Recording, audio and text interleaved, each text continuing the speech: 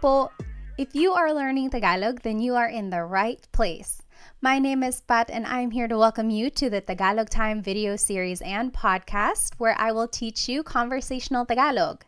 In my Tagalog lessons, we will break down grammar rules, we will learn common phrases that native speakers say, and we will practice so that you can feel confident speaking Tagalog to anyone you meet. Along the way, we will also talk about Filipino culture, history, and geography so that you can have some context to go along with the information we learn about the language. But first, I want to ask you, why are you learning Tagalog? Did you grow up in a home where your parents or your grandparents spoke Tagalog but you were never taught how to speak the language? Or maybe you have a special someone in your life who speaks Tagalog and you want to learn the language so that you can get to know their culture better. Or maybe you are fluent in Tagalog and you just want to understand the language a little bit better. Whatever your reason is, I'm so glad you're here. We will start from scratch, get a good foundation on the language, and build our way up. A little bit about myself. I was born in Manila. My family moved to the United States when I was 2 years old. And growing up, my parents only spoke to me in Tagalog. The only time they spoke to me in English was if I was in trouble. They wanted to make sure that I understood that I was in trouble loud and clear, so they said it in English and in Tagalog. But for the most part, my parents only spoke to me in Tagalog. Also, I watched a lot of TFC, the Filipino channel, growing up, and my family went to the Philippines every other year because we still have a lot of family over there. So all of that really helped me stay fluent in Tagalog. And it wasn't until I was already an adult when I really appreciated the fact that I was bilingual in both English and Tagalog. And I hope to help you in your Tagalog learning journey. I will mention that this Tagalog lesson is available on 2 different platforms. You can find the video on my YouTube channel, Tagalog Time Pat, or you can find the audio wherever you find your favorite podcast. I decided to have this Tagalog lesson available in these 2 different platforms because I know some people prefer the video so that they can see the images on there if they are visual learners, while others are auditory learners and prefer to just listen to the information. However you are catching this episode right now, I do encourage you to try out the other platform at a later time. For example, if you are watching the video on YouTube, maybe try out the podcast later. And vice versa, if you are listening to the podcast, maybe check out the video later. There are certain things in both the video and the podcast that are very beneficial. For example, when you are watching the video, you can see all of the words spelled out. You can see how everything is written and the pattern of all of these phrases. Whereas when you are listening to the podcast, you can really focus on the sounds and the emphasis and the pronunciation of words.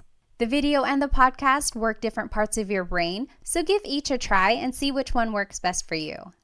Alrighty, let's go ahead and get started with the lesson. This is episode 1. I like to call it Tagalog Fundamentals. Our learning agenda for the lesson includes talking about the history of Tagalog. Where does the name come from? Who speaks Tagalog, like in what regions of the Philippines? And what is the difference between Tagalog and Filipino? So Filipino is actually the national language of the Philippines. How is it different from Tagalog? We'll talk about that. Then we will learn some common introduction phrases so that you can have a conversation with someone you just met. And lastly, we'll do some practice questions and apply what we learned. Alrighty, this is a picture of a river. In fact, this is the Marikina River in Metro Manila. I will just describe it to you. In the back, there are some skyscrapers, really tall buildings. In fact, this is kind of what you would see in the Philippines whenever you visit a big city. So there's skyscrapers. Most of those are probably condos, probably office buildings for both domestic or local businesses as well as international businesses too. And then there's probably some shopping centers all mixed in there as well. Around those skyscrapers, you will see a lot of houses. So big cities are very populated. A lot of traffic can be seen there. However, throughout the city, you will find pockets of nature, like this river, or even parts of wooded areas, or even nature parks where families will often relax together. So what does a river have to do with Tagalog? Well, in Tagalog, the word river is ilog. And back in the day, those who lived near the river were called taga-ilog. Taga means from, ilog means river, so these people were from the river, or also known as river dwellers. The opposite of that would be taga-bundok, from the mountain.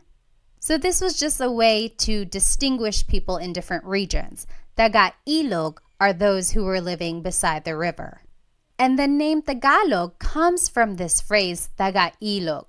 It is the language that was spoken by these people who were living near the river. So eventually, the language was called Tagalog. Now, what is the difference between Tagalog and Filipino? Well, before the 1930s, there actually wasn't even a national language in the Philippines. At the time, Spanish and English were considered to be official languages, but there was no national language assigned yet. It wasn't until 1937 when Tagalog was declared to be the national language by the government. However, this was pretty controversial. Tagalog was only spoken in the Central Luzon area. That means people up north and people in the south did not speak Tagalog. There are lots of languages and dialects throughout the country. In fact, some people didn't even recognize Tagalog as the national language. Some people did not support this decision, but ultimately Tagalog was chosen for a number of reasons. First, Tagalog was spoken in Manila and its surrounding areas. And this is where the government had resided for many years. So since this is the area where government decisions were being made about politics, economics, and social issues, many people decided that Tagalog would be more suitable to be the national language. Also, Tagalog was chosen because it didn't have as many smaller dialects like other languages did in the country at the time. Another reason why Tagalog was chosen to be the national language was because there was an extensive amount of historical documents and books written in Tagalog. So this showed that Tagalog had already been a well-established language. Lastly, Tagalog was chosen to be the national language at the time because even though not a lot of regions spoke it fluently, it was the most widely understood language throughout various regions in the Philippines. Eventually, in 1987, it was declared that Filipino would actually be the national language instead of Tagalog. So what is the difference between Tagalog and Filipino? Well, Filipino comes from Tagalog. However, it includes loan words that are also commonly used, but come from Spanish, English, and other languages. For example, let's take the word dictionary. In Filipino, people would just say diccionario, dictionary. However, a true Tagalog purist would say talatinigan. You'll notice that the word diccionario has a lot of Spanish influence. And that is what the Filipino language is all about. It incorporates all of these loan words that have been mixed into Tagalog. So that's the main difference between Tagalog and Filipino. Tagalog is the uninfluenced language, whereas Filipino incorporates all of these loan words and influences from other countries. So speaking of, what are some of the Tagalog influences? Well, Spain colonized the Philippines from 1521 to 1898. So for over 300 years, Spain occupied the country, so it had a big effect on the Filipino culture, language, and traditions. Here are some loan words from Spanish. Caballo, horse, radyo, radio, cuchara, spoon, tinidor, fork. Another country that influenced Tagalog is China. There were a lot of immigrants from the Hokkien community who were from the southern tip of China, and they immigrated to the Philippines between the 16th and 19th centuries. There are a lot of Chinese influences in the Filipino culture. For example, the cuisine, pancit and lumpia, come from the Chinese culture. Also, beliefs in feng shui and other things like that come from Chinese culture as well. Here are some Tagalog words that were influenced by China. Hikaw, earring, susi, key, ate and kuya, so older sister and older brother. Those are some words from the Chinese culture. Next, America influenced Tagalog. America occupied the Philippines between 1898 and 1946. And here are some English words that have influenced Tagalog. Wais, wise, ballpen, pen, nurse, nurse, driver, driver. Also, Japan influenced Tagalog. They occupy the Philippines between 1942 and 1945, and here are some Tagalog words that were influenced by Japanese. Karaoke, katol, which is the incense or some smoke that's used to deter mosquitoes, and then tsunami. And again, this is what the Filipino language incorporates. It adds all of these words that have been borrowed from other countries into Tagalog, whereas Tagalog purists would use other words that were more used in pre-colonial times. All right, so now let's take a look at where Tagalog is spoken throughout the Philippines. There are three main island groups in the Philippines: Luzon, Visayas, and Mindanao. Luzon is up in the north, then Visayas is in the central area, and then Mindanao is way down in the south. Tagalog is spoken here in this central Luzon area, so it's more up there in the north.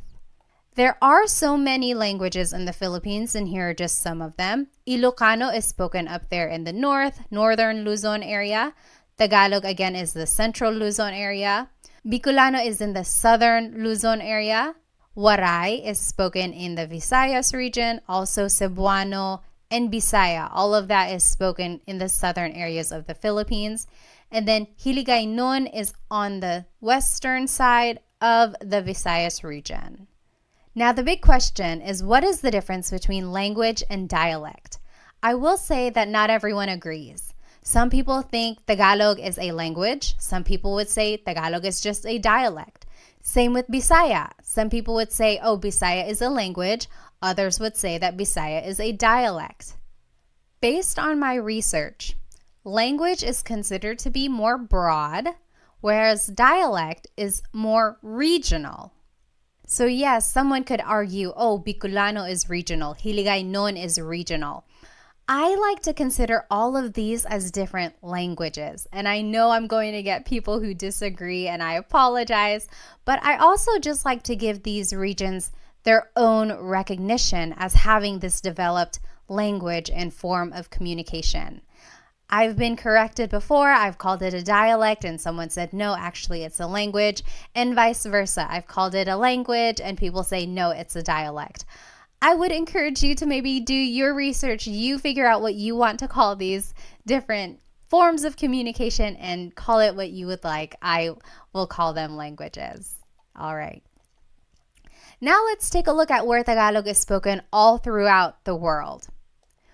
Well, just think about where Filipinos go. Wherever there are Filipinos, there's likely to be someone who speaks Tagalog. And Filipinos travel all around the world, either for their families, they want to be closer to people who have moved away, or maybe just for work. There are a lot of overseas Filipino workers, so Filipinos have moved everywhere, all around the world. So Tagalog is spoken in almost every continent. Did you know that there has been a Filipino on Antarctica who did some research there? Other than that, they can be found in South America, Africa, North America, Australia, Europe, Asia, everywhere really. So it is a very widespread language. In the United States, especially on the West Coast, like California, Nevada, Washington State, Tagalog is one of the most spoken languages in households, according to the U.S. Census. So good for you for learning Tagalog. It is a very useful language when you're meeting someone new. All right, so let's go ahead and learn some common phrases in Tagalog. If you want to say hello, how are you in Tagalog, it's Kumusta ka? Kumusta ka? So it's spelled K-U-M, kumusta ka. But sometimes you might hear some people say kamusta ka, like it's a K-A sound. Kamusta ka? So if you want to say hello, how are you, it is just one phrase, kamusta ka? All right, now here are some responses. If you're doing well, you can say mabuti naman. Mabuti naman. That means I'm doing good. I'm doing great. I'm doing well. Mabuti means good. Naman is an emphasis word. So I'm doing good. Mabuti naman. If you're just doing okay, you can say ayos lang. Ayos lang. Ayos means okay. Lang means only. So I'm only doing okay. Ayos lang.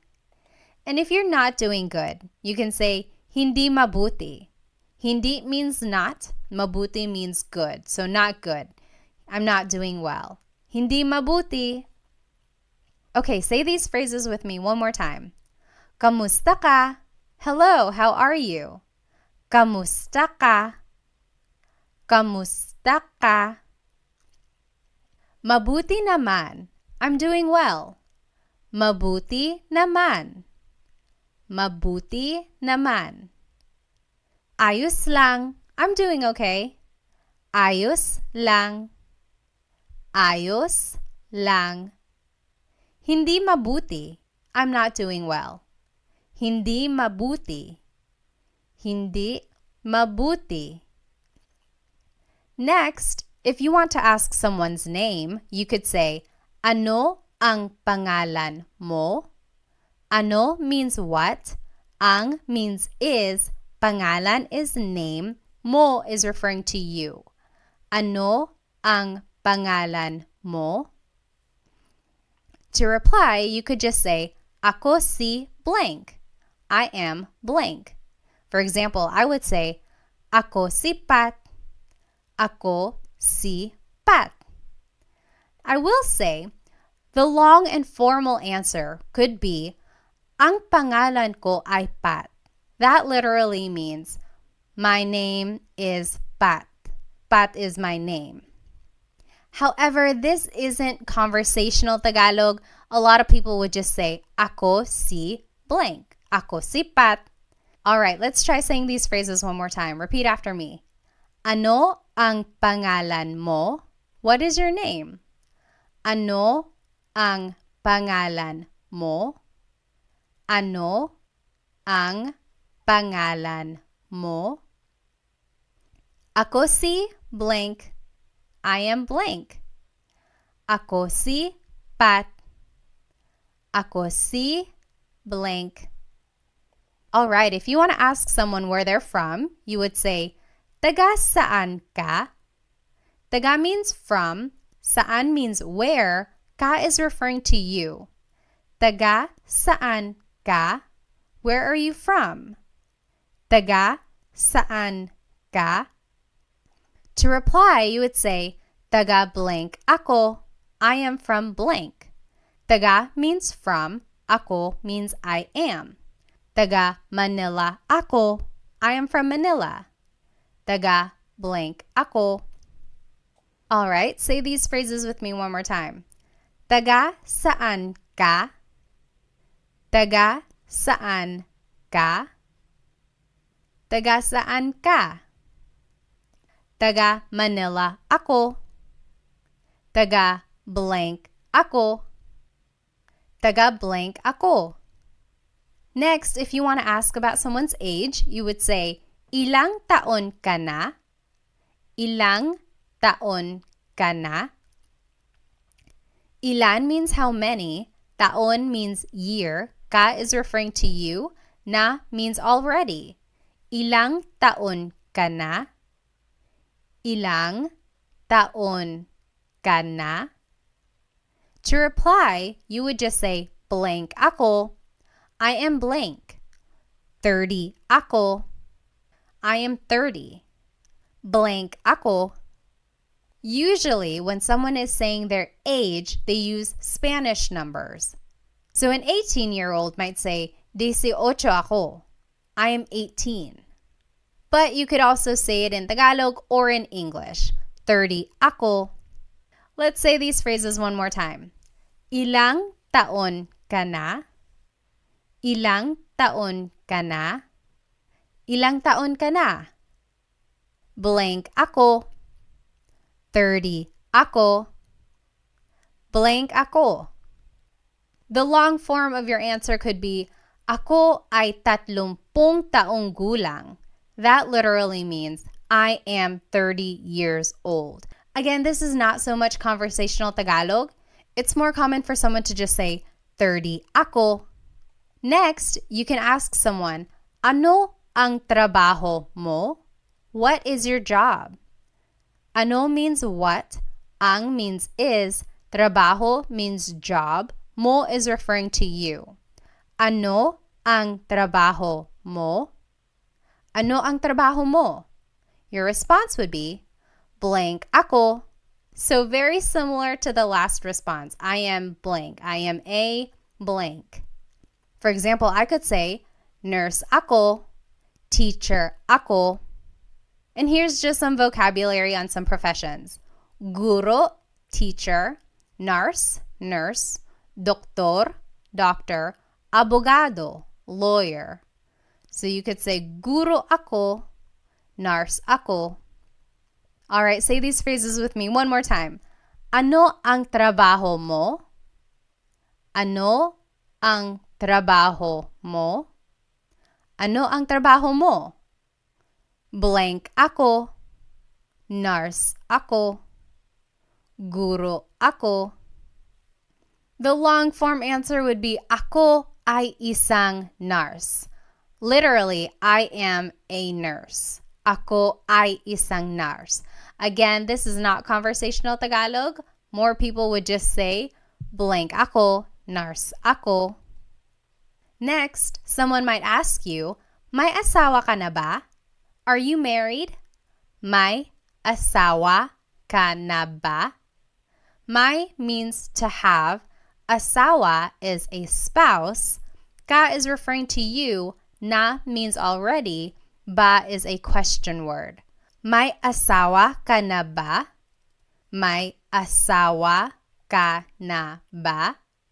Your response would be, oo, yes, wala, or hindi, no, wala pa, not yet. So repeat after me, may asawa ka na ba? May asawa ka na ba? And you say your answer, oo, yes, wala, no, wala pa, not yet. Next is a very similar question. May anak ka na ba? May means to have. Anak means child. Ka is referring to you. Na means already. And ba is a question word. May anak ka na ba? Do you have any kids? May anak ka na ba? May anak ka na ba? Your response would be the same as the last question. Oo, yes. Wala or hindi, no. Wala pa, not yet.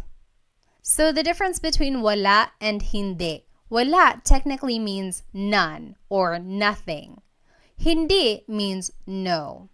And since the question has the word may, which means do you have, it's almost like a quantity, then you could answer with wala, none. I have none yet. I don't have any kids yet. So wala, none. Sometimes you might also hear someone say hindi, no. Most commonly you would hear someone say wala, none. If you do want to answer and say that you do have kids, you can add the number of kids in your response. Oo, may dalawang anak na ako.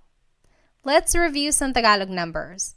Isa, 1, dalawa, 2, tatlo, 3, apat, 4, 5, 5. Now, if you listen again to the response, it's oo, may dalawang anak na ako. When the number ends with a vowel, like dalawa, ends with the letter A, you have to add an NG at the end when you respond. So, oo, may dalawang anak na ako. So, instead of saying may dalawa anak na ako, you have to add an NG to the end of the word dalawa so that it connects to the word anak. It's almost like you're saying two of child. You have 2 children.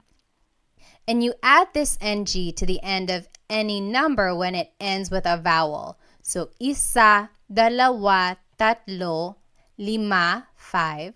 But for the word apat, 4, it ends with a consonant. You would have to add the word na before the word anak. So, oo, may apat na anak na ako. So anytime the number ends with a consonant, you add the word na. All right. Say that again with me. May anak ka na ba? May anak ka na ba? Do you have any kids? May anak ka na ba? And your response, oo, yes. Wala or hindi, no. Wala pa, not yet. And to talk about how many kids you do have, you could say, oo, may dalawang anak na ako, and just fill in the number in the phrase. Lastly, to get to know someone, you can ask them, ano ang hilig mo? What are your hobbies?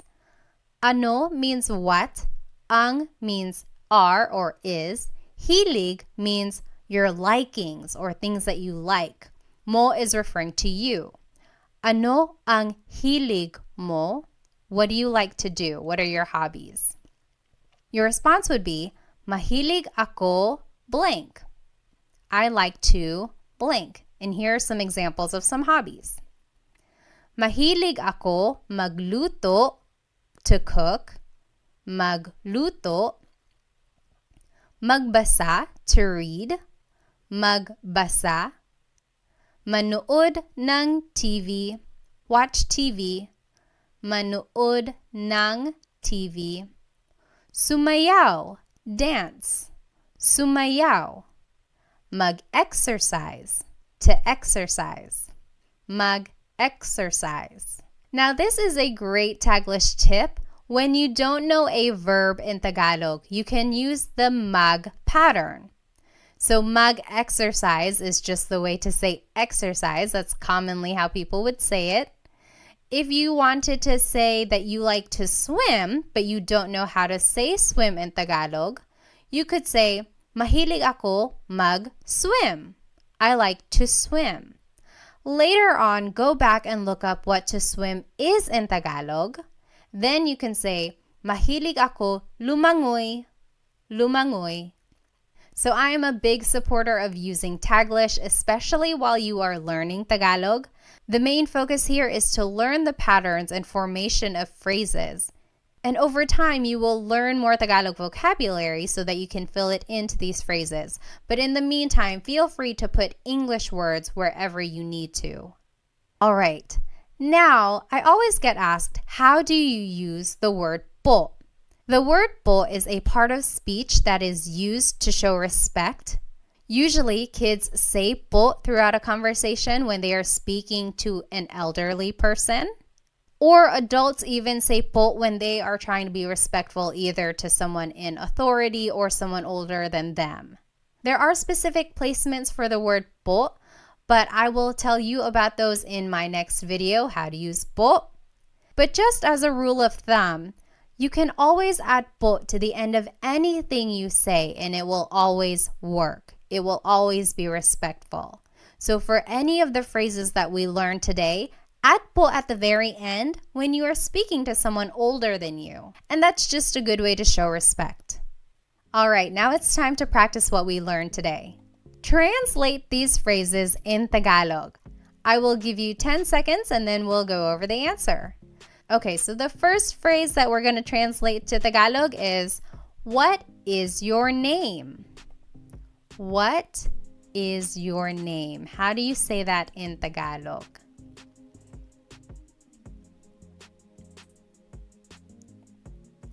Ano ang pangalan mo?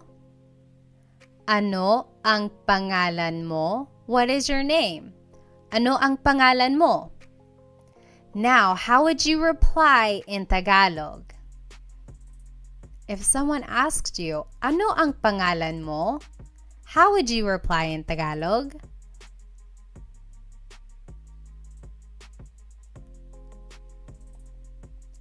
Ako si blank.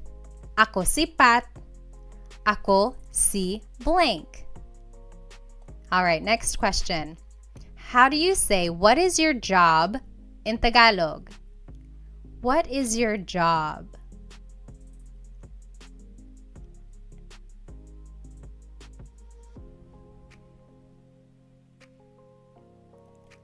Ano ang trabaho mo?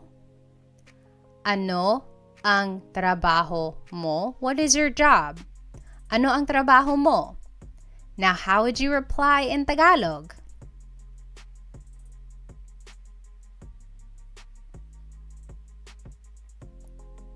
Blank ako. I am blank. Nurse ako. Teacher ako. Next, how would you say, hello, how are you in Tagalog? How do you say hello, how are you in Tagalog?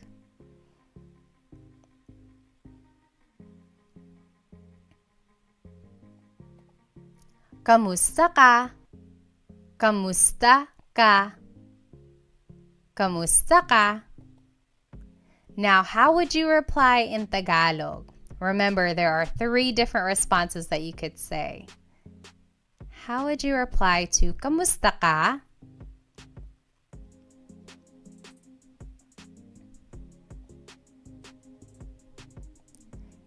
If you're doing well, you could say mabuti naman. Mabuti naman. If you're doing okay, you could say ayos lang. Ayos lang. And if you're not doing so good, you can say hindi mabuti. Hindi mabuti. All right, now how do you say, are you married in Tagalog? Are you married?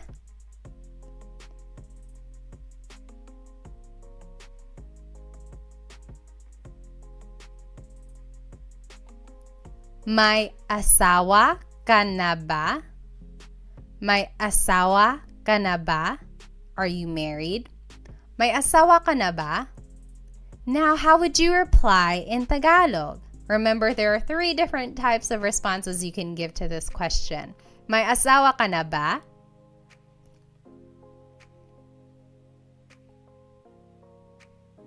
You can say, oo, yes, oo, or wala, hindi, no, wala, hindi, or wala pa, not yet, wala pa. How do you say, where are you from in Tagalog? Where are you from?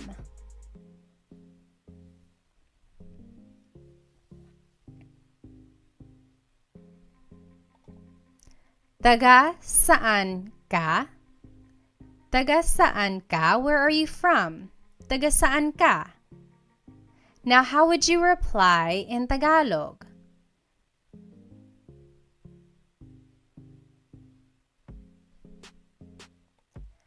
Taga blank ako.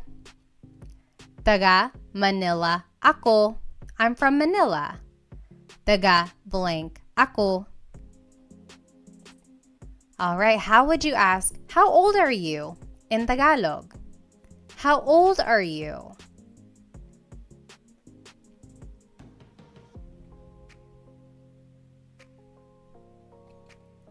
Ilang taon ka na? Ilang taon ka na? Ilang taon ka na? Now, how would you reply in Tagalog?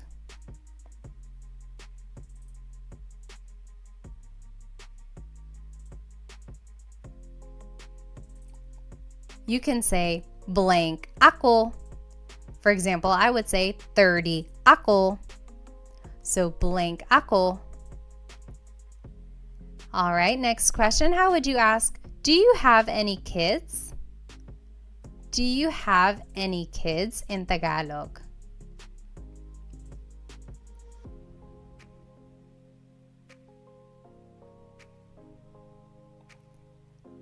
May anak ka na ba? May anak ka na ba? Do you have any kids? May anak ka na ba? And how would you reply in Tagalog?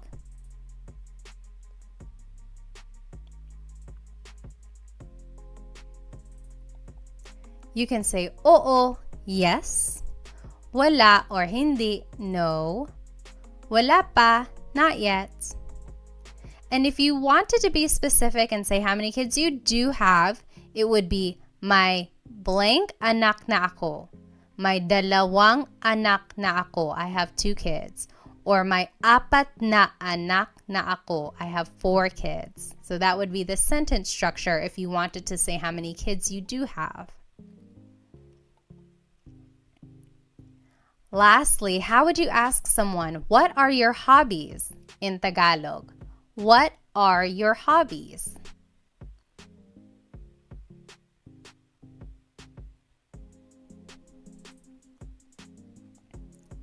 Ano ang hilig mo? Ano ang hilig mo? What are your hobbies? Ano ang hilig mo? And how would you reply in Tagalog? Mahilig ako. I like to. Mahilig ako magluto, to cook. Magluto. Magbasa, to read. Magbasa. Manood ng TV, to watch TV. Manood ng TV. Sumayaw, to dance. Sumayaw. Mag-exercise, to exercise. Mag-exercise. And remember, you can always use a Taglish tip. If you don't know a verb in Tagalog, just say it as a mag verb. Mahilig ako mag-swimming. Mahilig ako mag-shopping. And later on, go back and try to figure out what these words are in Tagalog.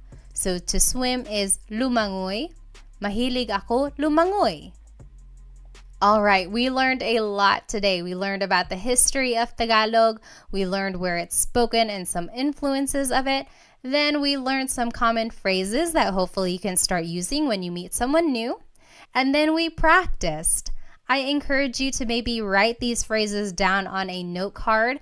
Write the English translation on one side and the Tagalog translation on the other side. And then just review them throughout the day. Practice really does make perfect. Try using these phrases to a native speaker that you know. Or if you don't have anyone you can speak to right now, really try practicing these note cards on your own. And a lot of people I meet get really nervous about their accent. I always say, ignore the accent. Forget about it for now. The accent will come the more you practice. I will say that even I have an English accent when I'm speaking Tagalog sometimes too. It usually comes out when I'm nervous or if I'm speaking too fast. But really, that doesn't matter. What matters in the end is that you are able to communicate in Tagalog. Be sure to subscribe to my YouTube channel for more Tagalog lessons and follow me on my other social media platforms.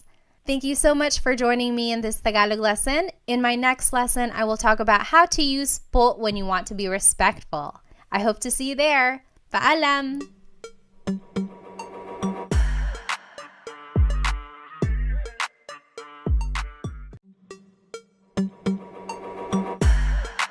Hello po! Welcome to another episode of Tagalog Time. In today's Tagalog lesson, we will learn how to use the word po. If you have ever listened to a Tagalog conversation, specifically between two people who have a significant age gap, maybe a younger person and an older person, then you have likely heard them use the word po. So what is this word? Why is it used when people are speaking Tagalog? And how do you use it? We will go over all of that in today's episode. So today's lesson agenda will be all about the word po. We will go over the who, what, where, when, why, and how of using it. We will talk about the history of it, where it probably came from. We will learn all of the different placements for it, and then we will practice where to put po in certain phrases at the end of the lesson. So first things first, what is po? Po is a part of speech that is used in Tagalog to show respect. I always tell the kids' classes that whenever you are speaking to an adult, you always have to use po. However, adults can also use po whenever they are speaking to someone who's older than them or if they're speaking to authority, and we'll go over that in just a minute. It's important to note that there really is no direct English translation for the word po. The closest things I can think of in English that are similar to the word po are the words ma'am and sir. I live here in North Carolina in the United States, and down here in the South, using ma'am and sir is a very respectful thing to do whenever you're speaking to someone maybe older than you or to anyone you want to show respect to. For example, someone might say, "Thank you, ma'am, thank you, sir," or "Yes, sir, yes, ma'am," whenever they want to show respect. And that's kind of the same idea with the word po. However, ma'am and sir aren't always used throughout the sentence, so it's not quite the same as po, but the idea is the same. So where did the word po come from? Some say that the word originated in pre-colonial times from this word apo. Now don't get confused, it's not the word apo, which means grandchild, but it's the Tagalog word apo, and it means Lord. But in pre-colonial times, and even in indigenous communities today, those who are well respected in the community were referred to as apo. That was kind of their title. That's what they were called. Just to tie it in with some current events, you might know the name Apo Wang Od. She was recently on the cover of Vogue, and she was the oldest woman to be on the cover of the magazine. She is a Filipino woman who comes from an indigenous community called Kalinga, and she is known for her tribal tattoos. She's one of the few people who still do these tattoos in the area, so it really is such a special thing. But again, she is called Apo in the community because she is well respected. And so with the word po, people think that it comes from this word apo. For example, back in the day, someone might have said, "Oo, apo, yes, Lord." And then eventually it was so commonly used that it was just shortened to the word po, and it was added throughout the sentence to show respect when someone was speaking. So that's kind of an accepted idea of where the word po came from. So why is po used? Well, the Philippines has a very respectful culture, and that can be seen through many practices. For example, children are taught at a very young age to do the mano po, also known as bless. And that is where the young person takes the hand of an older person and touches the back of the hand to their forehead. It's said that this was a way for them to grant a blessing from the elderly person. And that just emphasizes the idea of how people are taught to really respect their elders. Another way people show respect towards others is through the way they refer to each other. For example, the titles ate and kuya are used for people who are older than you. Ate is what you call an older sister or even an older cousin or friend who's a girl. These are usually someone who's just a little bit older than you, not too much older, otherwise they would be tita and tito. But if they are just like one generation older than you, then they would be considered your ate. Same with the name kuya. These are your older brothers or older cousins and friends who are boys. For example, if I am older than you, you could call me Ate Pat. Your older cousin might be Kuya Sam, and so on. So again, these titles just show how respect is embedded in the family and community unit. As I mentioned, kids are taught to say po whenever they are speaking to their elders. So their parents, their aunts and uncles, their grandparents. However, it's important to note that adults also use the word po whenever they are speaking, of course, to their elders, so maybe their grandparents or their parents, but also to anyone in authority, so bosses or police or priests or doctors. So anyone they want to be respectful to, they would say po. When and where is the word po used? It can be used anytime, whether you are just at home with your family, or if you're at the grocery store, or if you're at work. It's always appropriate whenever you want to show respect. Other than using the word po personally with your family, you might also hear the word po in hospitality settings. So for example, at hotels and restaurants. You will likely hear the staff speaking to you with the word po. And that again is just a way to show respect because you are a guest in that area. And that is just a way for them to be professional and respectful. All right, so how do you use the word po? Before we jump into the proper placements of po, let's go over some common Tagalog phrases that we can use as a reference.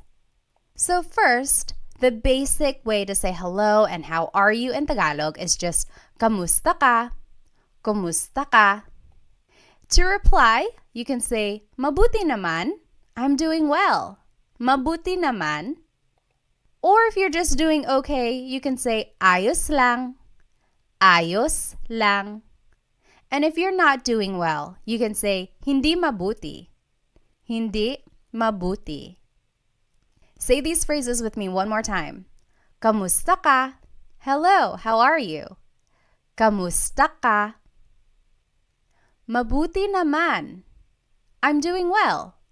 Mabuti naman. Ayos lang. I'm doing okay. Ayos lang. Hindi mabuti. I'm not doing well. Hindi mabuti. Next, if you want to ask for someone's name, you can say, ano ang pangalan mo? Ano ang pangalan mo? Your response would be, ako si blank. I am blank. I would say, ako si Pat. Ako si blank.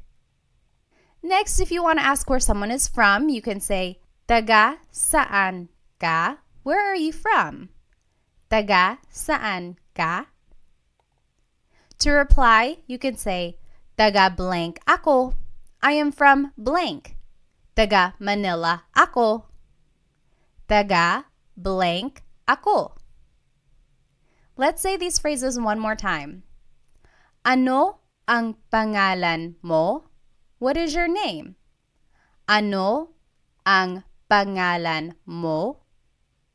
Ako si blank. I am blank. Ako si Pat. Ako si blank. Taga saan ka? Where are you from? Taga saan ka?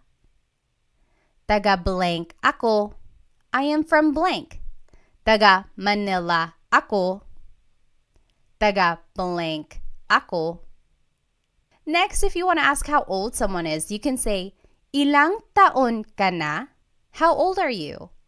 Ilang taon ka na? To reply, you can say, blank ako. I am blank. 30 ako. Blank ako. Next, if you want to ask about someone's job, you can say, ano ang trabaho mo? Ano ang trabaho mo? To reply, you can say, blank ako. I am a blank. Nurse ako or teacher ako. Let's say these phrases one more time. Ilang taon ka na? How old are you? Ilang taon ka na? Blank ako. I am blank. 30 ako. Blank ako.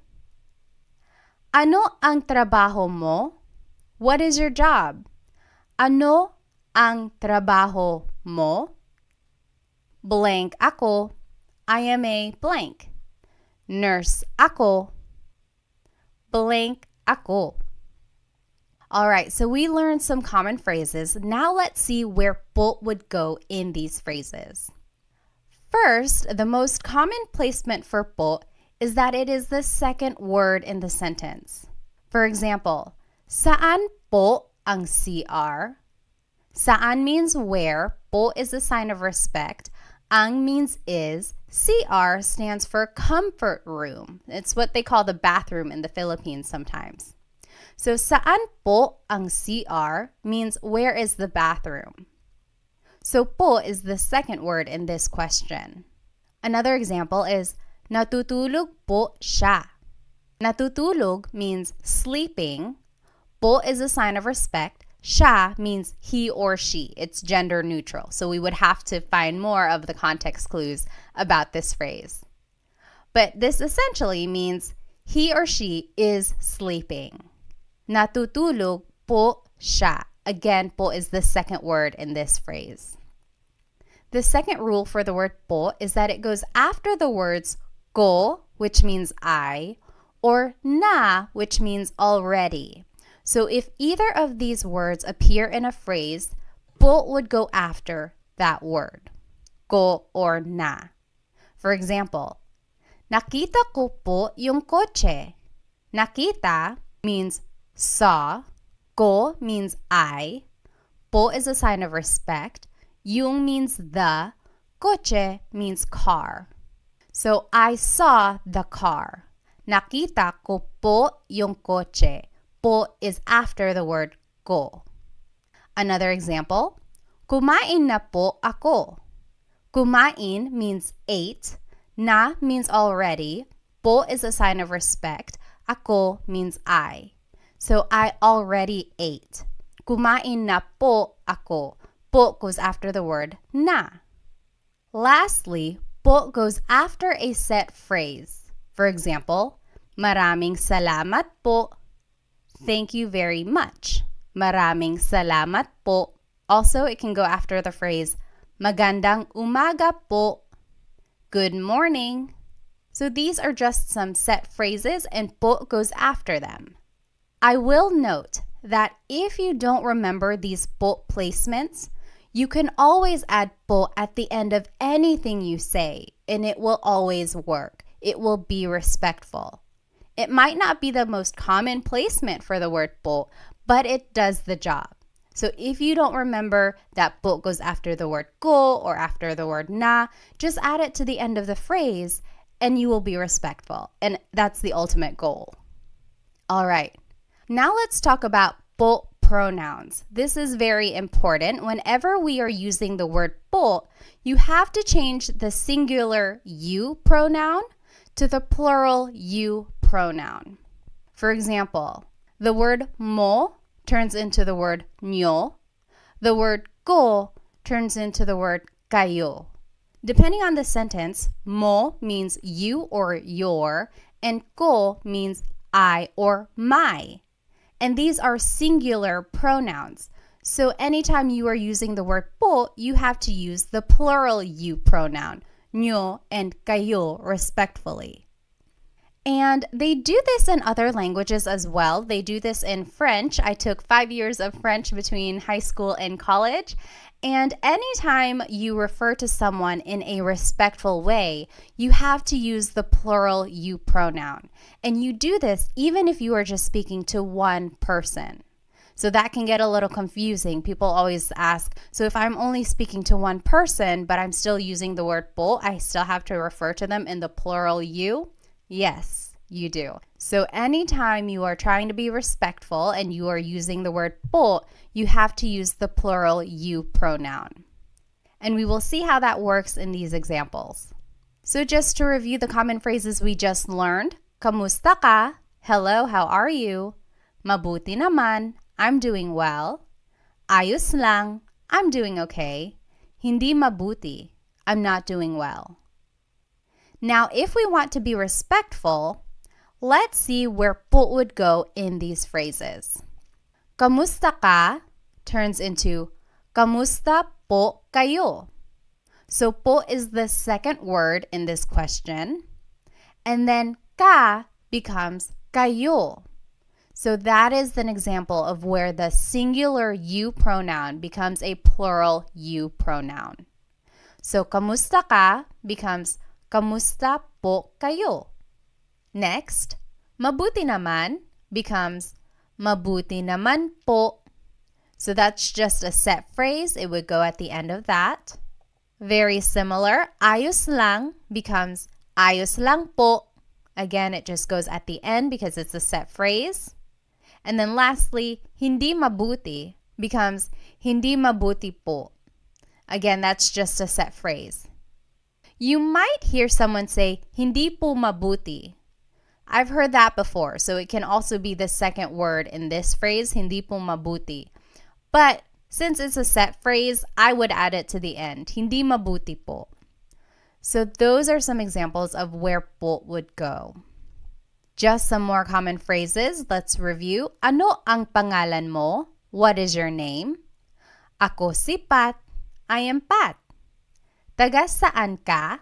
Where are you from? Taga Manila ako. I am from Manila. Now let's see where po would go in these phrases.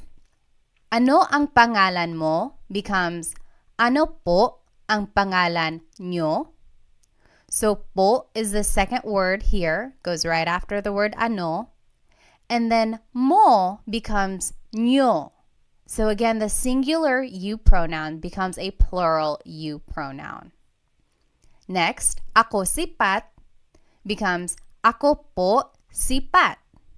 Po is the second word in this phrase. Taga saan ka becomes taga saan po kayo. So this po placement does not really fall into any of the three major placements that we learned. But I do want to point out that ka becomes kayo. Again, that is where the singular you pronoun becomes a plural you pronoun. And lastly, to respond, taga Manila ako becomes taga Manila po ako. So in this case, po is the third word, so it doesn't really fall into any of the categories that we learned earlier. But when in doubt, you can always add po to the end. Taga Manila ako po. That will also work. In fact, when I was a kid, that's what I was taught. Just always add po to the end of anything you say.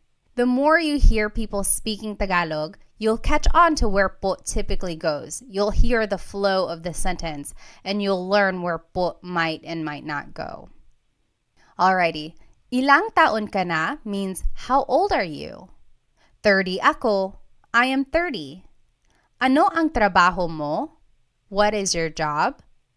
Nurse ako, I am a nurse. Let's see where po would go in these phrases. Ilang taon ka na becomes ilang taon na po kayo. So po goes after the word na anytime it appears in a phrase. And then ka becomes kayo. So ilang taon na po kayo? How old are you? 30 ako becomes 30 po ako. So po is the second word placement there. Ano ang trabaho mo? Becomes ano po ang trabaho nyo? Po is the second word placement here. And then mo becomes nyo. And lastly, nurse ako becomes nurse po ako. Po is the second word placement in this phrase. All right, let's try some practice questions. Just to review, these are the three common placements of po. Usually it's the second word placement in a phrase, or it goes after the words ko or na if either of them appear in a phrase.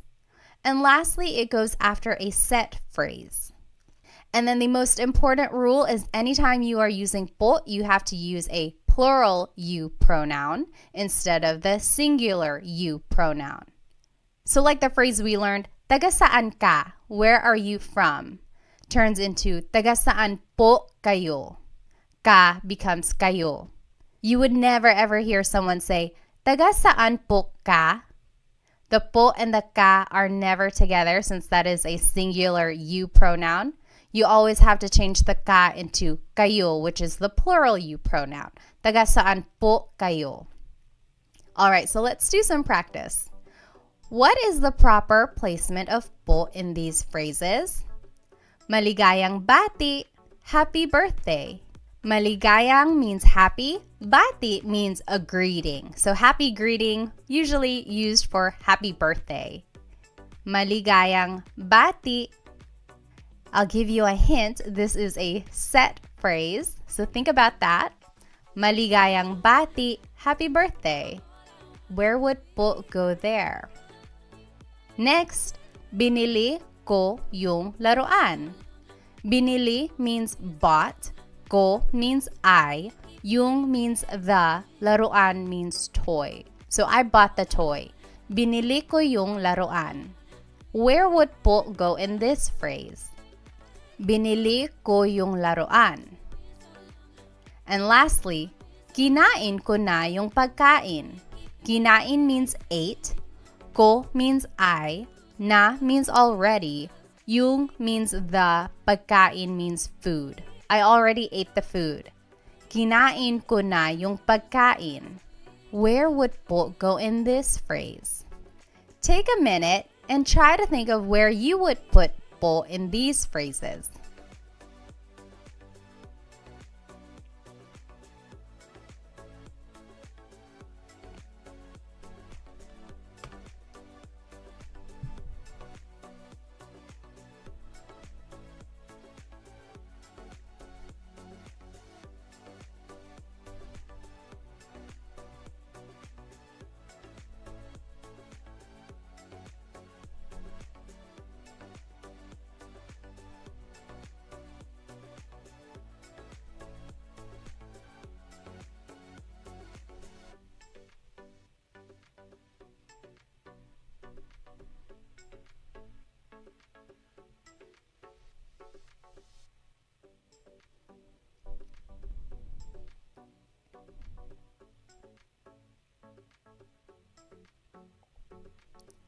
All right.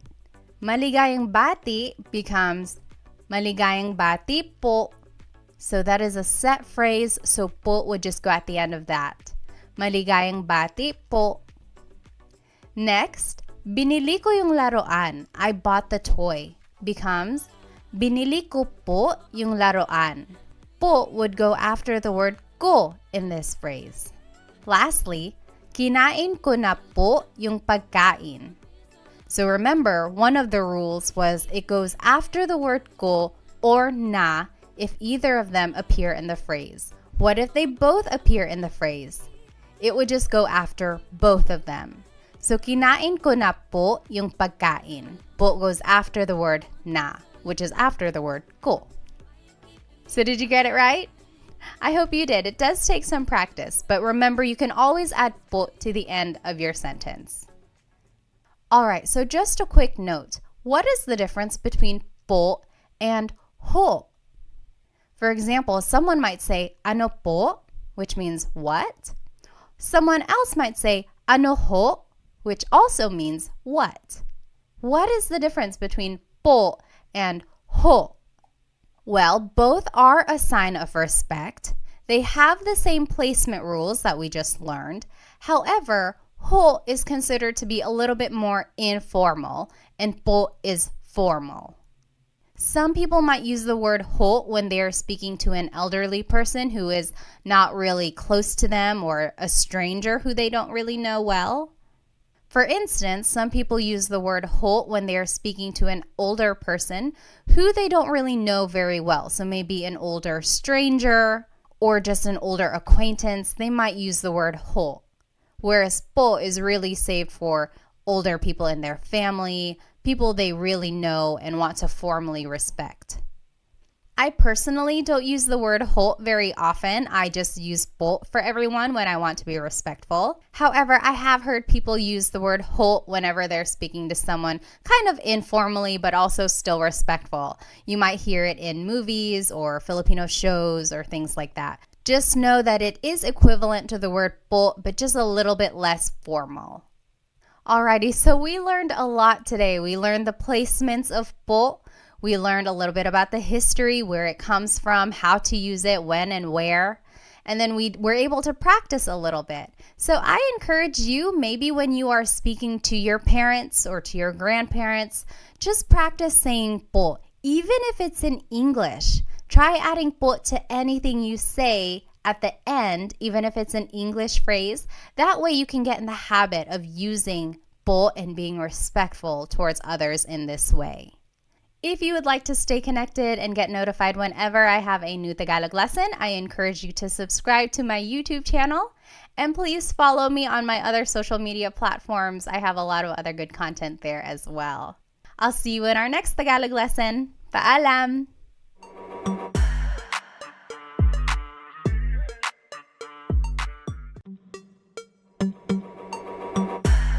Hello, hello!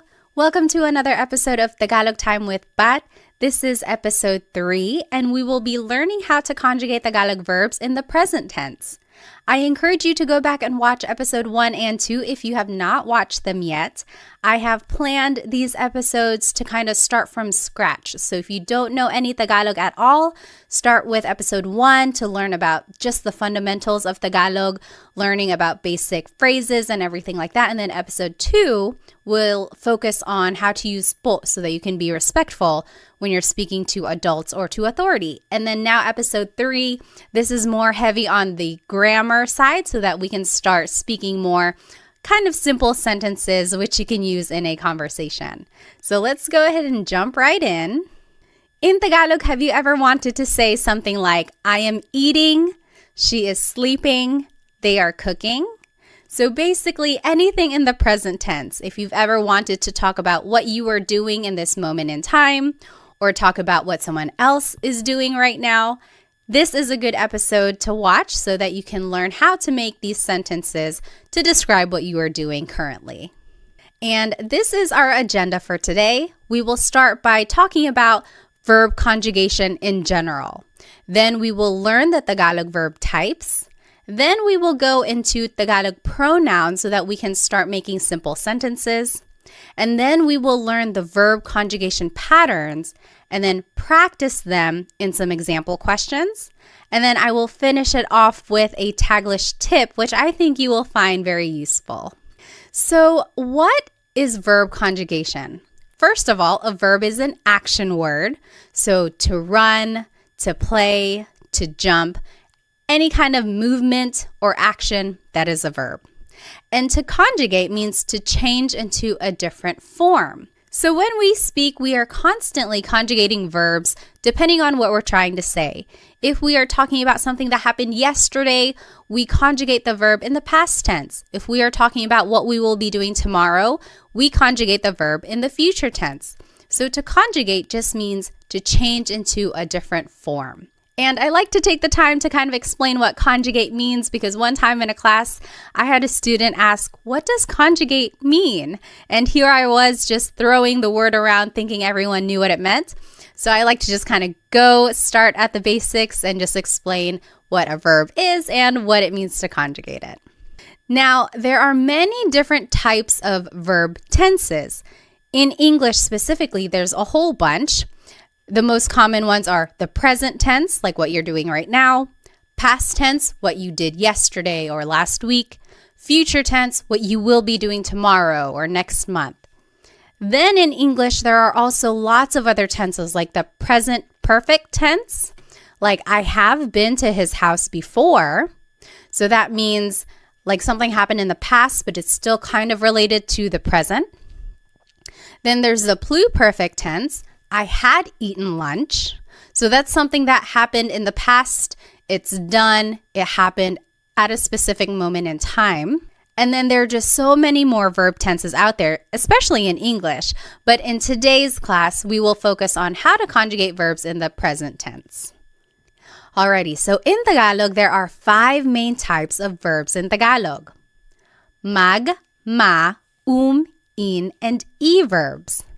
Now, what makes them different is that some verbs are actor-focused and some are object-focused and some are both. So what does that mean? An actor-focused verb means that the subject is doing the action. For example, the boy is playing. Here, the subject is the boy and he is doing the action. He is playing. Whereas in an object-focused verb, the action is being done to the subject. For example, wash the dishes. Here, the subject are the dishes, and they are being washed. So the action is being done to the subject. So that's the difference between an actor and an object-focused verb. And the difference between them will be important when we are determining the type of sentence that we're going to make. So we'll see that more in the examples later on. Alrighty, so speaking of subjects, let's learn some subject pronouns. Ako means I. Ka means you singular, so it's just you by yourself, one person. Siya means he or she. And I want to point out that siya is gender neutral. That means you have to listen for the context of the sentence to determine who that person is talking about. And also, take a look at the spelling. It looks like it should be pronounced siya, but it's actually pronounced siya, siya. There are some regions in the Philippines that might pronounce it siya, but for the most part, in the Central Luzon, Tagalog-speaking areas, it's pronounced siya, siya.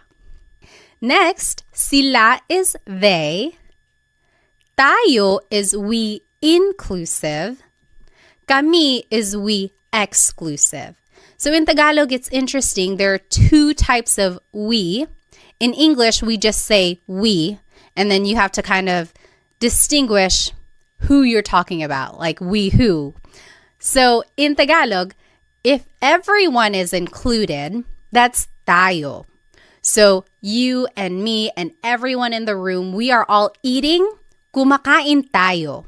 That's inclusive because everyone is doing the action. Whereas if it were me and my husband Chris, we are eating, that would be kumakain kami. That's exclusive because you're not included. I'm just kind of telling you about it. Kumakain kami, we are eating. And then lastly, kayo is you plural. So you all, that's you plural, kayo. Okay, now the simplest sentence structure is verb plus pronoun. If we take a look at the verb to cook, in Tagalog it's magluto. So if you want to say I am cooking, it's nagluluto ako. Or you could say nagluluto ka, you are cooking. Nagluluto siya, he or she is cooking. Nagluluto sila, they are cooking. Nagluluto tayo, we are cooking, inclusive. Again, that's you and me and everyone in the room. We are all cooking together. Everyone is included. Nagluluto tayo. Versus nagluluto kami. Me and my husband Chris, we are cooking. That's exclusive. And then nagluluto kayo, you all are cooking. Maybe you all as a class, nagluluto kayo. All right, so all of these examples just show the simple sentence structure, verb plus pronoun. So the verb goes first, and then the pronoun goes afterwards. It's the opposite of English where the pronoun goes first. Like, I am cooking, I is the pronoun, and then it's the verb cook. So in Tagalog, it's the opposite, verb plus pronoun. All right, so one important thing about Tagalog verbs is that they all have a root word, and then something is added to them to conjugate it to a different tense. So an affix or an infix is added to the word to change it into a different tense. For example, let's take a look at the word magluto, to cook again. You could say nagluluto ako, I am cooking. That's the present tense. Past tense, nagluto ako, I cooked. Future tense, magluluto ako, I will cook. So I underlined here all of the root words. So luto is the root word. And then there's the affix that goes before the root, and that will determine the tense. And what I want you to get from this slide is that if you can pick out the root word in a conversation, then that will really help with the translation of Tagalog for you. So if I heard someone say, oh, nagluto ako kahapon, then I would say to myself, okay, I know luto means to cook. Now I have to use context clues to figure out, are they talking about something that happened yesterday, or are they cooking right now, or are they going to cook tomorrow? So if you can pick out root words when you're listening to Tagalog, that will really help with the translation and understanding of the language. Alrighty, so let's go ahead and jump right into these conjugation patterns. We will start with the mag verbs. They are usually actor focused, and they are the most common type of verb in Tagalog. Here are some examples. Maglakad, to walk. Magluto, to cook. Magbasa, to read.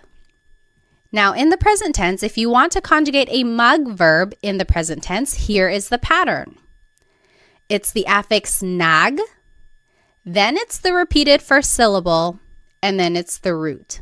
For example, maglakad becomes naglalakad. Here's the affix nag, then there's a repeated first syllable, and then the root.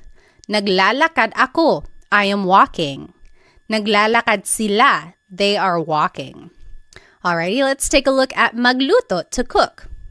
In the present tense, it becomes nagluluto. Here's the affix nag, then there's the repeated first syllable, and then the root. Nagluluto sila, they are cooking. Nagluluto. Lastly, magbasa, to read. It becomes nagbabasa. Here's the affix nag, then there's a repeated first syllable, and then the root. Nagbabasa ako, I am reading. So that is how you would conjugate a mag verb in the present tense. Let's take a look at ma verbs. They are very similar in their pattern. These are usually actor focused, and here are some examples. Maligo, to shower.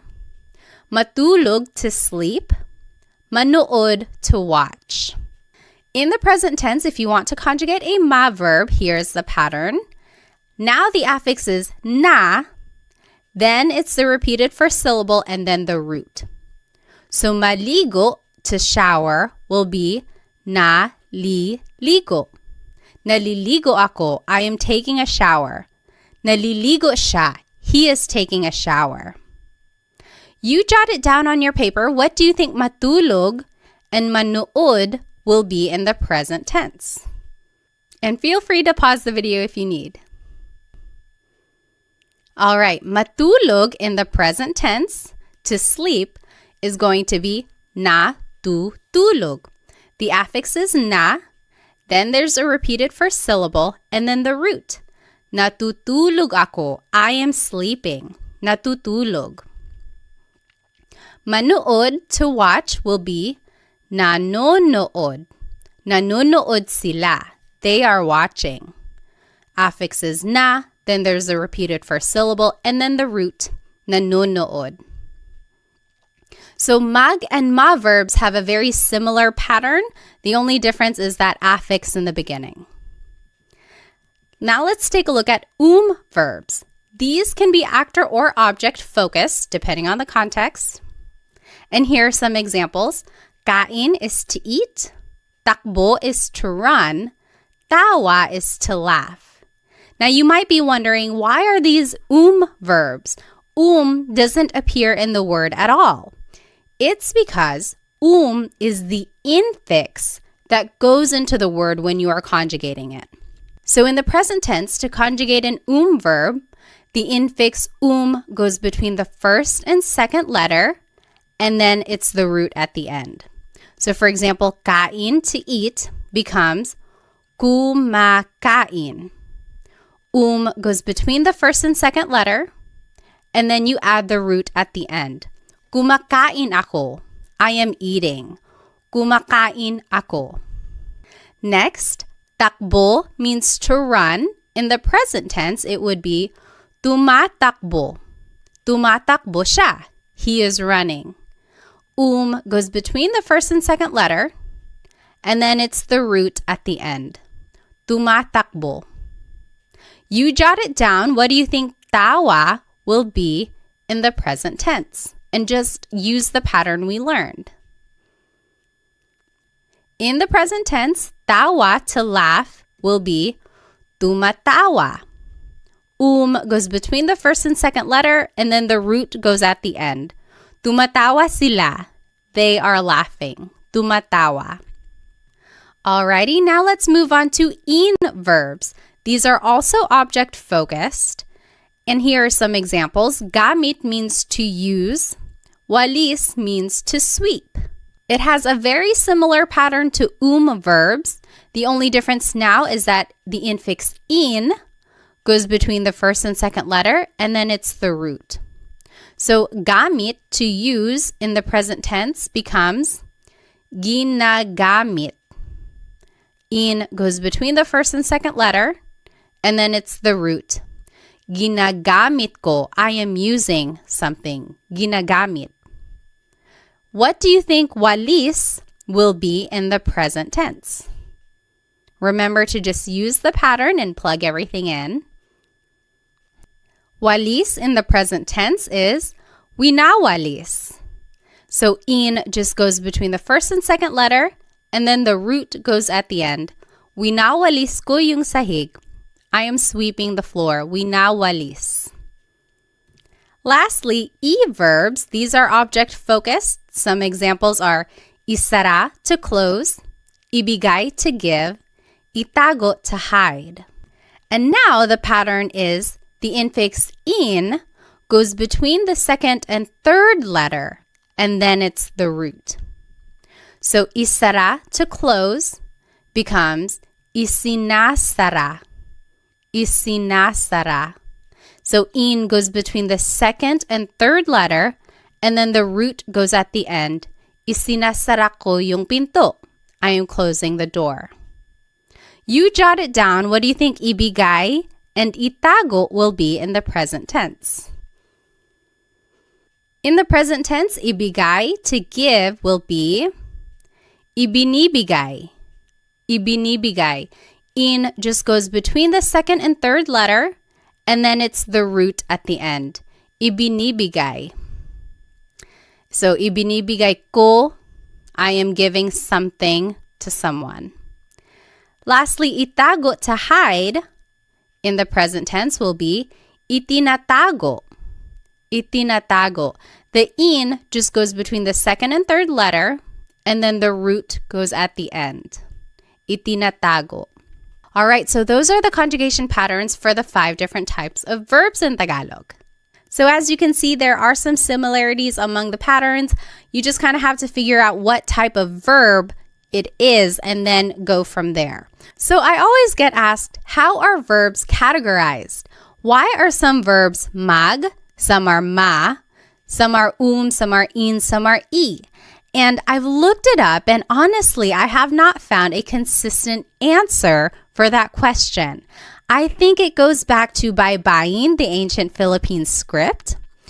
And back in the day, all of these verbs were just organized into these categories, and it was passed down throughout the years.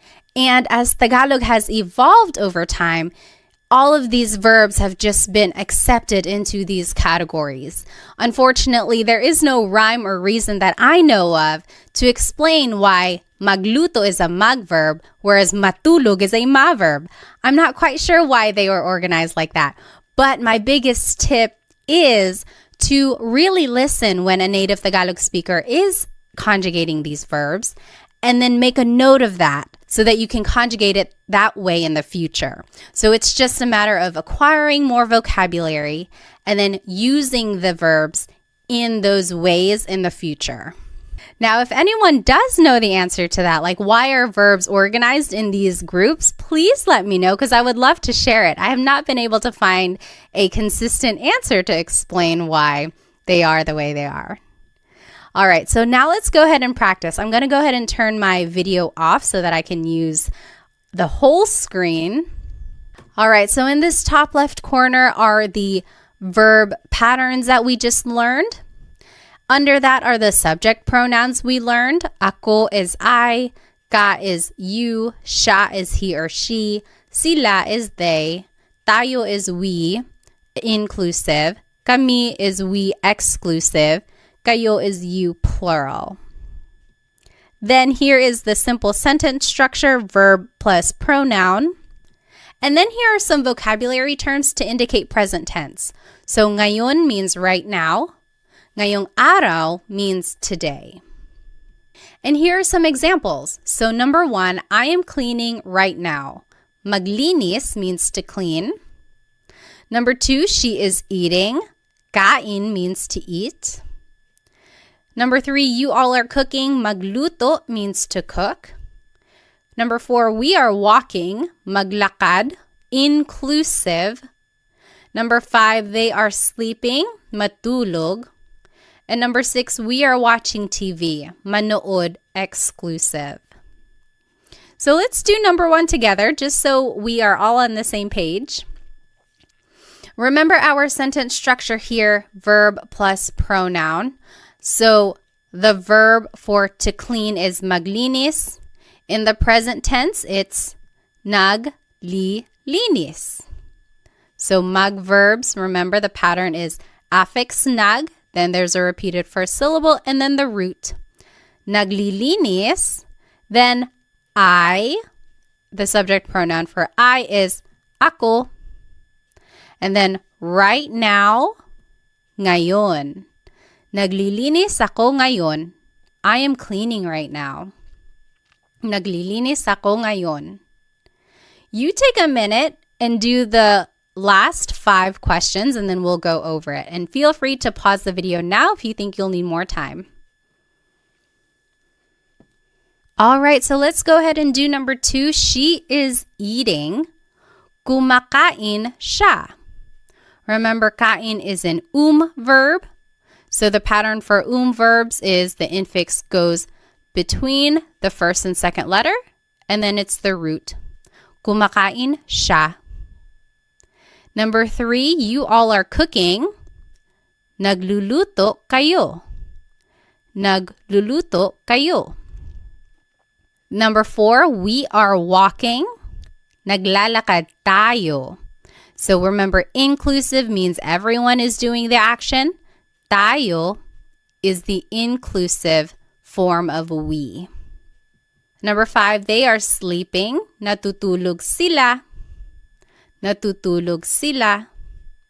And lastly, we are watching TV. Exclusive. Nanonood kami ng TV.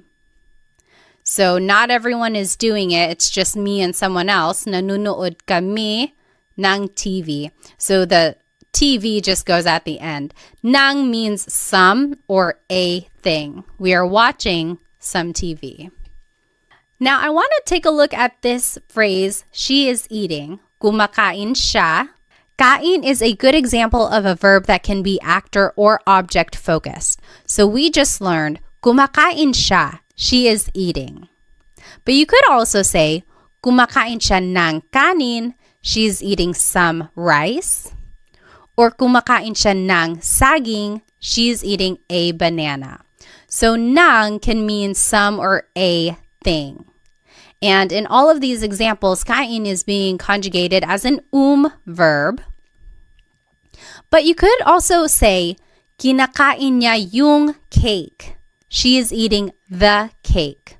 Or, kinakain niya yung pandesal. She's eating the pandesal.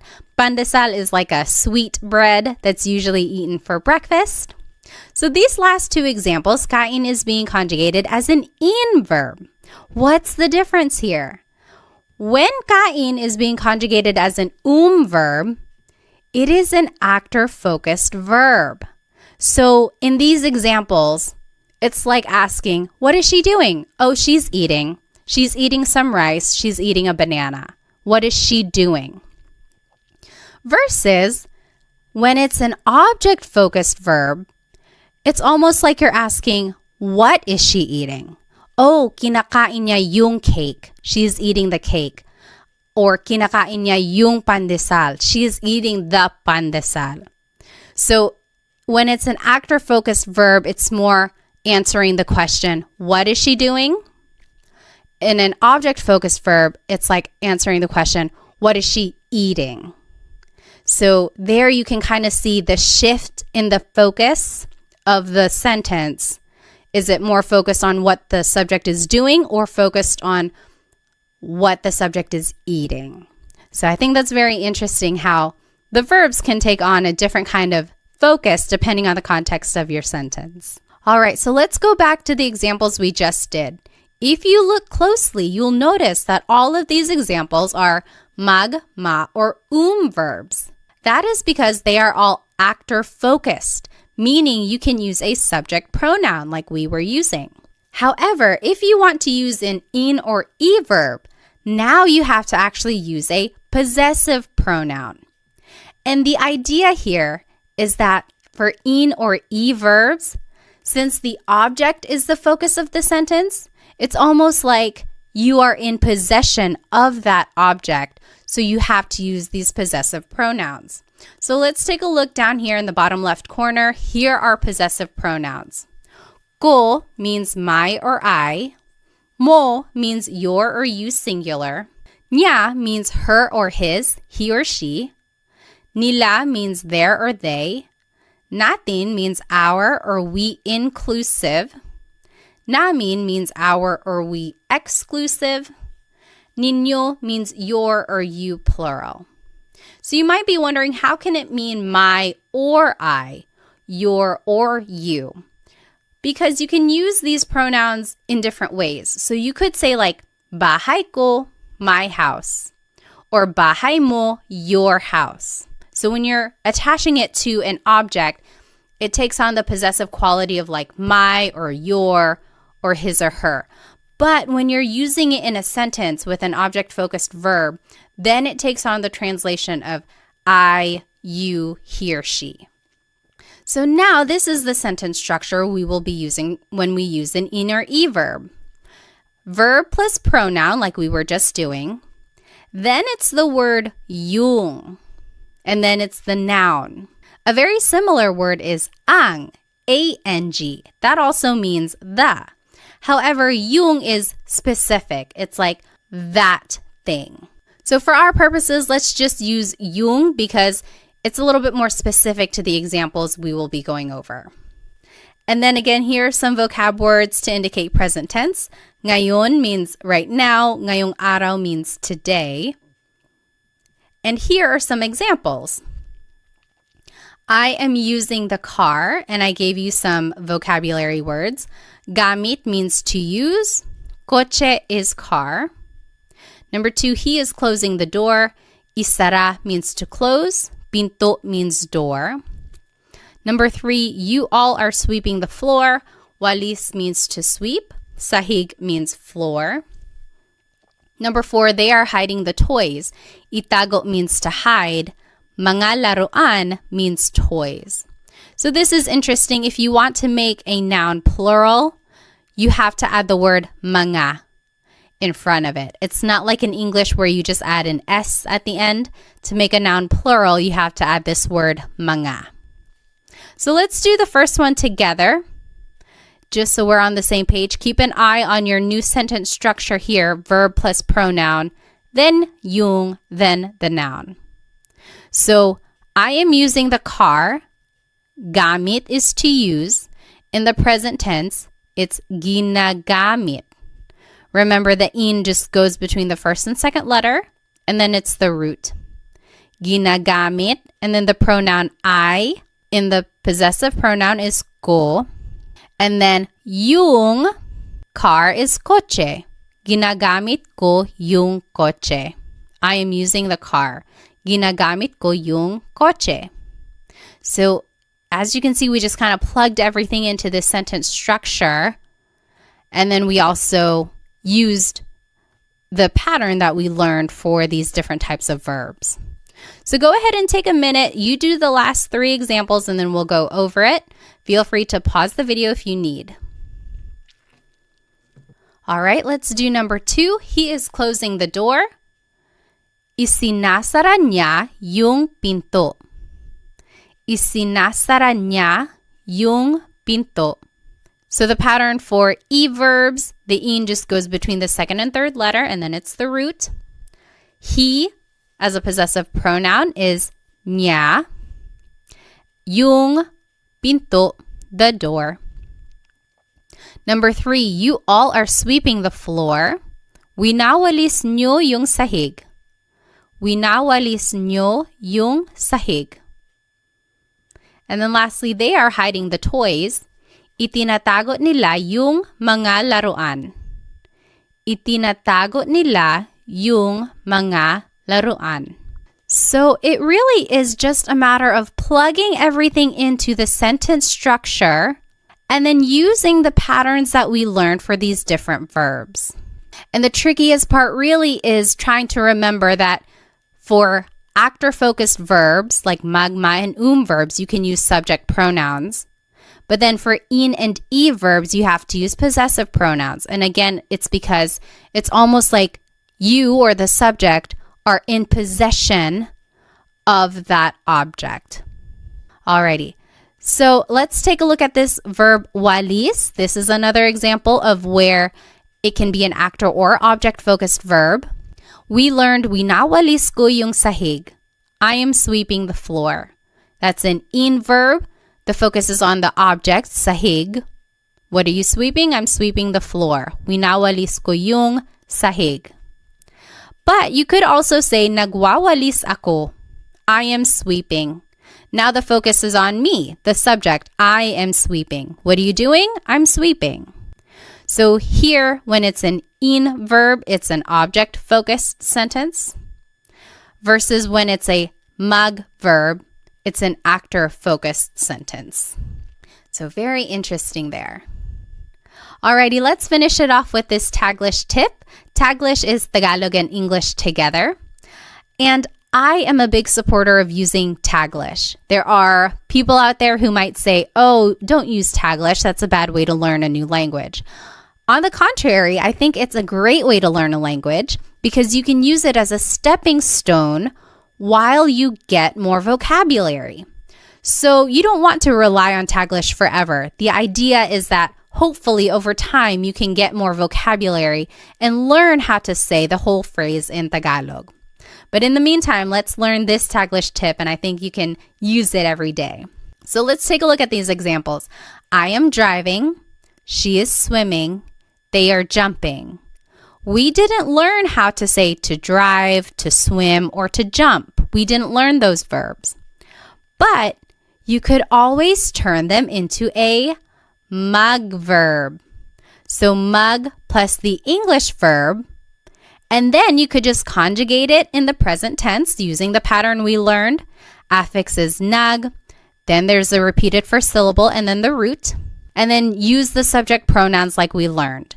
So what if for number 1, I said, I am driving, and I told you to use the verb mag-drive. Now you could conjugate it as nagda-drive ako. So you see there's the affix nag, then there's a repeated syllable, more like a repeated sound, and then there's the root. Nagda-drive ako. I am driving. Nagda-drive ako. I know it's kind of funny. It's like, is this even allowed? But honestly, I hear this phrase a lot. It's like, oh, sorry, I can't pick up the phone right now. Nagda-drive ako. I am driving right now. Next, she is swimming. What if I told you to use the verb mag-swim? How would you say that in Taglish? In Taglish, you could say, nagsiswim siya. So the affix is nag, then there's the repeated first syllable, and then the root. Nagsiswim siya. Lastly, they are jumping. What if I told you to use the verb mag-jump? How would you write they are jumping in Taglish form? In Taglish, you could say, nagja-jump sila.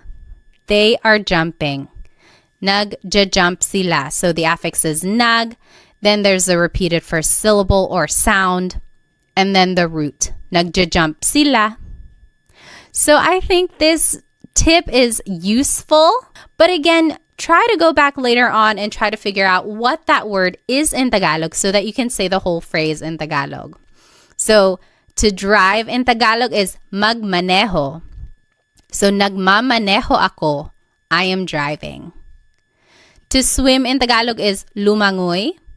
So lumalangoy siya. She is swimming. And then to jump in Tagalog is talon. Tumatalon sila.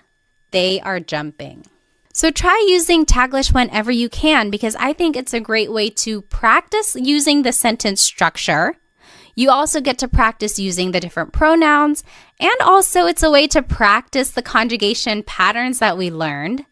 And then also, of course, it's a good way to gain vocabulary when you go back and look up what these words actually are in Tagalog. Alrighty, so here's just a quick recap of everything we learned today. We went over a lot of information. First, we talked about what it means to conjugate a verb. Then we talked about the 5 different types of Tagalog verbs, mag, ma, in, and e verbs. Then we talked about different Tagalog pronouns, so subject pronouns for actor-focused verbs, and then possessive pronouns for object-focused verbs. Then we learned the different conjugation patterns for all of these verbs and even did some practice questions. And then we finished it off with a Taglish tip, which I hope you can start using in a conversation. I encourage you to go back and rewatch this video if you would like, because I know it'll take some time to kind of learn and understand the different patterns and how they are used throughout a conversation. Maybe go back and try doing the practice questions again. And then, of course, try using the Taglish tip that I taught you so that you can start using a little bit of Tagalog every day. And if you would like some more Tagalog resources, please find me on Instagram, TikTok, and Facebook. I post shorter videos throughout the week that will help you learn Tagalog on the go. Also, check out my Stan store because sometimes I have group classes going or other resources on there that might be helpful to you. Lastly, feel free to check out my Amazon storefront because I have a whole list of Tagalog learning books that I think are very useful. There are some in there that are very comprehensive with some practice quizzes and assessments, and then there are some that are quick and easy reads that will help you learn Tagalog very quickly. So feel free to check out those other resources that I put together for you.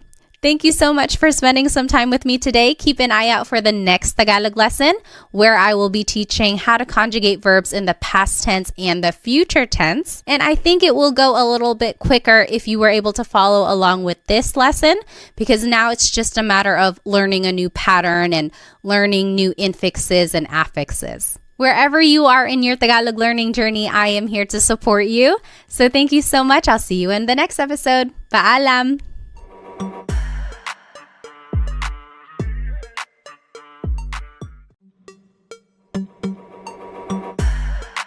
Hello, everybody. Welcome to another episode of Tagalog Time with Pat.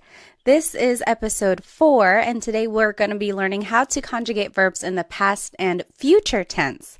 So this is actually a continuation of episode 3, where we learned how to conjugate verbs in the present tense. So I highly encourage you to go back and watch episode 3, where I go over what it means to even conjugate a verb, just giving an overview of Tagalog verb types and everything like that. And then also some practice and conjugation patterns on how to conjugate verbs in the present tense. So since this is kind of a continuation, I encourage you to go back and watch episode 3 if you have not watched it yet, because we will be building upon those ideas that we've already learned so far.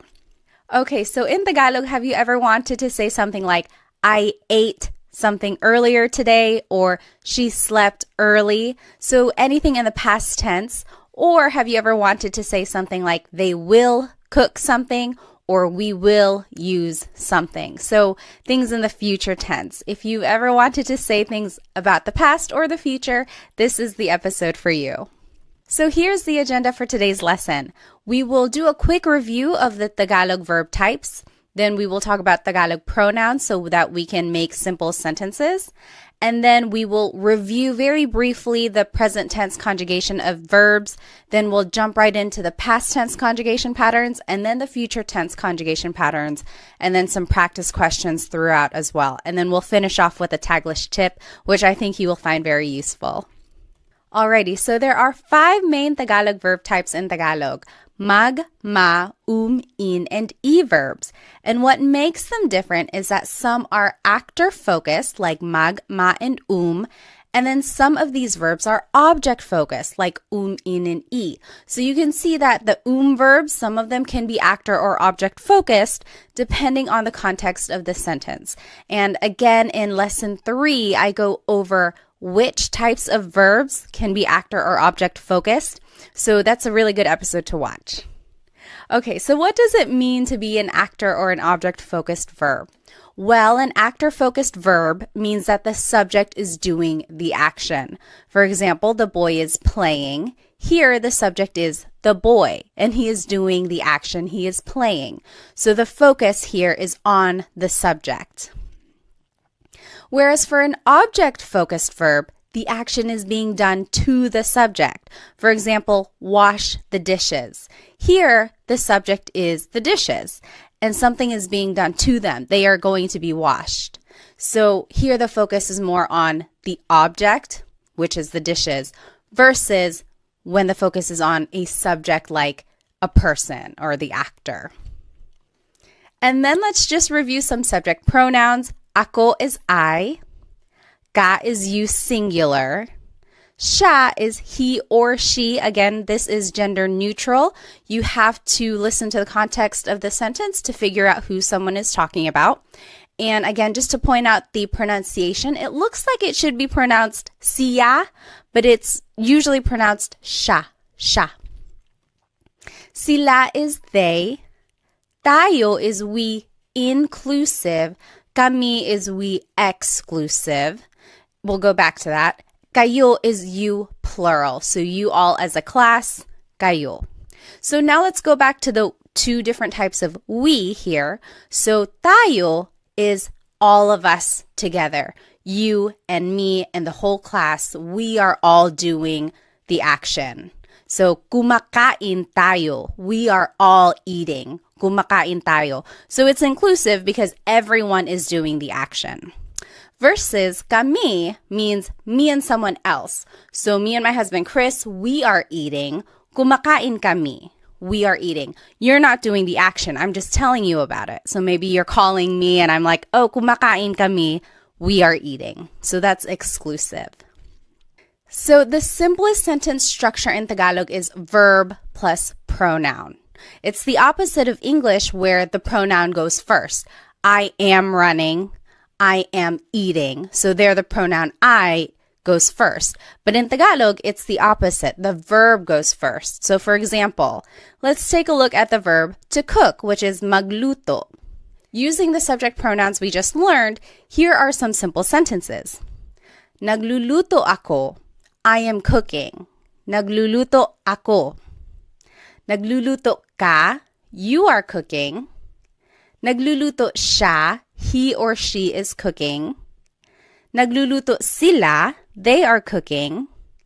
Nagluluto tayo. We are all cooking together. So remember, that's inclusive. We're all doing it. Nagluluto kami. We are cooking. So me and my husband Chris, nagluluto kami. That's exclusive. And then nagluluto kayo. You all are cooking. Maybe you all as a class, you all are cooking. So this is a good slide to know just because it shows how you can put the verb and the pronoun together, and then it shows how the different subject pronouns are used. Okay, so now just a review that all Tagalog verbs have a root, and then something is added to them, whether it's an affix at the beginning, maybe an infix in the middle, or even a suffix at the end, which we will see today. So something is added to the root to conjugate it to a different tense.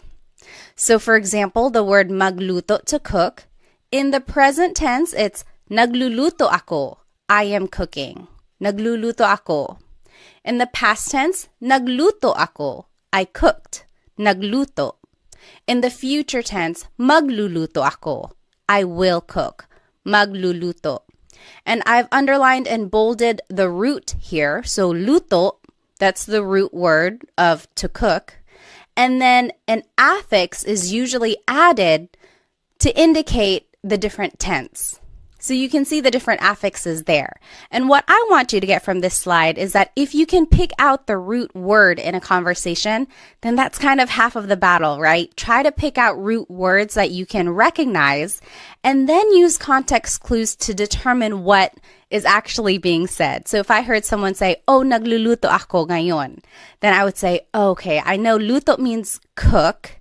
Are they saying that they're cooking right now, or did they cook something yesterday, or will they be cooking tomorrow? So just kind of try to pick out the root words that you know and then kind of go from there for the translation of Tagalog. Okay, so all of that was a review from Lesson 3. Let's jump into the new material now of Lesson 4, the past tense conjugation patterns.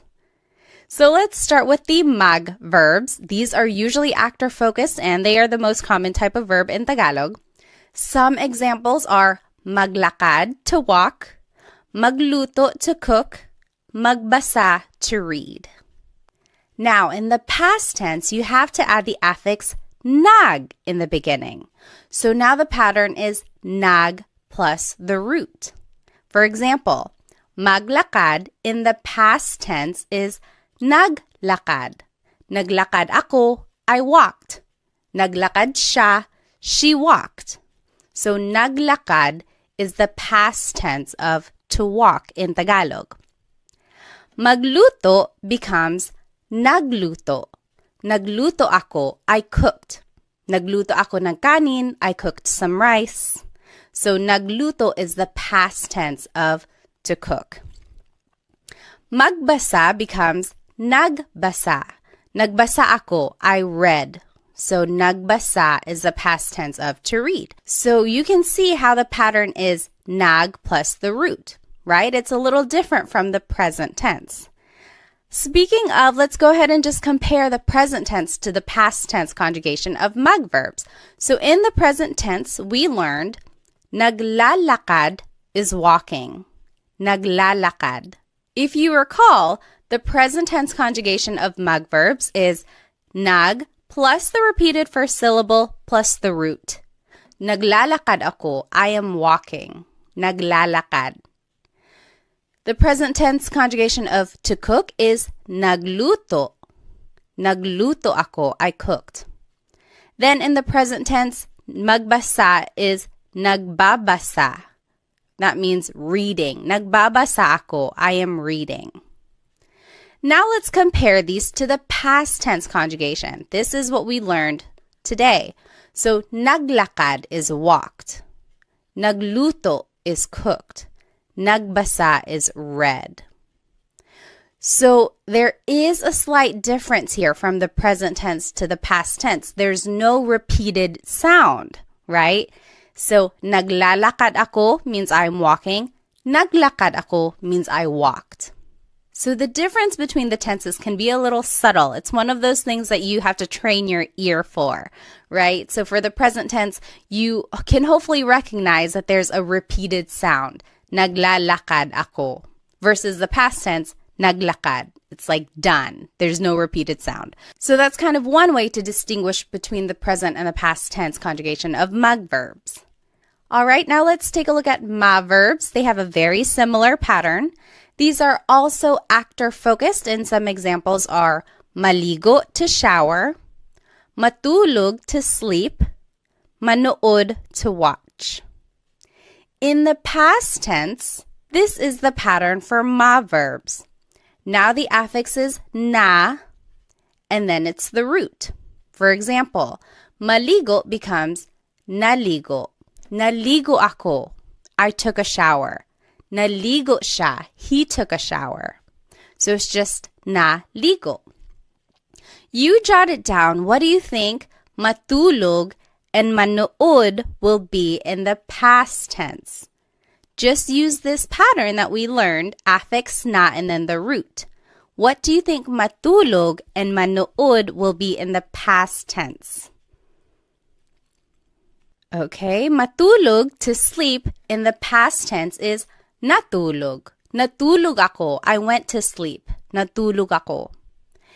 And then manood will be nanood. So, nanood ako ng sine. I watched a movie.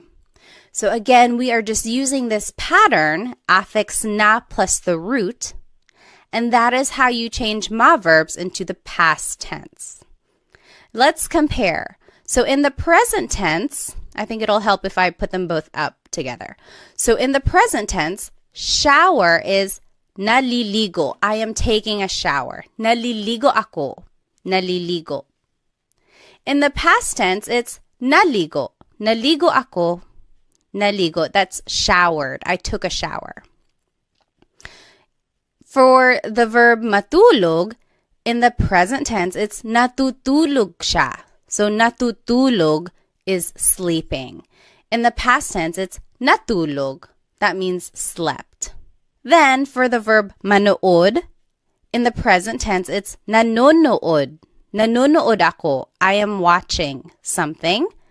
In the past tense, it's nanood. Nanood ako. I watched something. So it is a very similar pattern to the mag verbs. The only difference is that it doesn't have the G in the affix. But you can see here in the present tense, there is that repeated syllable, whereas in the past tense, there is no repeated syllable. It's just the affix, then the root. All right, so now let's take a look at verbs. These can be actor or object focused depending on the context, and here are some examples. Kain means to eat. Takbo means to run. Tawa means to laugh. And again, you might be wondering, why are these verbs? There is no in there. Is the infix that is put into the word to conjugate it in the present tense. But in the past tense, this is the pattern. So goes after the first letter when you're using it in the past. For example, kain, to eat, becomes kumain. Kumain ako. I ate. Kumain. Takbo becomes tumakbo. Tumakbo siya. He ran. Tumakbo. So again, the infix just goes after the first letter. Tumakbo. You give it a try. What do you think tawa, to laugh, will be in the past tense? Just use that pattern that we learned. Tawa in the past tense becomes tumawa. Tumawa sila. They laughed. Tumawa. So again, we are just adding the infix after the first letter. So now let's compare. In the present tense, kain is kumakain. Kumakain ako, I am eating. Kumakain ako. In the past tense, it's kumain. Kumain ako, I ate. Kumain. For the word takbo, in the present tense, it's tumatakbo. That means running. Tumatakbo siya, he is running. In the past tense, it's tumakbo. He ran. Tumakbo. Then for the word tawa, which means to laugh, in the present tense, it's tumatawa. Tumatawa sila. They are laughing. Tumatawa. In the past tense, it's tumawa. Tumawa sila. They laughed. Tumawa. Again, if you need to review the present tense conjugation patterns for verbs, be sure to watch lesson 3 because I go over all of that and there are practice questions as well. All right, so let's take a look at in verbs. These are usually object focused and here are some examples. Gamit means to use.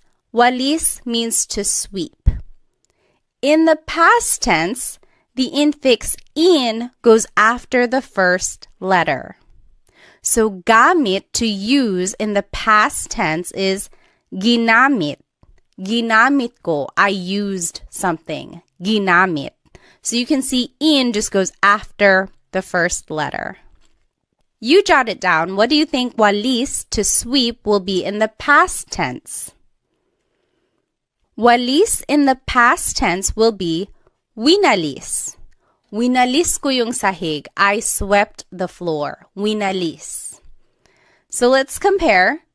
In the present tense, using is ginagamit. Ginagamit ko. I am using something. Past tense, ginamit. That means I used something. Ginamit ko. In the present tense, to sweep is winawalis. That means sweeping, winawalis. In the past tense, it's winalis. Winalis ko yung sahig. I swept the floor. So it looks like for the most part, when a verb is conjugated in the past tense, the conjugation is usually shorter. There's not a repeated syllable, there's no repeated sound or anything like that. So that's kind of one way to recognize if something is being conjugated in the past. Usually it's a shorter word. All right, so now lastly, let's take a look at e-verbs. These are usually object-focused, and here are some examples. Isara means to close. Ibigay means to give. Itago means to hide. In the past tense, the infix in goes after the second letter for e-verbs. So let's take a look at the word isara, which means to close. In the past tense, it becomes isinara. Isinara ko yung pinto. The in goes after the second letter. Isinara. Next, the word ibigay, which means to give, becomes ibinigay. Ibinigay ko yung regalo. I gave the gift. Ibinigay. Alrighty, you give it a try. What do you think itago, to hide, will be in the past tense? Remember to just use this pattern that we learned. Itago in the past tense becomes itinago. The in just goes after the second letter. Itinago ko, I hid something. Itinago. Now let's compare. In the present tense, isara is isinasara, closing. Isinasara. In the past tense, it's isinara, closed. Isinara. In the present tense, ibigay becomes ibinibigay. Ibinibigay, that means giving. In the past tense, it's ibinigay, gave. Ibinigay. Lastly, itago, which means to hide, in the present tense is itinatago. That means hiding. Itinatago. In the past tense, it's itinago, hid. Itinago. So those are all of the past tense conjugation patterns for the different types of verbs in Tagalog. I will go ahead and turn off my screen so that we can do some practice questions. All right, so up here in the top left corner are the conjugation patterns that we just learned for all of the different types of verbs. Then here are some subject pronouns that we learned. And then the sentence structure is verb plus pronoun, and then the time goes at the end. And then here are some vocabulary terms to indicate past tense. So kahapon is yesterday, kahapon. Kanina is earlier, kanina. Nung isang araw means the other day. Nung isang araw. Nung isang linggo is the other week or last week. Nung isang buwan means the other month or last month. Nung isang taon means the other year or last year. Okay, now let's take a look at these examples here. So he watched a movie yesterday, and I gave you a hint. To watch is manood. So if we were going to do this together, let's review here that the sentence structure is verb plus pronoun plus time. So the verb here is manood. In the past tense, ma verbs, the pattern is affix na and then the root. So it becomes nanood. Then it's the pronoun siya, he. Ng sine, a movie, kahapon, yesterday.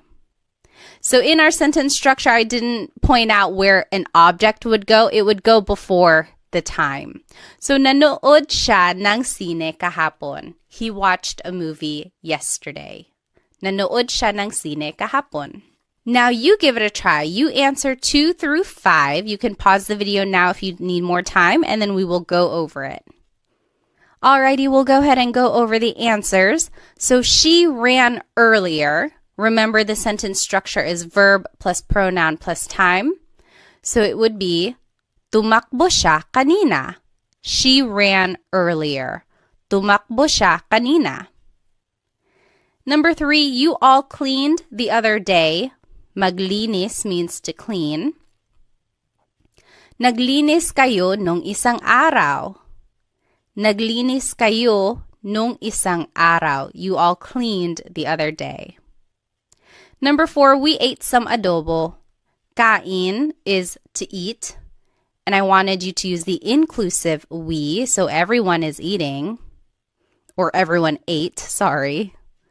Kumain tayo ng adobo. We all ate some adobo. Kumain tayo ng adobo. And then number 5, they walked the other month. Maglakad means to walk. That would be naglakad sila nung isang buwan. They walked the other month. Naglakad sila nung isang buwan. Now, if you noticed, all of these examples are asking about mag, ma, and verbs. Because they are actor-focused, we can use subject pronouns. But if you wanted to use an in or e verb, you actually have to use a possessive pronoun. Remember, for an object-focused verb, the subject here is an object. So we have to use a possessive pronoun because it's almost like the person possesses that object that is in focus. Okay, so that's kind of why we have to use a possessive pronoun. And then the sentence structure now would be verb plus pronoun plus the word yung, which means the. Sometimes it can be ang. They are interchangeable usually. Then it's the noun and then time. And then again, down here in the bottom left corner are the vocab terms to indicate past tense. And let's take a look at some examples. So number 1, I used the car the other week. And I gave you some hints. Gamit means to use. Coche means car. So let's do this one together. So the sentence structure is verb plus pronoun. So it would be ginamit.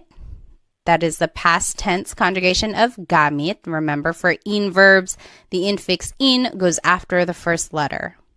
So ginamit. Then it's the pronoun ko, which is the possessive pronoun I. Then it's the word yung, which means the. Kotse nung isang linggo. So, ginamit ko yung kotse nung isang linggo. I used the car the other week. Go ahead and try 2, 3, and 4. You can pause the video now if you need more time. And remember to just plug in all of the words into this sentence structure. Remember to use the patterns that we learned, and also remember to use possessive pronouns because we are using an object-focused verb now. Okay, go ahead and do these examples and we'll go over it in just a bit. All right, let's go ahead and start with number 2. He closed the door earlier. Isara means to close. Pinto means door. This would be, isinara niya yung pinto kanina. Isinara niya yung pinto kanina. He closed the door earlier. So again, remember for e-verbs, the in just goes after the second letter. Then it's the pronoun niya, which is he or she in the possessive pronouns. Then it's the word yung, which means the. Then it's the noun pinto, which means door. Earlier is kanina. So we are just plugging all of the words into the sentence structure and then using the conjugation patterns that we learned. Okay, number 3, you all swept the floor yesterday. Walis means to sweep. Sahig means floor. Winalis ninyo yung sahig kahapon. Winalis ninyo yung sahig kahapon. You all swept the floor yesterday. And lastly, they hid the toys the other month. Itago means to hide. Mga laruan means toys.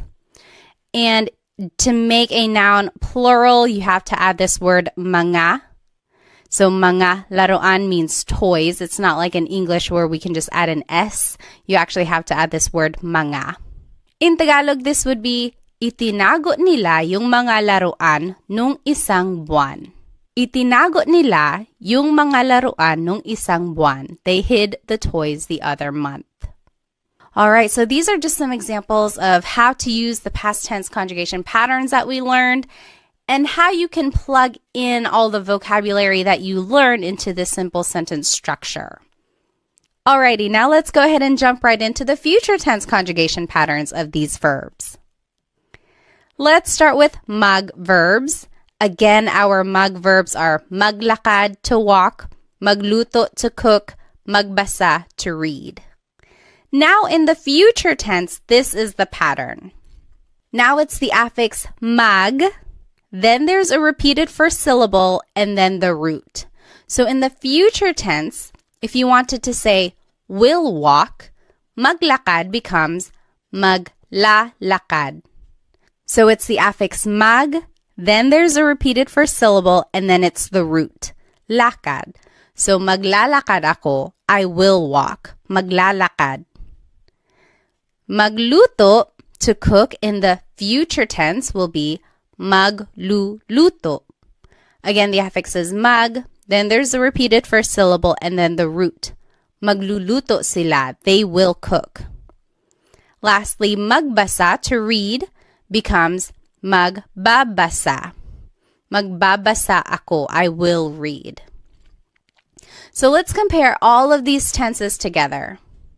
And let's just take a look at the highlighted ones. So in the present tense, to walk, it is naglalakad. That means walking, naglalakad.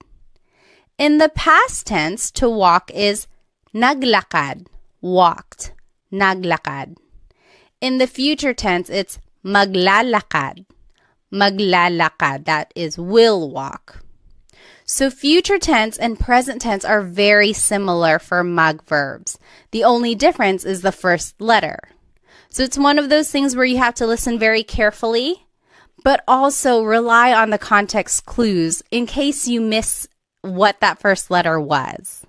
Okay, so it is a very similar pattern for present and future tense conjugation of mag verbs. Next, let's take a look at ma verbs. It's a very similar pattern to the mag verbs. Again, here are some ma verbs. Maligo, to shower.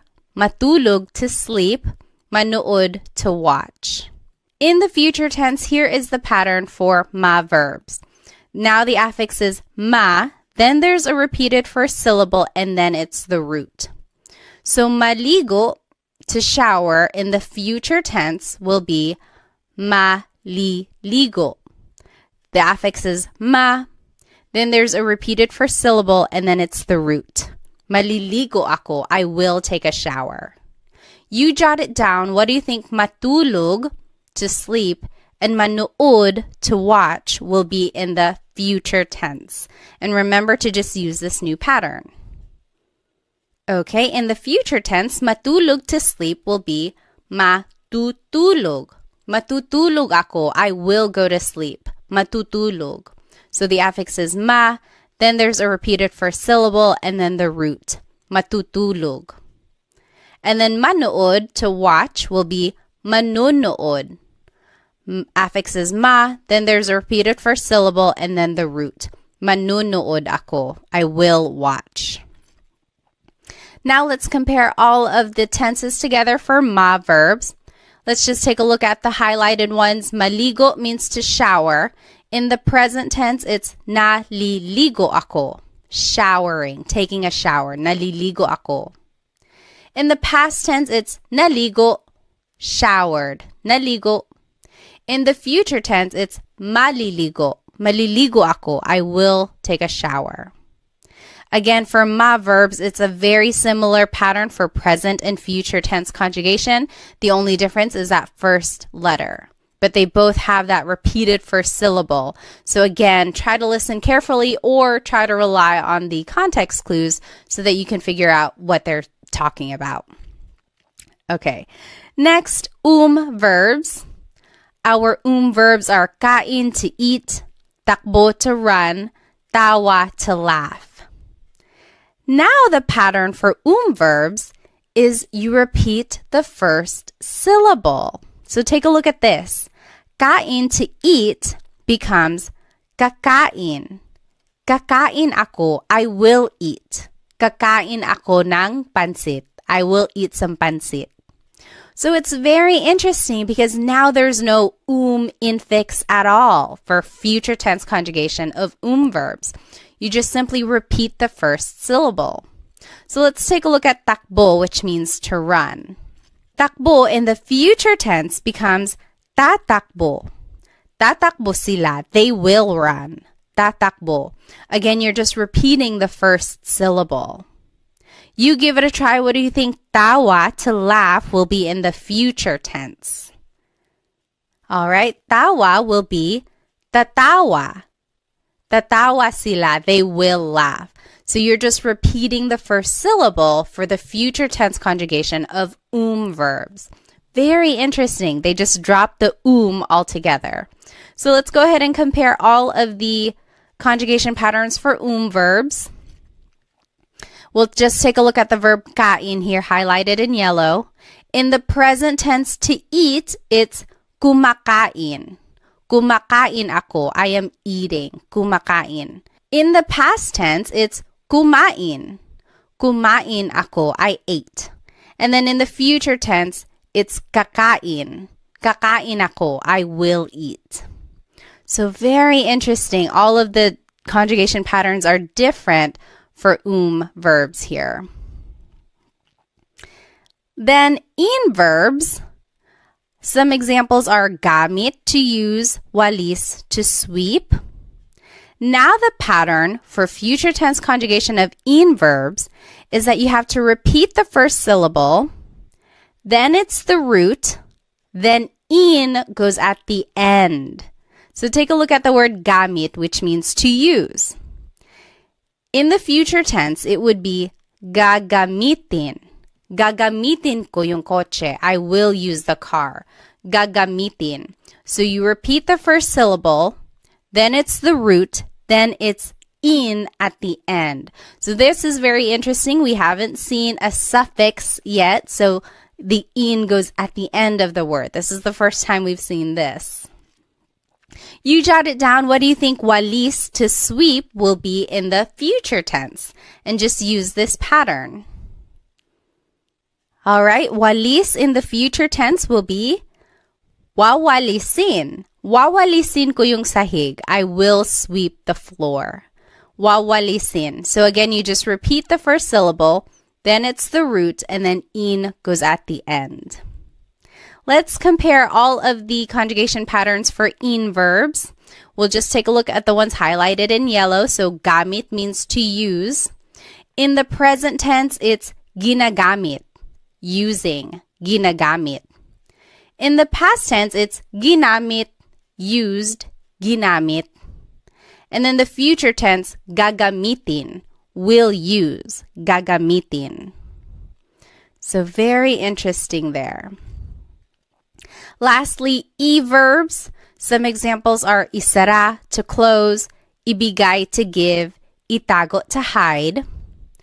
Now, for the future tense conjugation of e-verbs, you would just repeat the second syllable. Isara, to close, becomes isasara. Isasara ko yung pinto. I will close the door. Isasara. You just repeat the second syllable. You give it a try. What do you think ibigay, to give, and itago, to hide, will be in the future tense? And just follow this pattern. Okay? Ibigay will be ibibigay. Ibibigay ko yung regalo. I will give the gift. Ibibigay. And then itago, to hide, will be itatago. Itatago ko yung pera. I will hide the money. Itatago. So again, you are just repeating the second syllable. Let's go ahead and compare all of these conjugation patterns for e-verbs. In the present tense, isara, to close, is isinasara. Isinasara. That means closing. Isinasara. Past tense, it's isinara, closed. Isinara. And then in the future tense, it's isasara, will close. Isasara. All right, so those are all of the future tense conjugation patterns for the verb types in Tagalog. Now let's do some practice questions. I'm going to go ahead and turn off my screen again. Now in the top left corner are the future tense conjugation patterns that we learned for all of the verbs. Then are the subject pronouns. And then it's the sentence structure down in the bottom left corner. And now in the green are some vocabulary terms to indicate future tense. So bukas is tomorrow, bukas. Mamaya means later, mamaya. Sa susunod na linggo, next week. Sa susunod na buwan, next month. And sa susunod na taon, next year. Now here are some examples. Let's do the first one together. I will watch a movie tomorrow. Manood means to watch. So again, let's take a look at our sentence structure. It should be verb plus pronoun plus time. Manonood is the future tense conjugation of manood. Manonood, ako means I. Ng sine, bukas means tomorrow. Manunood ako ng sine. Bukas, I will watch a movie tomorrow. Again, if you're going to add an object, it would just go right before time. So you give it a try. You can pause the video now if you need. You do numbers 2 through 5, and we'll go over them in just a bit. All right, let's start with number 2. They will run later. Takbo means to run. Tatakbo sila mamaya. Tatakbo sila mamaya. Number 3, we exclusive will clean next week. Maglinis means to clean. Maglilinis kami sa susunod na linggo. Maglilinis kami sa susunod na linggo. We will clean next week. Number 4, you singular will eat pansit later. Kain means to eat. Kakain ka ng pansit mamaya. Kakain ka ng pansit mamaya. And then lastly, she will walk next month. Maglakad. Maglalakad siya sa susunod na buwan.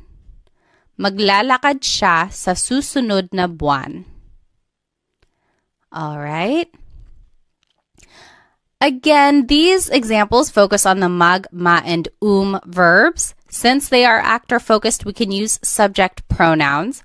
But if we want to use in or e verbs, we actually have to use possessive pronouns. Remember, when we are using object-focused verbs, we have to use a possessive pronoun because it's almost like the subject or the person is in possession of that object.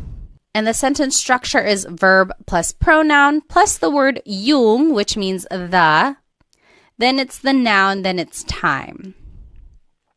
And again, the box in green has the vocabulary terms to indicate future tense. And now let's do these examples. Let's start with number 1. We, exclusive, will use the car later. Gamit means to use. Coche means car. So let's take a look at the sentence structure. The verb should come first. So the future tense conjugation of gamit, let's take a look at in verbs. Repeat the first syllable, then it's the root, then you add in at the end. So it would be gagamitin. Gagamitin, then it's we exclusive, namin, yung kotse mamaya. Gagamitin namin yung kotse mamaya. You give it a try. You can pause the video now. You try 2, 3, and 4. Just plug in the vocabulary into the sentence structure and then use the conjugation patterns for in and e verbs. Go ahead and do that and we'll check it in just a bit. Alrighty, let's go ahead and do number 2. He will close the store next week. Isara means to close. Tindahan means store. Isasara niya yung tindahan sa susunod na taon. Isasara niya yung tindahan sa susunod na taon. He will close the store next week. Number 3, you all will sweep the floor tomorrow. Walis means to sweep. Sahig means floor. Wawalisin ninyo yung sahig bukas. Wawalisin ninyo yung sahig bukas. You all will sweep the floor tomorrow. And lastly, number 4, they will hide the toys next month. Itago means to hide. Mga laruan means toys. Itatago nila yung mga laruan sa susunod na buwan. Itatago nila yung mga laruan sa susunod na buwan. So these are just some examples on how to use the future tense conjugation of these verbs.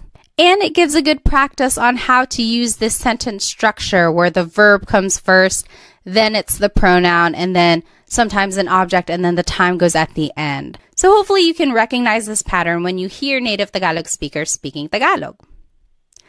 Now I want to finish off our lesson with a quick Taglish tip. And Taglish is Tagalog and English put together. I am a big supporter of using Taglish. I think it's a great stepping stone for learning new vocabulary, especially while you are learning a new language. It's not very attainable to try and speak a language fluently right away, and no one is making you do that, okay? So take your time, try to use as much Tagalog as you can, even if that means having to use Taglish or Tagalog and English put together in a sentence. So let's take a look at these examples. I drove yesterday. She will swim later. They jumped earlier. We didn't learn these verbs. We didn't learn to drive. We also didn't learn to swim or to jump. But you can always turn them into a mug verb. So that means mug plus the English verb. Then conjugate it like you would in the past or the future as a mug verb. And then you can use subject pronouns in your sentence. So let's take a look at number 1, I drove yesterday.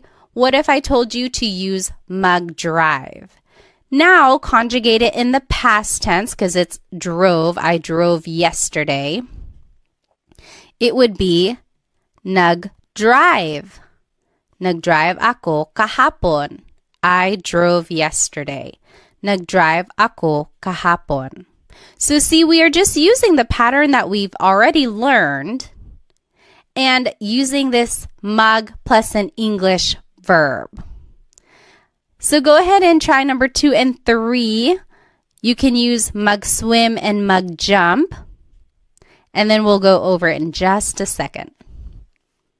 Alrighty, for number 2, she will swim later. If I told you to use mag-swim, it would be magsiswim siya mamaya. Magsiswim siya mamaya. So again, for the future tense conjugation of a mag verb, it's mag plus the repeated first syllable plus the root. Magsiswim siya mamaya. She will swim later. Lastly, they jumped earlier. If I told you to use mag-jump, it would be nagjump sila kanina. The affix is nag, then it's the root for a past tense conjugation of mag verbs. So nagjump sila kanina.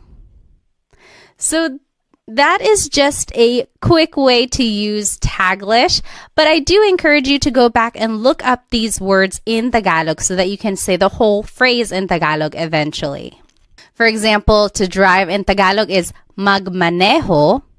So this would actually be nagmaneho ako kahapon. I drove yesterday. Nagmaneho ako kahapon. To swim is langoy. So this would be lalangoy siya mamaya. Langoy is an verb. So lalangoy siya mamaya. And then lastly, talon. Talon means to jump. So tumalon sila kanina. It's also an verb.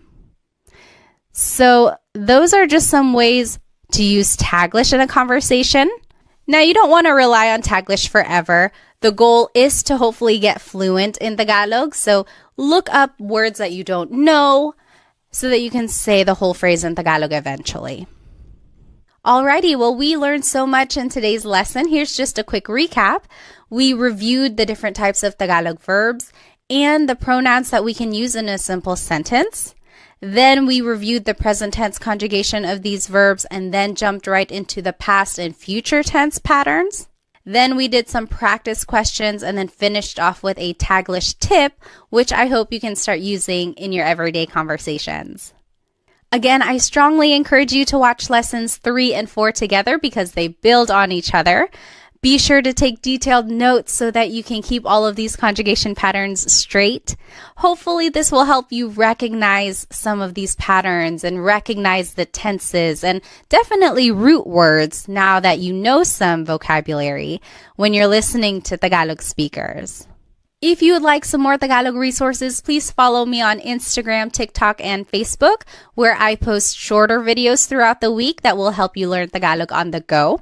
I also have an Instagram subscription if you would like extended videos and also a monthly newsletter where I recap all of my Tagalog lessons that I post on Instagram. I also have a Stan store where I have some products and then sometimes some group classes if they are available. You might want to check that out. And lastly, feel free to check out my Amazon storefront where I have links to some fun products about the Filipino culture, which I think you might enjoy. Well, thank you again for spending some time with me. I hope to see you in the next Tagalog Time episode. Paalam!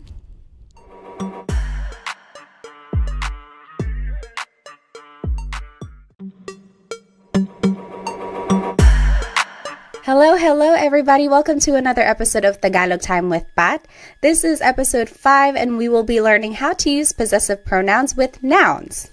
In Tagalog, have you ever wanted to say something like, my friend is funny, her dog is brown, or that's Sam and Mary's house, or that's mine? Basically, anything that shows possession or a way to express ownership, that is what we are going to be learning today. So here's today's lesson agenda. We will be learning the different types of possessive pronouns. Then we will learn the various sentence structures for how to use them. And then we will learn possessive sentence markers and demonstrative pronouns so that we can make a variation of sentences. And then we will learn a Taglish tip, and then we will be doing practice questions all throughout the lesson. So go ahead and grab your piece of paper and something to write with so that we can practice. All right, so what is a possessive pronoun? Well, it's a part of speech that is used to describe ownership or possession of a noun. If you recall, if you've been following these series in a chronological order, we have already been learning possessive pronouns, but we've been using them with a verb. So specifically with an object-focused verb, we've been using a possessive pronoun because the idea is that the person in that sentence is in possession of the object that is in focus. So these three examples are a review of the past couple lessons, lessons 3 and 4. They are straight from those slides. So I am going to use the car tomorrow. Gamit means to use. Kotse means car. In Tagalog, it would be gagamitin ko yung kotse bukas. It's a future tense sentence, so it's gagamitin. And then ko is the possessive pronoun here, meaning I. So gagamitin ko yung kotse bukas. Number 2, she swept the floor earlier. Walis means to sweep. Sahig means floor.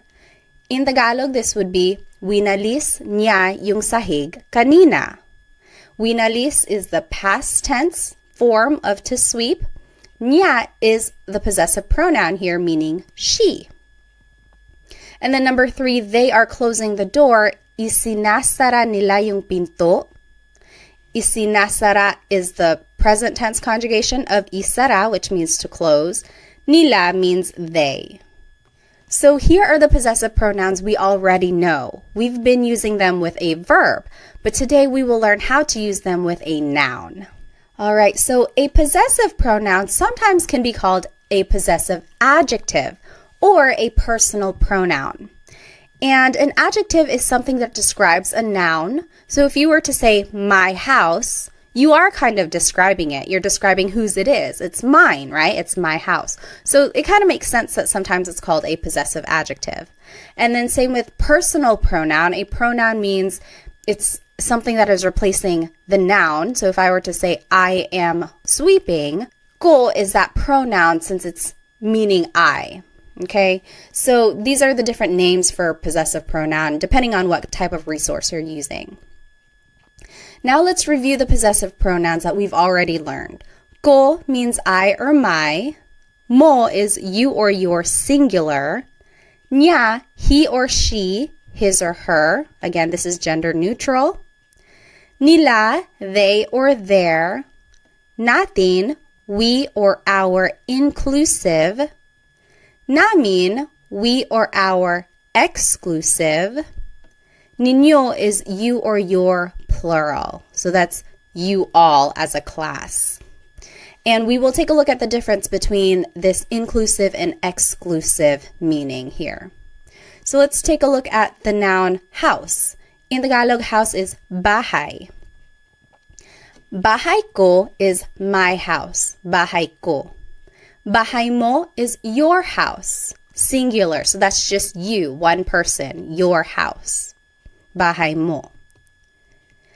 Bahay niya, his or her house. So niya is gender neutral. You really have to focus on the context of the sentence to determine who someone is talking about. Bahay niya. Bahay nila, their house. Bahay natin, our house inclusive. So if you and me and the whole class, we all lived in the same house, we could say bahay natin. Everyone is included there. Versus bahay namin means our house exclusive. So me and my husband Chris, we have our own house. That's bahay namin. You're not included, I'm just telling you about it. So bahay namin. And then bahay ninyo, your house, plural. So you all as a class, you all have a house. That's bahay ninyo, your house. So I want to point out the word order here is object plus the pronoun. Bahay ko. This is different from English because we would say my house. The pronoun goes first, my house, and then it's the object. So in Tagalog, it's the opposite. The object goes first, and then it's the pronoun.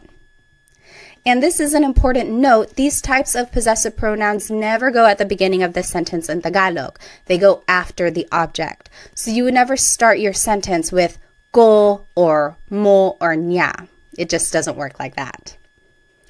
All right, so let's do some examples. I'm going to go ahead and turn off my screen here. Now, in order to use these possessive pronouns in a sentence, we have to have a noun and an adjective. So we will learn some of these nouns and adjectives here. In this top left corner are the possessive pronouns we just learned. Now here are some nouns. So aso is dog, pusa is cat, kotse is car, bahay is house, pagkain, food, mga damit, clothes, buhok, hair, ulo, head, mga kamay, hands. So again, that's how you make something plural. You have to add the word mga before it. Mga kamay means hands. Now here are some words for people that you might know. Tatay, father, nanay, mother, kapatid, brother or sister. So that's gender neutral. Kapatid is a brother or a sister. Mga anak, children, kaibigan, friend. And now here are some adjectives. So here are different colors, mga kulay.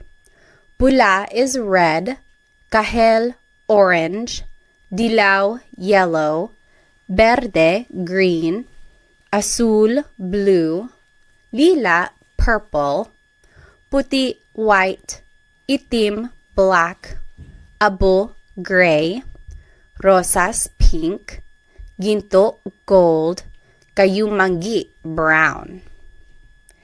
And some more adjectives, masakit, hurts, sira, broken, nawawala, missing, masaya, happy, bago, new, malayo, far away, masarap, delicious, malamig, cold. And lastly, let's finish off with some more adjectives. Matangkad, tall, maliit, little, malaki, big, mahaba, long, maikli, short, thing, nakakatawa, funny, maganda, beautiful, guapo, handsome. All right, so that's a lot of vocabulary right there, which is great because then we can make a variety of sentences. Now here is the sentence structure for using these possessive pronouns. So first comes the adjective, then it's the word ang, which means is or are, then it's the object, and then it's the pronoun. So let's take a look at some examples. Number 1, your, plural, food is delicious. Let's do this one together. So the adjective comes first. Take a look at the sentence structure. Adjective comes first, so it would be masarap. It's right over here in this pink box. Masarap means delicious. Then it's the word ang. Then it's the object, food, which is here in the noun section, food, pagkain. And then it's the pronoun, ninyo, plural. Your food is delicious. Masarap ang pagkain ninyo. So do you see how we just plugged everything into the sentence structure here? It's a matter of knowing these vocabulary terms and then just putting it into the sentence structure. This is a good phrase to know if you're visiting like a Filipino restaurant or if you are visiting a family member, like someone who's older than you and you want to be respectful after they fed you. You could say, masarap ang pagkain ninyo. Your food is delicious. All right, so go ahead and take a minute and do the rest of these examples, and then we will go over it in just a bit. All right, so let's start with number 2. My head hurts. It would be, masakit ang ulo ko. Masakit ang ulo ko. My head hurts. Number 3, his brother is funny. Nakakatawa ang kapatid niya. Nakakatawa ang kapatid niya. So kapatid is one of those words that's gender neutral. If you wanted to be specific and say brother, like this sentence is perfectly fine, but you could go further and say, nakakatawa ang kapatid na lalaki niya. Or nakakatawa ang kapatid niya na lalaki. So, but usually you can just say, nakakatawa ang kapatid niya. Number 4, their car is broken. Sira ang kotse nila. Sira ang kotse nila. Number 5, our exclusive house is far away. Malayo ang bahay namin. Malayo ang bahay namin. Number 6, your singular hands are cold. Malamig ang mga kamay mo. Malamig ang mga kamay mo. And lastly, number 7, our inclusive Cat is black and white. Itim at puti ang pusa natin. And that is how you say and. It's just the word at, A-T. Itim at puti ang pusa natin. All right, so here is a quick Taglish tip. Taglish is Tagalog and English put together. I am a big supporter of using English in Tagalog if you are still learning new vocabulary. So here is one way you can use it. So here is the sentence structure we just learned. If you don't know an adjective or an object in Tagalog, just say that word in English. For example, his cousin is beautiful, or my child is heavy. We didn't learn the word for cousin, we didn't learn the word for heavy. So you can just say them in English. Maganda ang cousin niya. His cousin is beautiful. Maganda ang cousin niya. Or heavy ang anak ko. My child is heavy. Heavy ang anak ko. So that works. That's perfectly fine. But the idea is to go back and look up what those words are later so that eventually you can say the whole thing in Tagalog. Maganda ang pinsan niya. So pinsan is cousin. And this is gender neutral as well. Maganda ang pinsan niya. Or mabigat ang anak ko. Mabigat means heavy. So if you don't know a word in Tagalog, don't be discouraged. I do want you to try and use Tagalog as much as you can, even if that means having to sneak in some English here and there. And then hopefully someone will just correct you and say, oh, cousin in Tagalog is pinsan. So then you can just start saying pinsan in your sentences. All right, so here are the examples we just did, and I want to take a closer look at number 1. Your food is delicious. And you can say it in an alternative way. So your food is delicious. We just learned, masarap ang pagkain ninyo. Adjective comes first, then it's the object, then it's the possessive pronoun. That's the sentence structure we just learned. However, you could switch it up and say, ang pagkain ninyo ay masarap. That also means your food is delicious. Ang pagkain ninyo ay masarap.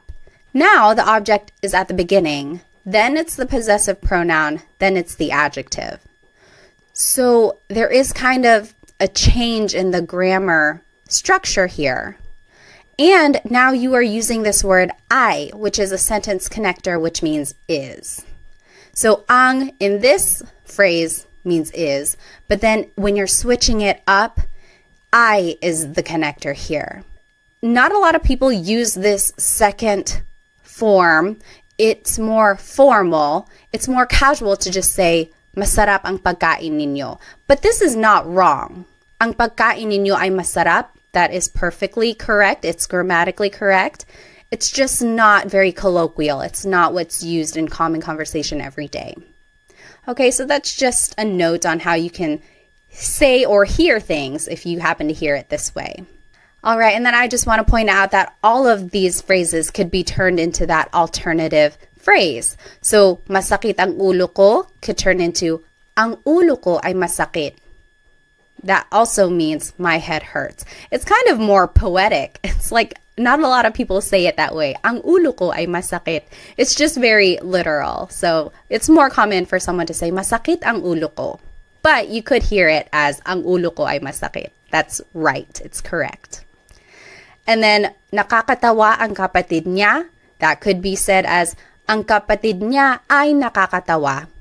So again, you're just switching up the word order here, but it means the same thing. All right, so now let's learn some demonstrative pronouns. It started to rain over here. I wonder if you can hear it. So what is a demonstrative pronoun? Sometimes they're called demonstrative adjectives, again, because it's describing a noun. Well, it's a part of speech that helps identify someone or something. So here are some examples. Ito means this or these. Yan means that or those. So I'm saying yan, but it's technically iyan, iyan. But it's more common to just hear someone say yan. So here's the sentence structure for how demonstrative pronouns can be used. Ito or iyan goes first. It's taking the place of the adjective. Then it's the word ang, then it's the object, then it's the pronoun. So the last part of this sentence structure is the same as what we've just learned. So here's how it's used. This is my house would be, Ito ang bahay ko. Ito ang bahay ko. This is my house. So ito goes first, then it's the word ang, then it's bahay, and then it's the pronoun. Ito ang bahay ko. That is my house would be iyan ang bahay ko. That is my house. Iyan ang bahay ko. So ito means this, iyan means that. And it can be used in a plural way as well. They can mean singular or plural things. So these are my kids is still ito ang mga anak ko. Ito ang mga anak ko. These are my kids. Those are my kids. Iyan ang mga anak ko. So ito means these. Iyan means those. Now there is an alternative way to say these phrases, which is still correct. So this is my house, we just learned. Ito ang bahay ko. You might also hear it as bahay ko ito. Bahay ko ito. So it's using that demonstrative pronoun ito, and then there's the object and there's the pronoun. So the word order is switched up and we took out the word ang. It's just kind of included in that phrase already. Bahay ko ito, this is my house. Same with that is my house. We learned iyan ang bahay ko. But you could also hear bahay ko iyan. Bahay ko iyan. Both forms of these phrases are correct. There's not one wrong way to say it. Ito ang bahay ko might be a little bit formal, but it's said just as much as bahay ko ito. Okay, so these are the two ways you might hear the demonstrative pronoun being used with a noun. So let's do some examples. These are my kids is ito ang mga anak ko. We learned that.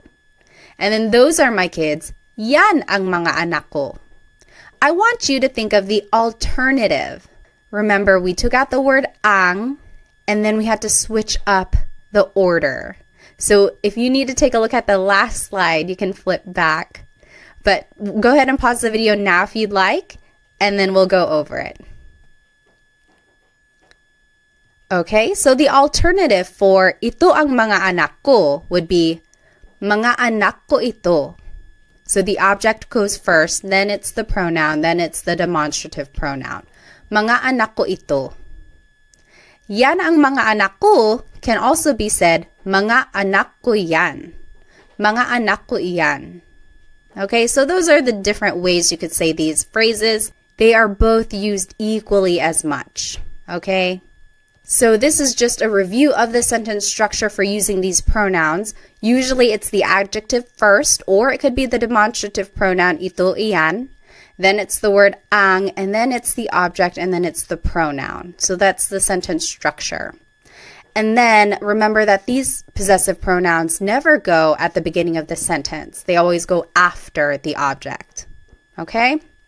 Now I want to take a look at some possessive sentence markers. What is a possessive sentence marker?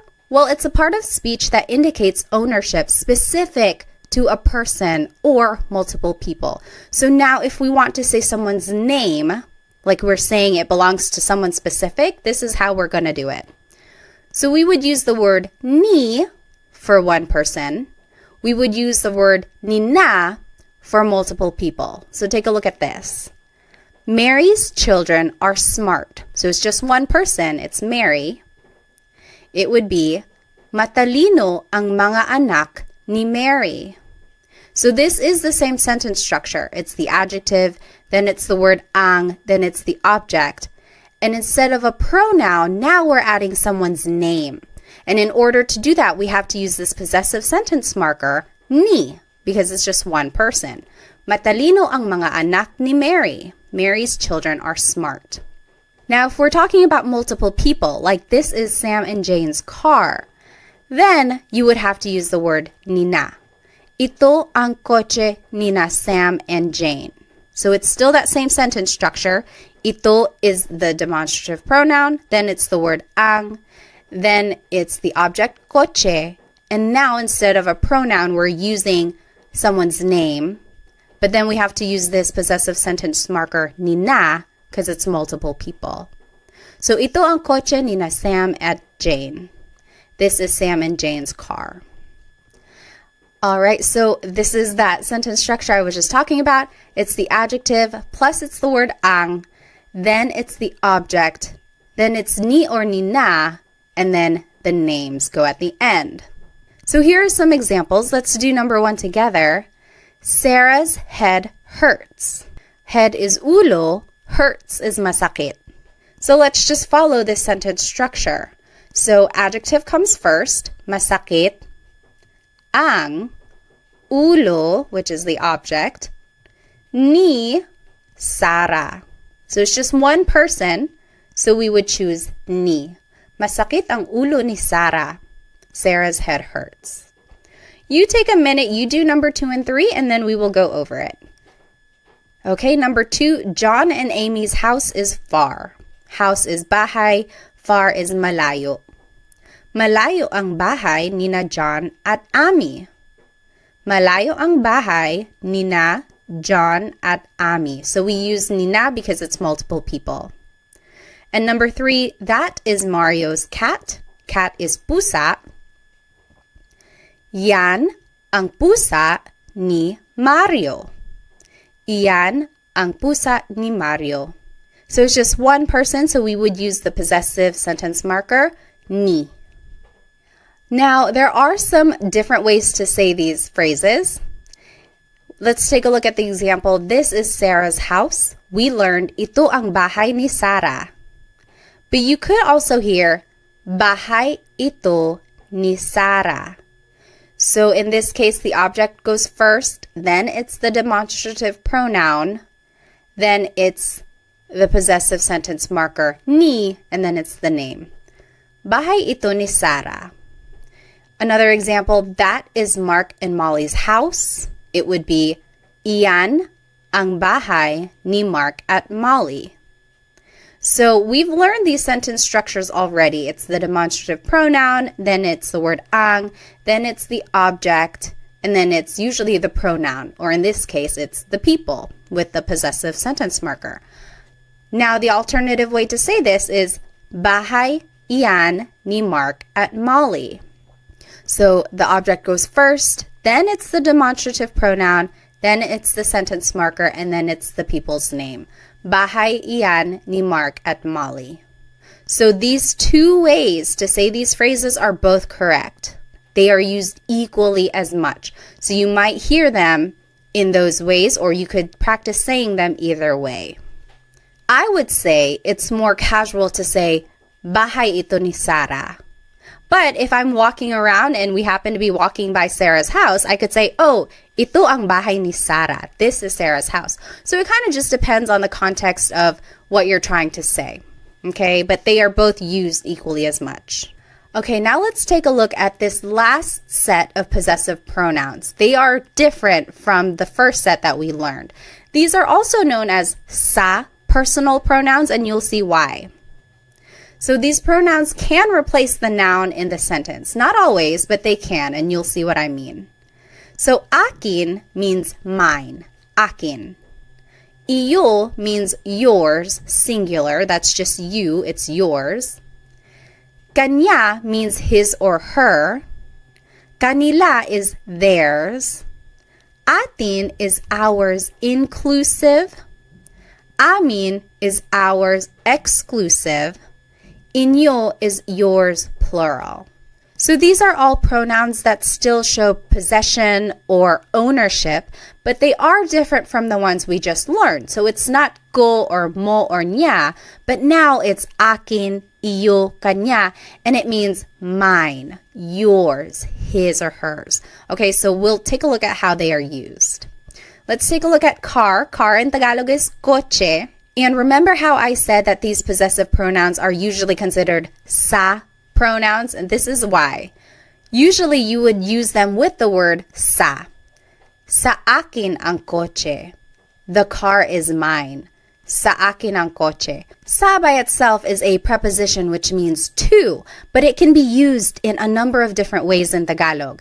And with these possessive pronouns, it's usually said before the possessive pronoun when you're using it in a sentence. So, sa akin ang kotse, the car is mine, sa akin.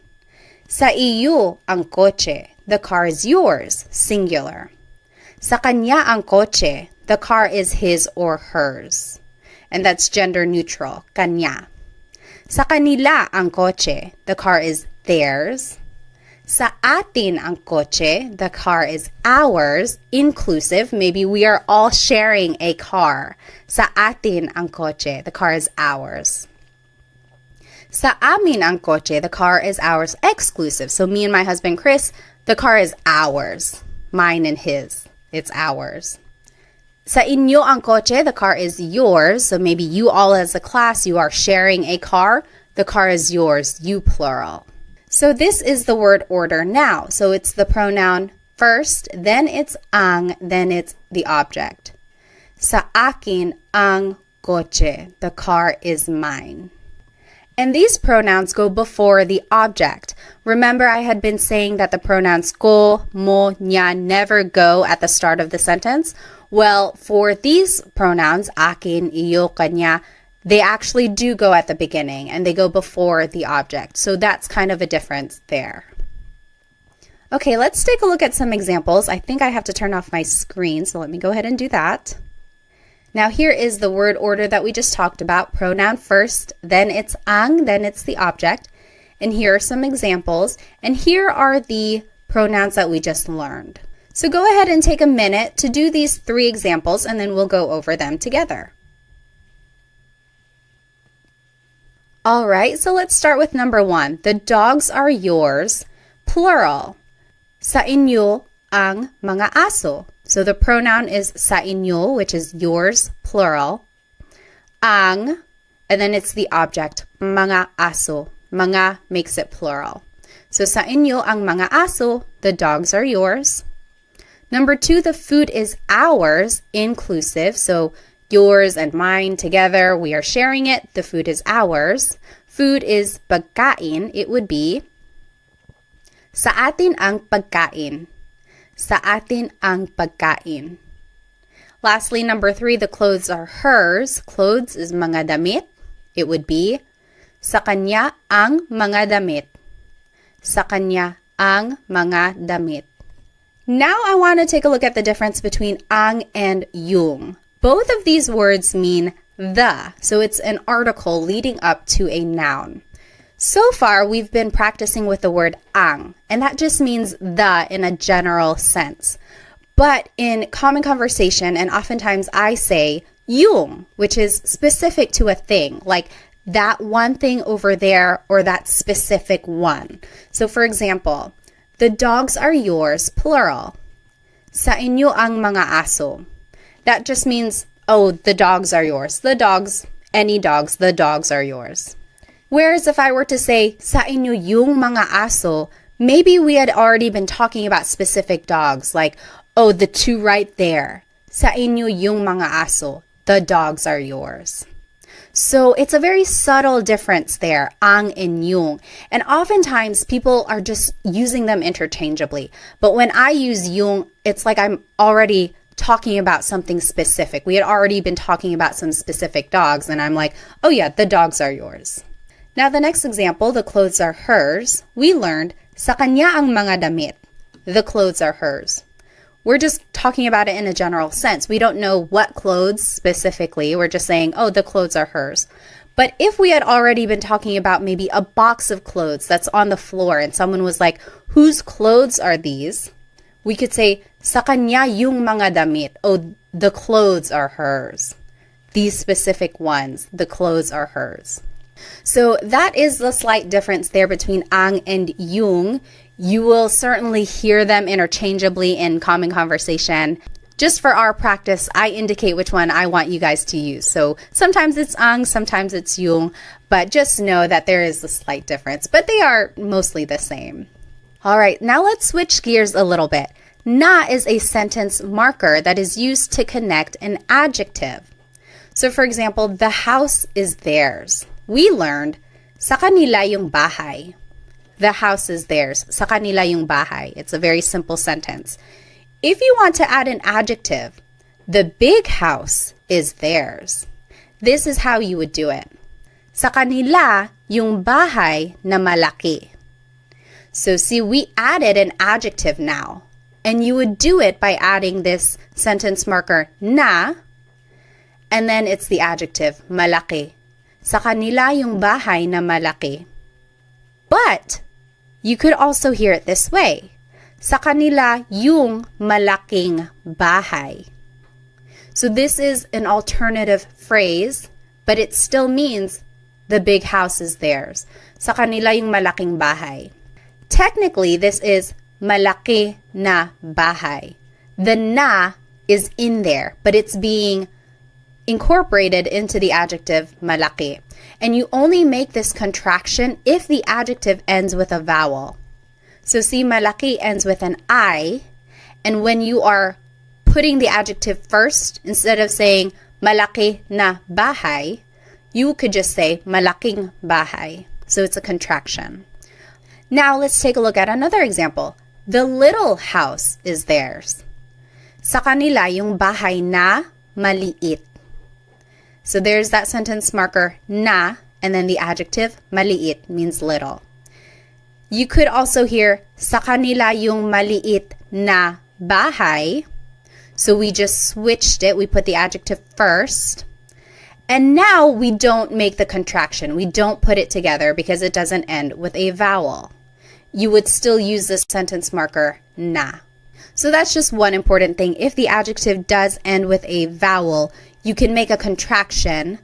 And just know that the sentence marker na is there. Malaking bahay technically is malaki na bahay. But we just made the contraction just to make it easier to pronounce and make the sentence flow a little bit better. But if the adjective ends with a consonant, you don't make the contraction because it doesn't really work like that. And these two ways to say these phrases are used equally as much. There isn't a formal way, there isn't a casual way. It's just kind of personal preference or depending on what someone wants to say. Now let's do some examples. It is the sentence structure pronoun first, then the word yung. Now I want you guys to just practice yung, but again, remember it means the, and it's interchangeable with the word ang usually. Then it's the object, then it's the word na, and then it's the adjective at the end. And then here are the possessive pronouns that we learned. And here are some examples. Let's do the first one together. The white car is mine. White is puti, car is coche. So let's just follow this sentence structure. Pronoun first, sa akin, yung, then it's the object coche, then it's the sentence marker na, and then it's puti, the adjective. Sa akin yung coche na puti. The white car is mine. Sa akin yung coche na puti. What do you think the alternative way to say this would be? So remember, you can put the adjective before the object, and depending on whether or not there's a vowel at the end, you can make the contraction. What do you think the alternative phrase would be for sa akin yung coche na puti? The alternative phrase you could say is sa akin yung puting coche. So remember, the adjective can go first, and technically the sentence marker na is here, but we just made a connection. So puting coche. Sa akin yung puting coche. So for these next examples, I want you to make the sentence using the sentence structure, but also write it in the alternative way. Remember, these two ways to say it are equally used as much. So there is the vowel again, just pointing it out. You can make the contraction because puti is the adjective and it ends with a vowel. Go ahead and take a minute, do these examples, and then we'll go over it. All right, number 2, the black and orange cat is ours, inclusive. Black is itim, orange is kahel, cat is pusa. it would be, sa atin yung pusa na itim at kahel. Sa atin yung pusa na itim at kahel. Remember to say and if you have more than one adjective. It's just the word at. That means and. Now, the alternative way to say this would be, sa atin yung itim at kahel na pusa. So, na is still there because itim and kahel end with a consonant. There's nothing to make a contraction for. So, sa atin yung itim at kahel na pusa. All right, number 3, the new clothes are not yours. Singular. New means bago. Clothes is mga damit. So this is a way to kind of negate a thought. So it's not something we've seen so far. So this is how you do it. Hindi sa iyo yung mga damit na bago. So everything here is the same. We've already learned it. Pronoun, then it's yung, then it's object, then it's not, and then bago, the adjective. The only difference is that we've added the word hindi, which means no, but in this sentence, it can mean not. So the new clothes are not yours. Hindi sa iyo yung mga damit na bago. So that's how you would say not. And the alternative way to say it is, hindi sa iyo yung mga bagong damit. Hindi sa iyo yung mga bagong damit. Here you can make the contraction, bago na damit. Could just be bagong damit. All right, now let's practice with some demonstrative pronouns. Ito means this or these. Yan means that or those. If you wanted to say this is mine, it would be sa akin ito. Sa akin ito. Or you might hear sakin to. Sakin to. So a lot of people just put all the words together or shorten it. Sakin to, this is mine. That is yours is sa iyo yan. Sa iyo yan. So the pronoun goes first, and then it's the demonstrative pronoun. You might hear sa'yo yan. Sa'yo yan. And then lastly, that's not mine. Again, negating the thought. It would be hindi sa akin yan. Hindi sa akin yan. Or hindi sa akin yan. Hindi sa akin yan. All right. Now let's do some examples. First, it's the pronoun, and then it's the demonstrative pronoun. And these are the pronouns we learned. So now take a minute and do these examples. If you wanted to say those are his, it would be sa kanya yan. Sa kanya yan. Number 2, these are ours. Exclusive would just be sa amin ito. Sa amin ito. So we are just following that sentence structure, pronoun, then the demonstrative pronoun. Number 3, that's not yours. Plural is hindi sa inyo yan. Hindi sa inyo yan.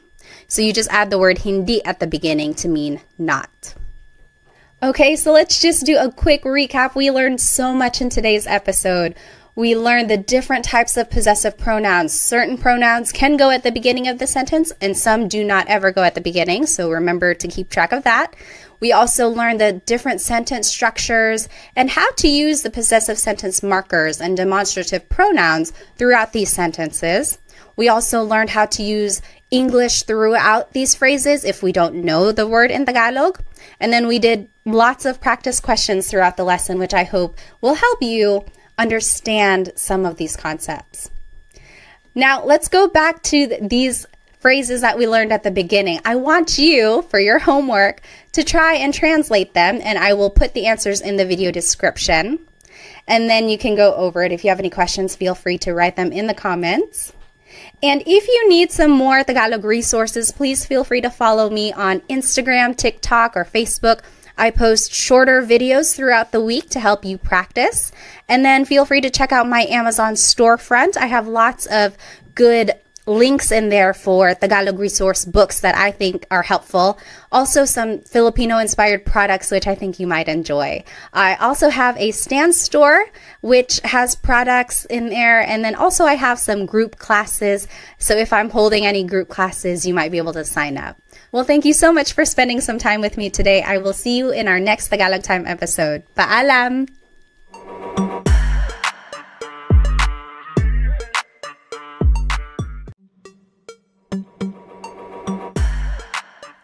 Hello everyone. Welcome to another episode of Tagalog Time with Pat. Today we will be learning how to ask questions in Tagalog. And someone asked me if they could get a copy of these slides, maybe like a PDF form so that you can print them out and then write on them when you are studying.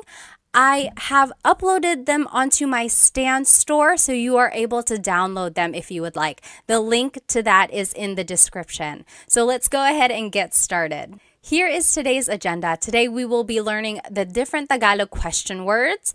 Then we will be learning how to use them to make a question formation. We will also be practicing some Tagalog responses and learning some common questions and then doing a lot of practice questions as well. So go ahead and grab a piece of paper and something to write with so that we can get started. So here are some Tagalog question words. There are a lot, and then we're going to be talking about them and then some variations as well. So let's just go through them. They don't have the translation just yet, but as we go through them, the translation will pop up as well. So ano, bakit, saan, kailan, sino, kanino, paano, ilan, alin, and ba. So these are all of the question words that we're going to be talking about today. The very first question word that we're going to learn is ano. So that means what? Ano.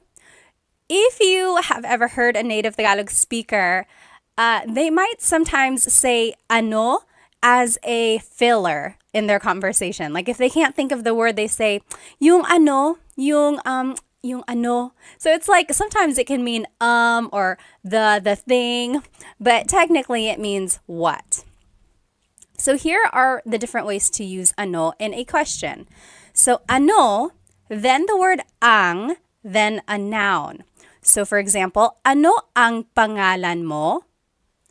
What is your name? Ano ang pangalan mo? And I underlined pangalan because that's the noun. Your response could be, ang pangalan ko ay Pat. That literally means my name is Pat. But you might also hear someone say, Pat ang pangalan ko. Pat ang pangalan ko. That also means my name is Pat. Or you might just hear someone say, ako si Pat. Ako si Pat. I am Pat.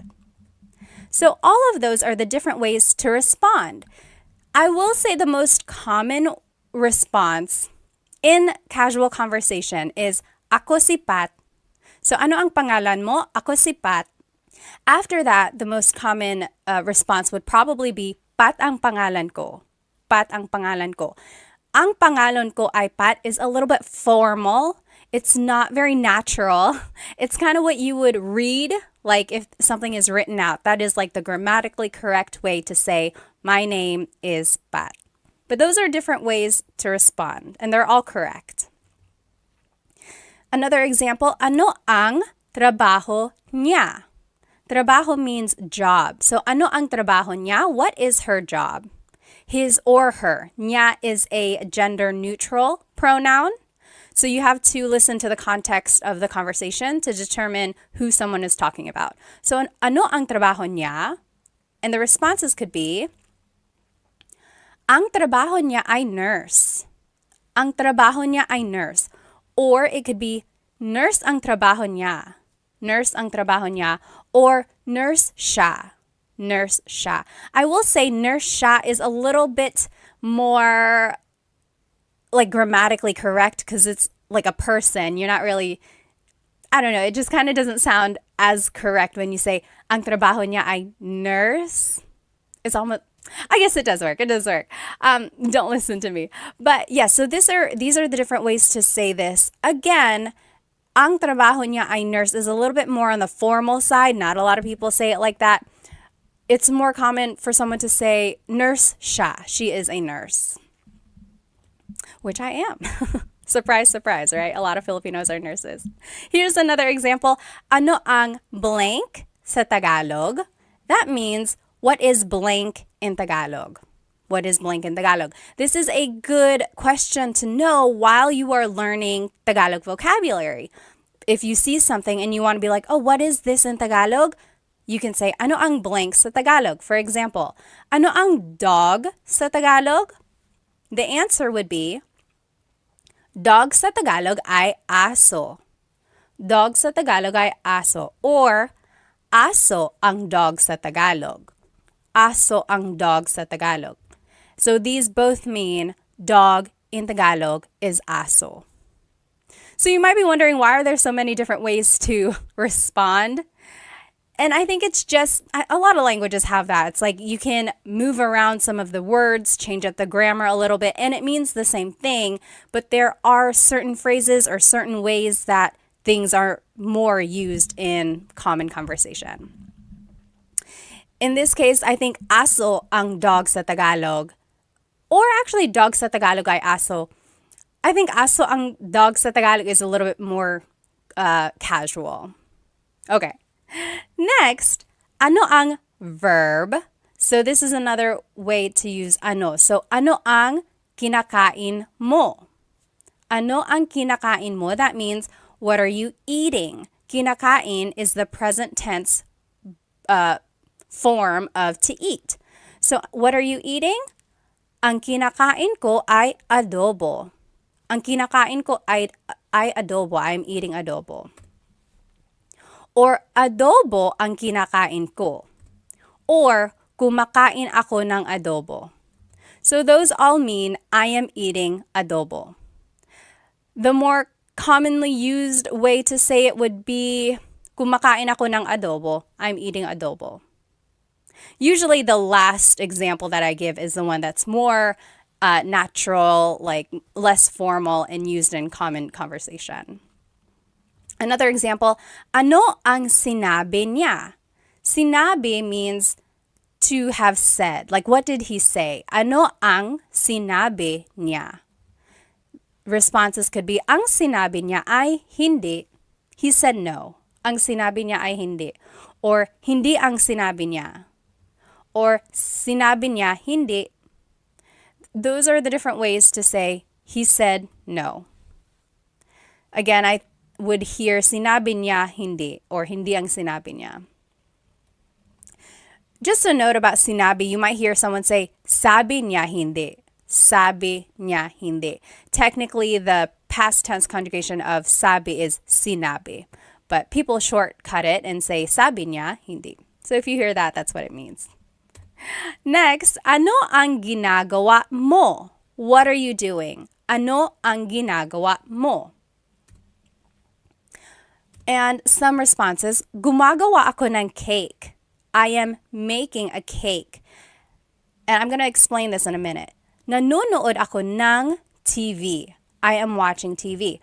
So why did I respond this way to this question? Gawa means to make or to do. So if someone asked you, ano ang ginagawa mo? They could be asking, what are you doing? And I responded, nanonood ako ng TV. I'm watching TV. Or if someone asks, ano ang ginagawa mo? That could also mean, what are you making? So I responded, gumagawa ako ng cake. I'm making a cake. So that's just the different ways gawa can be used. And then just another little note here, you'll see in the blue, verbs can be in any tense. So when you are using ano with a verb, it could be asking about what someone did in the past, what someone is doing currently, or what someone will be doing tomorrow or in the future. So verbs can be in any tense. And if you need a review of the different ways to conjugate verbs in Tagalog, go ahead and watch my previous videos.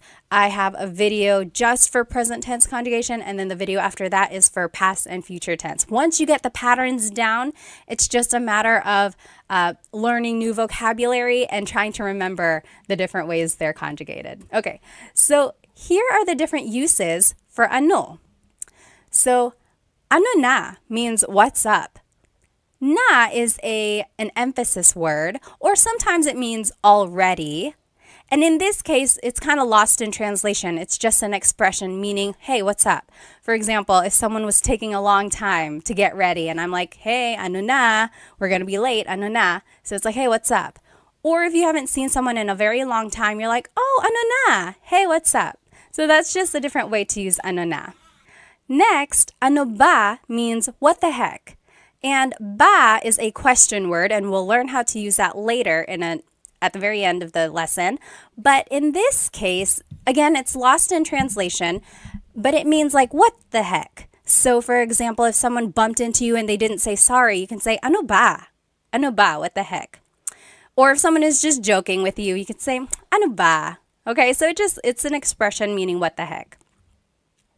Next, ano daw? That means what did they say? So daw means like you're referring to someone else after they've said something. So ano daw? What did they say? Ano daw? Next, ano ito? What is this? And then ano iyan? What is that? So that's just the different ways to use the demonstrative pronoun this and that. Ano ito? Ano yan? What is this? What is that? And then there's another demonstrative pronoun. Ano yun? Ano iyon? So what is that over there? So what is this? What is that? What is that over there? So it's like a little bit farther. That's the difference there. And then anong problema? What's the problem? Anong problema? So the NG at the end there is like ano ang problema, and you can put it together and it would be anong. So anong pangalan mo? That also works. Instead of ano ang pangalan mo, you can put it together, anong pangalan mo? And you will see this happen to a lot of the question words that we'll be learning.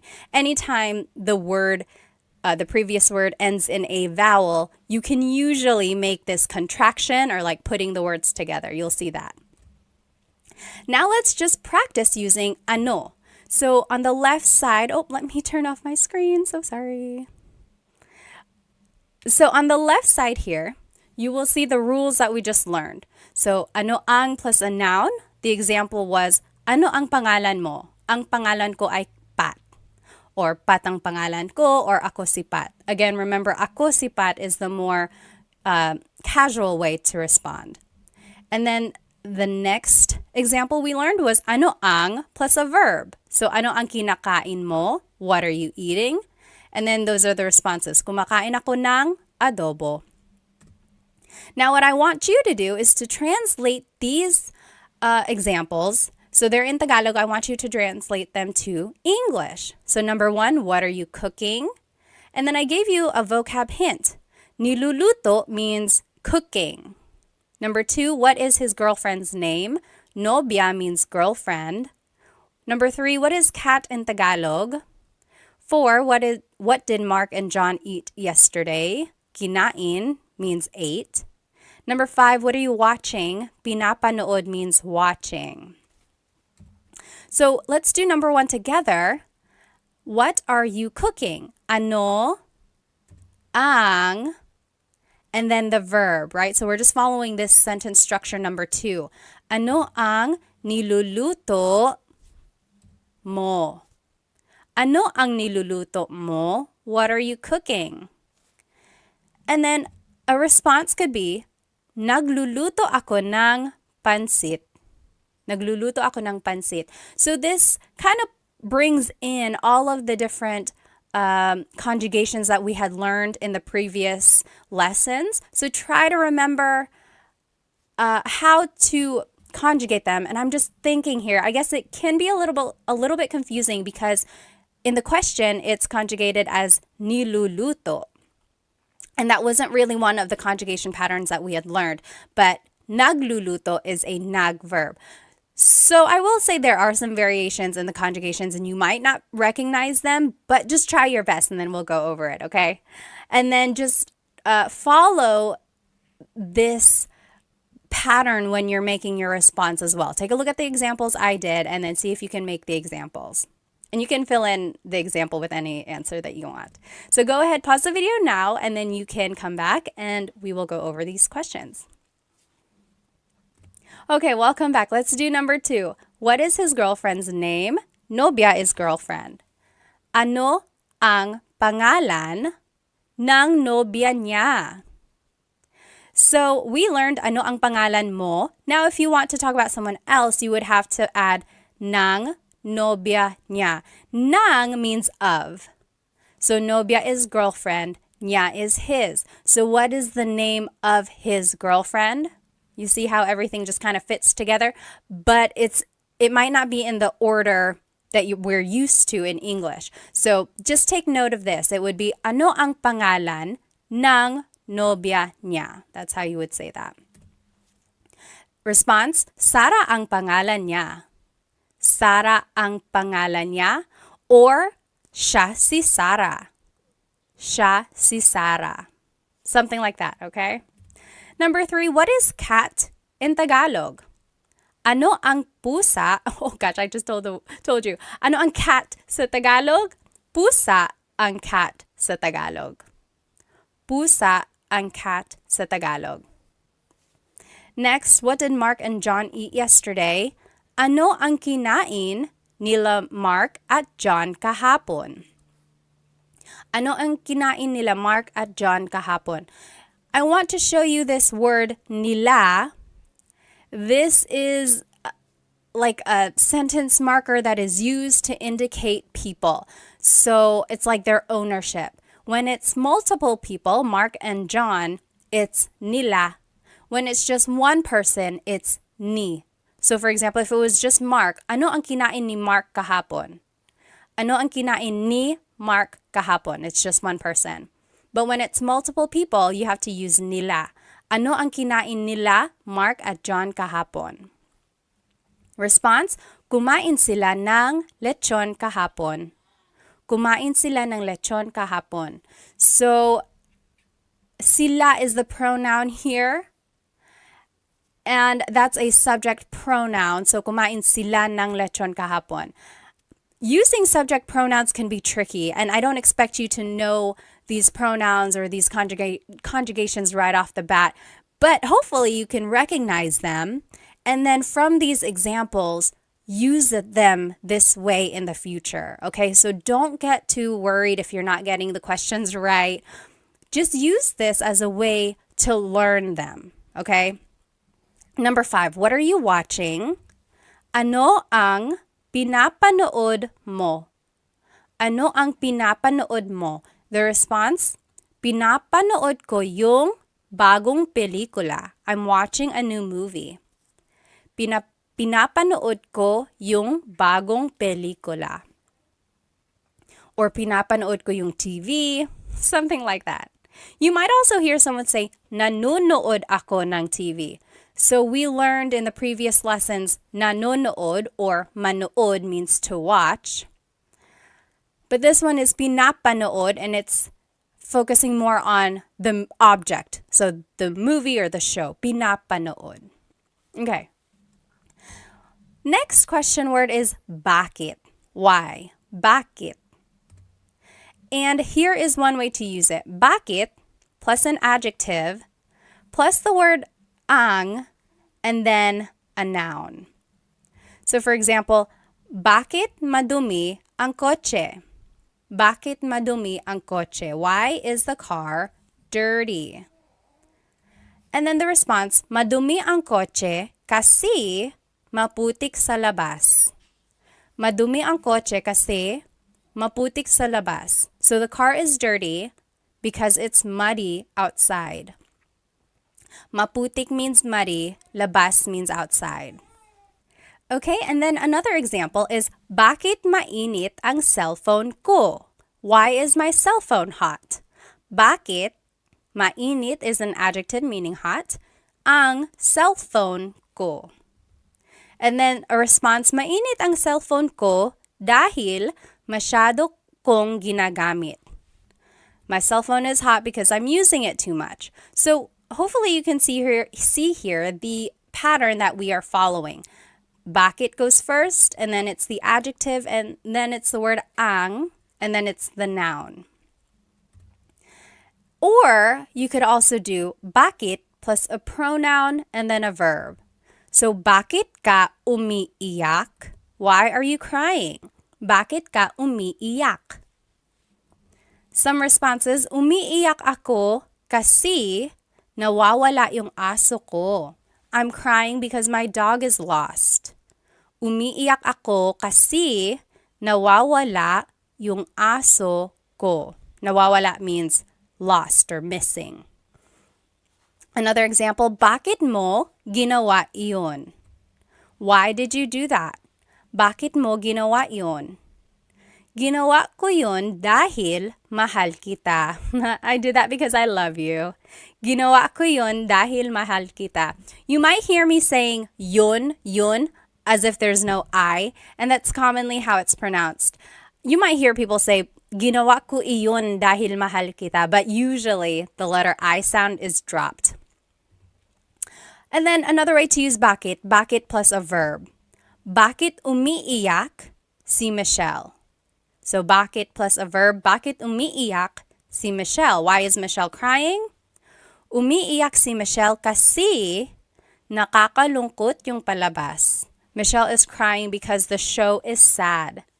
Nakakalungkot means it's like feeling sad, makes someone feel sad. Yung palabas, the show. So those are the different ways bakit can be used. And again, verbs can be in any tense like we saw in ano. I want to point out the different responses that you can say when you're using bakit questions. So because can be kasi or dahil or sapagkat. Sapagkat.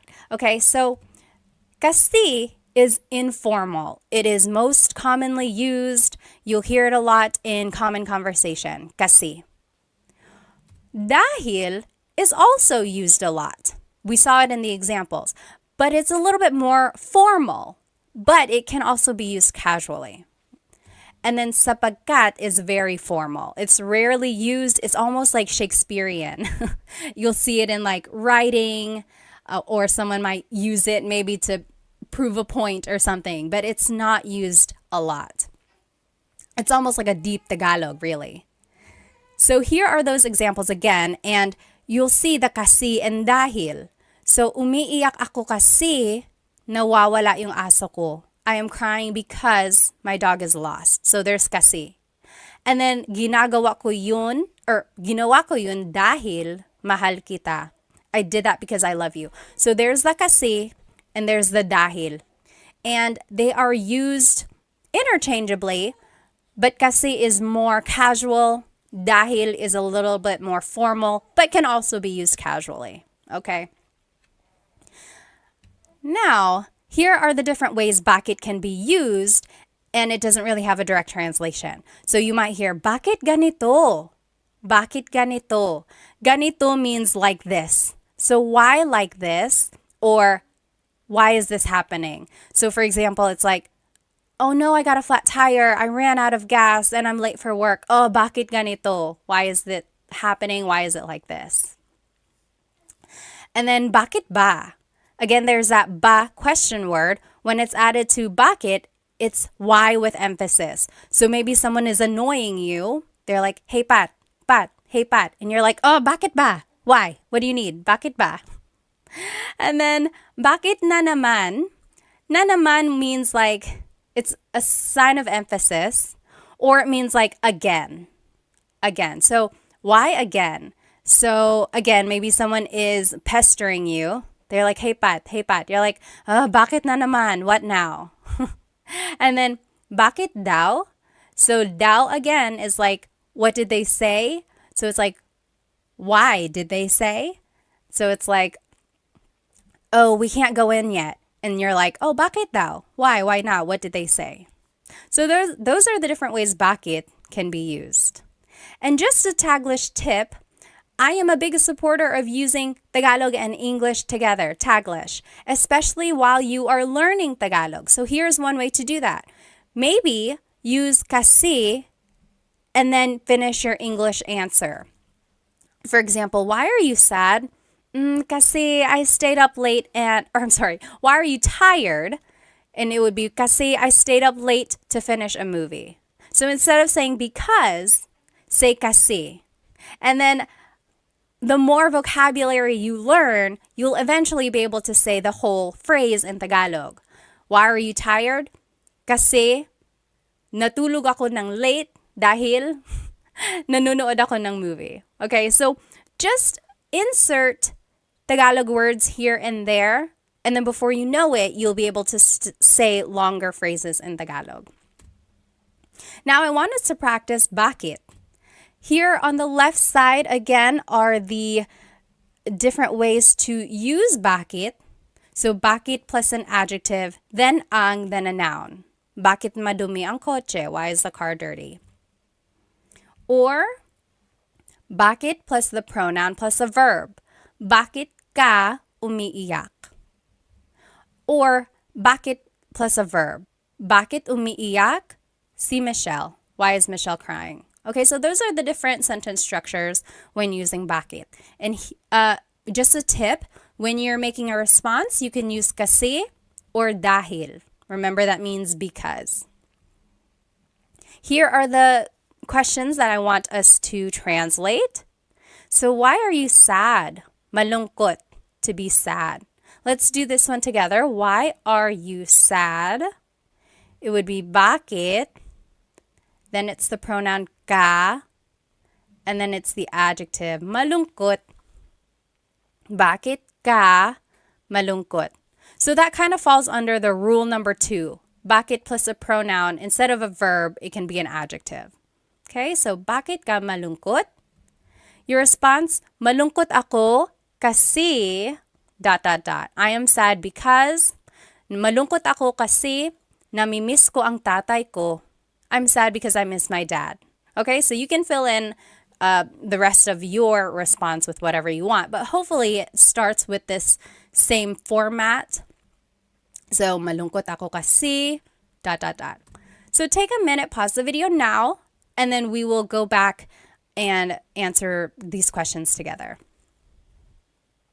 Okay, welcome back. Let's start with number 2. Why is Bea laughing? Tumatawa is laughing. So, bakit tumatawa si Bea? Bakit tumatawa? So, there's the bakit, there's the verb. Si Bea. So, it's referring to Bea. Bakit tumatawa si Bea? Tumatawa si Bea dahil Bea is laughing because nanonood siya ng comedy, because she's watching a comedy. Next, why is Sam's car broken? Kotse is car, sira is broken. Bakit sira ang kotse ni Sam? So this one kind of falls under the rule number 1, bakit, and then adjective, and then ang, and then the noun, kotse.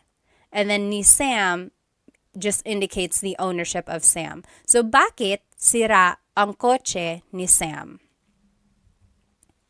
Response could be, sira ang kotse ni Sam kasi luma na siya, because it's old. Sira ang kotse ni Sam kasi luma na siya. Next, why are the kids fighting? Mga bata is kids, nag-aaway is fighting. Bakit nag-aaway ang mga bata? So there's bakit and then there's a verb. So there's rule number 3. Bakit plus a verb. Bakit nag-aaway ang mga bata?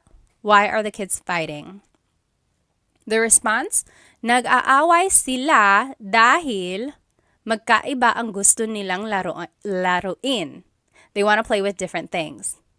So a couple things I want to point out.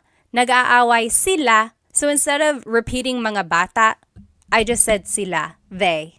And you can do that. Or you could have said, nag-aaway ang mga bata dahil, like you can repeat it again. Or you can use a pronoun like I did. Nag-aaway sila dahil. And remember, you could have said kasi. So it's interchangeable. You'll see in my answer, sometimes I use kasi, sometimes I use dahil. Magkaiba means different. Ang means is. Gusto is to like. Nilang laruin. They are playing. They want to play with different things. Number 5, why is the house messy? Bahay is house. Magulo is messy.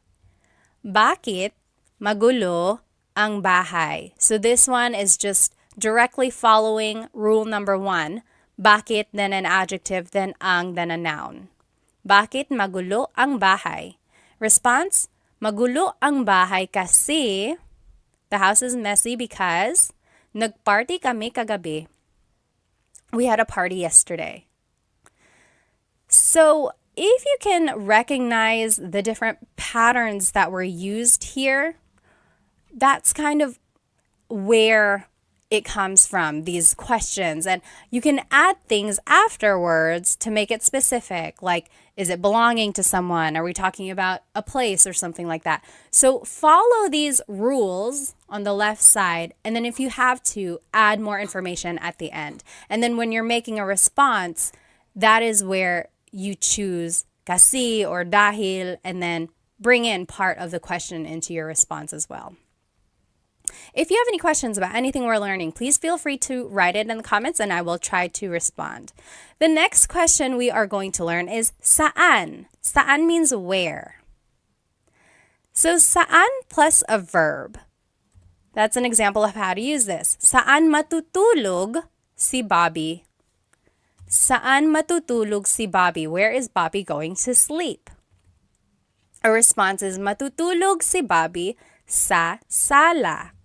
Bobby is going to sleep in the living room. Matutulog si Bobby sa sala. Now, you might also hear saan plus a pronoun plus a verb. For example, saan ka pupunta? Where are you going? Saan ka pupunta? That should have saan. It just says sa there. Sorry about that. So then the response, pupunta ako sa tindahan. I am going to the store. Pupunta ako sa tindahan. So that's the difference there. If you are talking about someone specific, you would add si and then their name. Saan matutulog si Bobby? Or if you just want to use a pronoun, the pronoun would go right after the question word. Saan ka pupunta? Okay, so those are the different ways to use it. I do want to point out that your response has this word sa. Sa. When the question is saan, the response is sa. Sa is a preposition and it means at a place, but it can mean to or from or something like that. So sa has a lot of different translations depending on the context. In this case, it means at a place or to, okay? Next, there's this question word, nasaan. So it's similar to saan, but it's nasaan. And here are the different ways to use it. Nasaan plus ang plus a noun. For example, nasaan ang CR? CR is comfort room in Tagalog, or in the Philippines, that's what they refer to the bathroom as. Where is the bathroom? Nasaan ang CR? The response, nasa labas ang CR. The bathroom is outside. Nasa labas ang CR. Or you could ask about a person. Nasaan si a person? Nasaan si nanay? Where is mother? Nasaan si nanay? The response, nasa trabaho si nanay. Mother is at work. Nasa trabaho si nanay. Now I want to point out that the responses all start with nasa. Okay, so when the question is nasaan, now your response has to have nasa. So that was a difference that's here. So when it's saan, the response has sa. When it's nasaan, the response has nasa. So just to go over it, when do you use saan? When do you use nasaan? Saan napunta ang cellphone ko? Where did my cell phone go?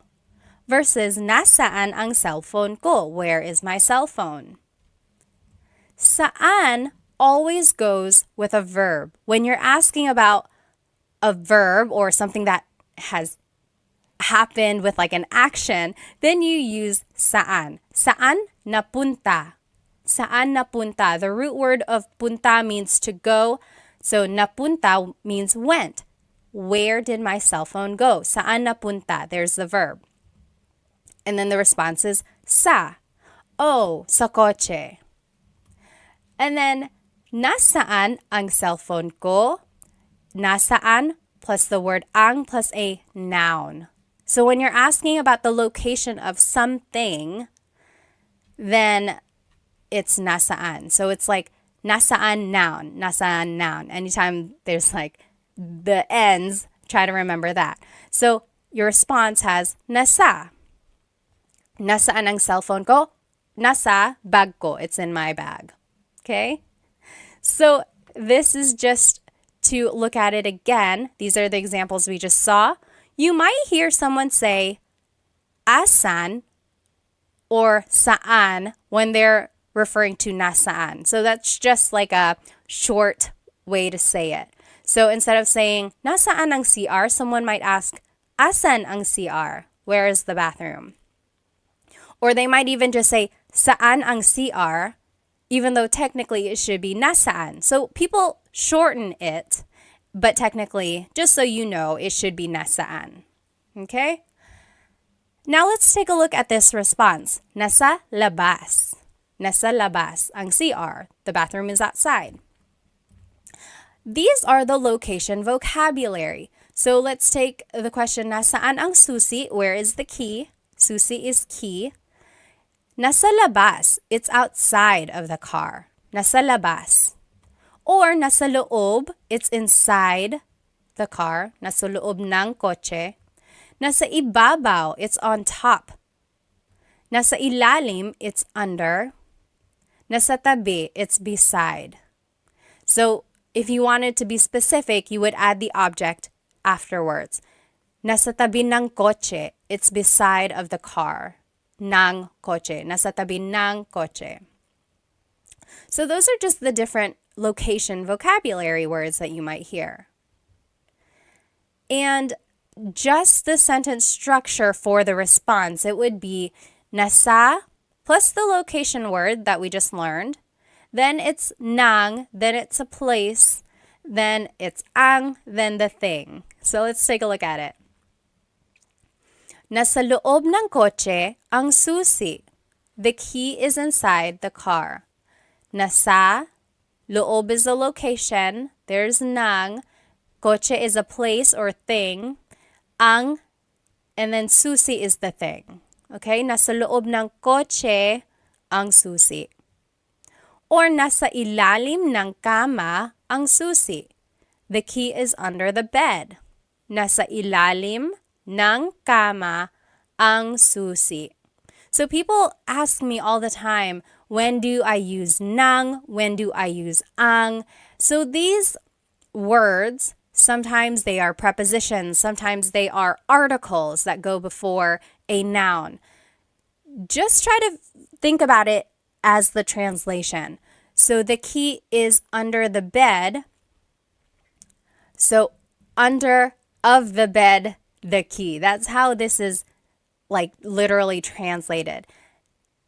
Ng kama is like of the bed. It's under of the bed. And then ang susi, the key. So a lot of it doesn't make sense. It's not the same grammar structure as in English. So just follow this pattern that I'm showing you now. And with more practice, it'll kind of come more naturally. Next, nasa, location plus si plus the person. So nasa bahay, si tatay. Nasa, and then the location is bahay, si, and then the person, si tatay. Father is at the house. Or nasa loob ng bahay si tatay. So this one is just a little bit more specific of where the father is. The father is inside of the house. So there's the difference there when you're using a location vocabulary versus when you're not. So nasa bahay si tatay, father is at the house. Versus nasa loob ng bahay si tatay, father is inside of the house. Okay, so that's kind of the difference there. And then here are just some other uses for saan and nasaan. Nasaan ka? Where are you? Nasaan ka? Saan napunta yun? Where did that go? So if you're looking for something just rhetorically, you can be like, nasaan napunta yun? Saan napunta yun? Where did it go? Nasaan na? Where is it already? It's like maybe if you're waiting for a pizza to be delivered and they're taking a long time, you're like, nasaan na? Where is it? Where is it? Na again is an emphasis word. Sometimes it means already. Taga saan ka? Where are you from? Taga means from. Saan means where. Ka is referring to you. Where are you from? Taga saan ka? So those are the different ways saan can be used. Now let's practice saan. And on the left side of your screen, you will see the sentence structures that we practiced. So saan plus a verb or saan plus pronoun plus a verb. Remember, anytime we're asking about a verb, you have to use saan.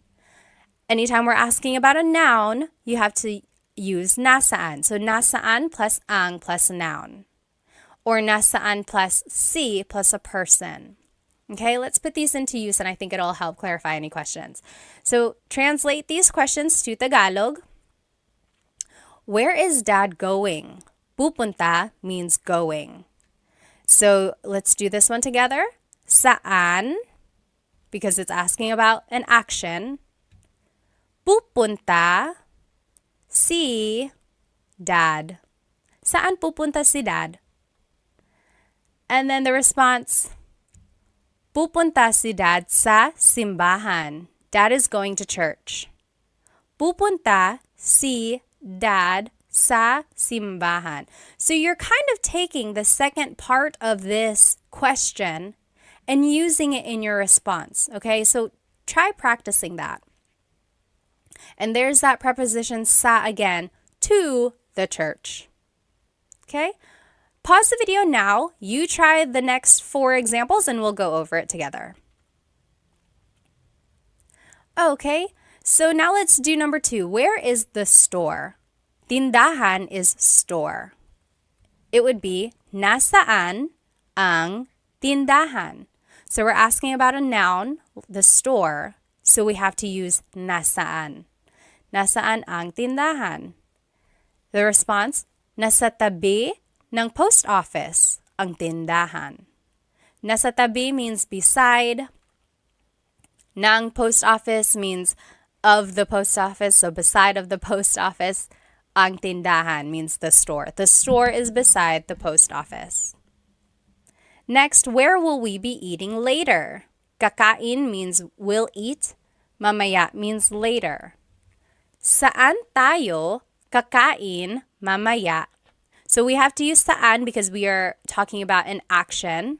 Where will we be eating later? And then the pronoun just goes right after the question word. Saan tayo kakain mamaya? Your response, kakain tayo sa McDo mamaya. We're gonna eat at McDonald's later. You ready? Let's go. You pay. Kakain tayo sa McDo mamaya. Next, where is my husband? Asawa means husband or wife. Nasaan ang asawa ko? So we're asking about a noun or an object. So nasaan is what we used. Nasaan ang asawa ko? Where's my husband or wife? Husband in this case. Number 5, where is John? Oh, your response, nasa kusina siya. Nasa kusina siya. He is in the kitchen. So remember, anytime you're using nasaan, your response has to have nasa.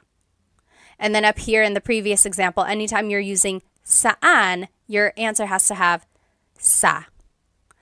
And then last one, where is John and Simon? Nasaan sina John at Simon? So it's nasaan because we're just asking about them, not about what they're doing or where they are doing something. And then it would be nasa labas sila, they are outside. Or nasa labas sina John at Simon. So you can add their names again. Or you could just add the pronoun. And then I added that here in the number 4 example, nasa kusina ang asawa ko. So you can repeat that part of the question, or you can just use a pronoun. Okay, so up to you. So these are the question words that we have learned so far. Ano means what. Bakit means why. Saan means where. Okay? And this is where we're going. We're going to see what these other ones mean. Now, we're going to talk about kailan. Kailan means when. When. So if you want to use it in a question, it would be kailan ang, and then a noun. Kailan ang kaarawan mo? When is your birthday? Kailan ang kaarawan mo? Sa March ang kaarawan ko. My birthday is in March. Sa March ang kaarawan ko. Kailan ang handaan? When is the gathering? When is the party? Sa Sabado ang handaan. The party is on Saturday. And again, you don't have to add this part at the end. You could just say sa Sabado. Kailan ang handaan sa Sabado? But the longer response, kailan ang handaan sa Sabado ang handaan? Okay, so those are the different ways you can use kailan. There's this word sa again, and in this case, it's being translated as on or at a certain time. So that's where, or that is the leading word in your responses. Next, you can use kailan with a verb. So, kailan aalis si Nadine? When is Nadine leaving? Kailan aalis si Nadine? Aalis si Nadine bukas. Nadine is leaving tomorrow. Aalis si Nadine bukas. So, this is just a phrase, and you use the conjugation patterns that we learned, and then you just answer. So depending on what the question is, just make a statement using that correct tense of the verb. Kailan dumating sina nanay at tatay? When did mother and father arrive? Kailan dumating, so kailan plus a verb, sina nanay at tatay? Dumating sila kahapon. They arrived yesterday. So here, sina is a sentence marker that's indicating mother and father, whereas sila is the pronoun that replaces them. So if we were going to say nanay and tatay in the response, we would use sina again. For example, dumating sina nanay at tatay kahapon. But if we're just using the pronoun, it's dumating sila kahapon.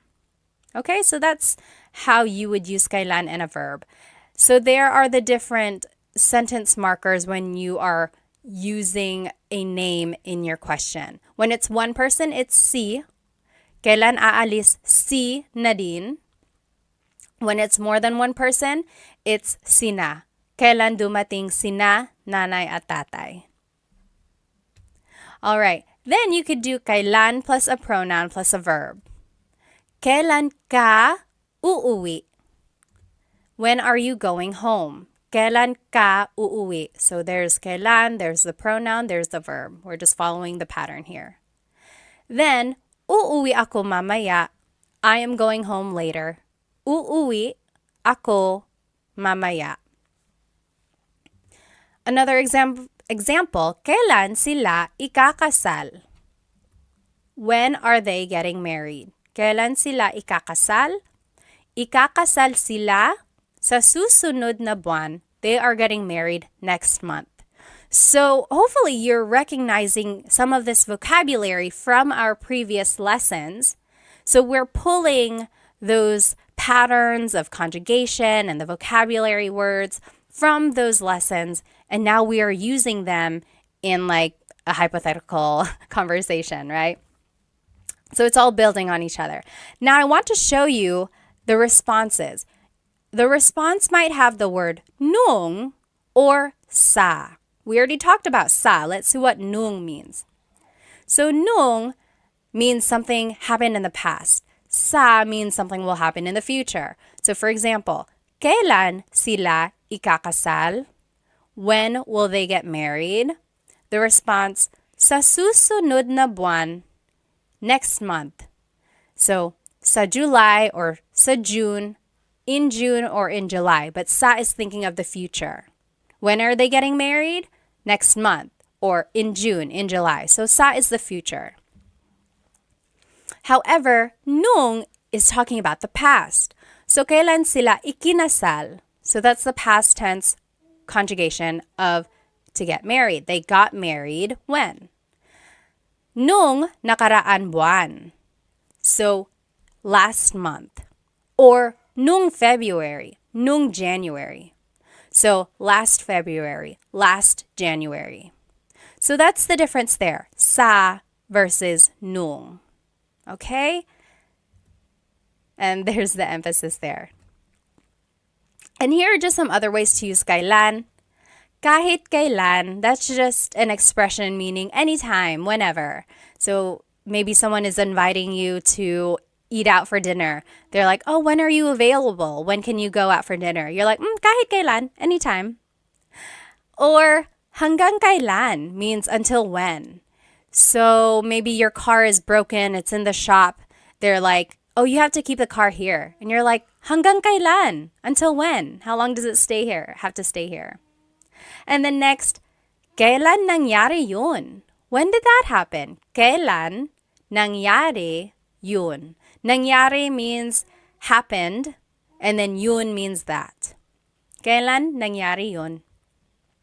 And then just a pronunciation tip, it's pronounced kailan, kailan, but you will often hear it pronounced kailan, kailan. Kailan ang kasal? Kailan ang kasal? But it's not wrong to hear kailan ang kasal. It's a little bit more formal. Okay. So here are some examples. On the top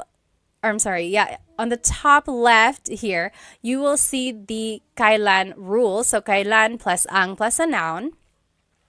Kailan ang kaarawan mo? Kailan plus a verb? Kailan aalis si Nadine? Kailan plus a pronoun plus a verb. Kailan ka uuwi? When are you going home? And then here are the examples I want us to practice. Number 1, when is your vacation? Bakasyon is vacation. So let's just follow, I think it would be rule number 1. Kailan ang bakasyon mo? So kailan, then the word ang, then the noun, which is vacation, and then the pronoun. Kailan ang bakasyon mo? The response, sa susunod na linggo ang bakasyon ko. Next week. My vacation is next week.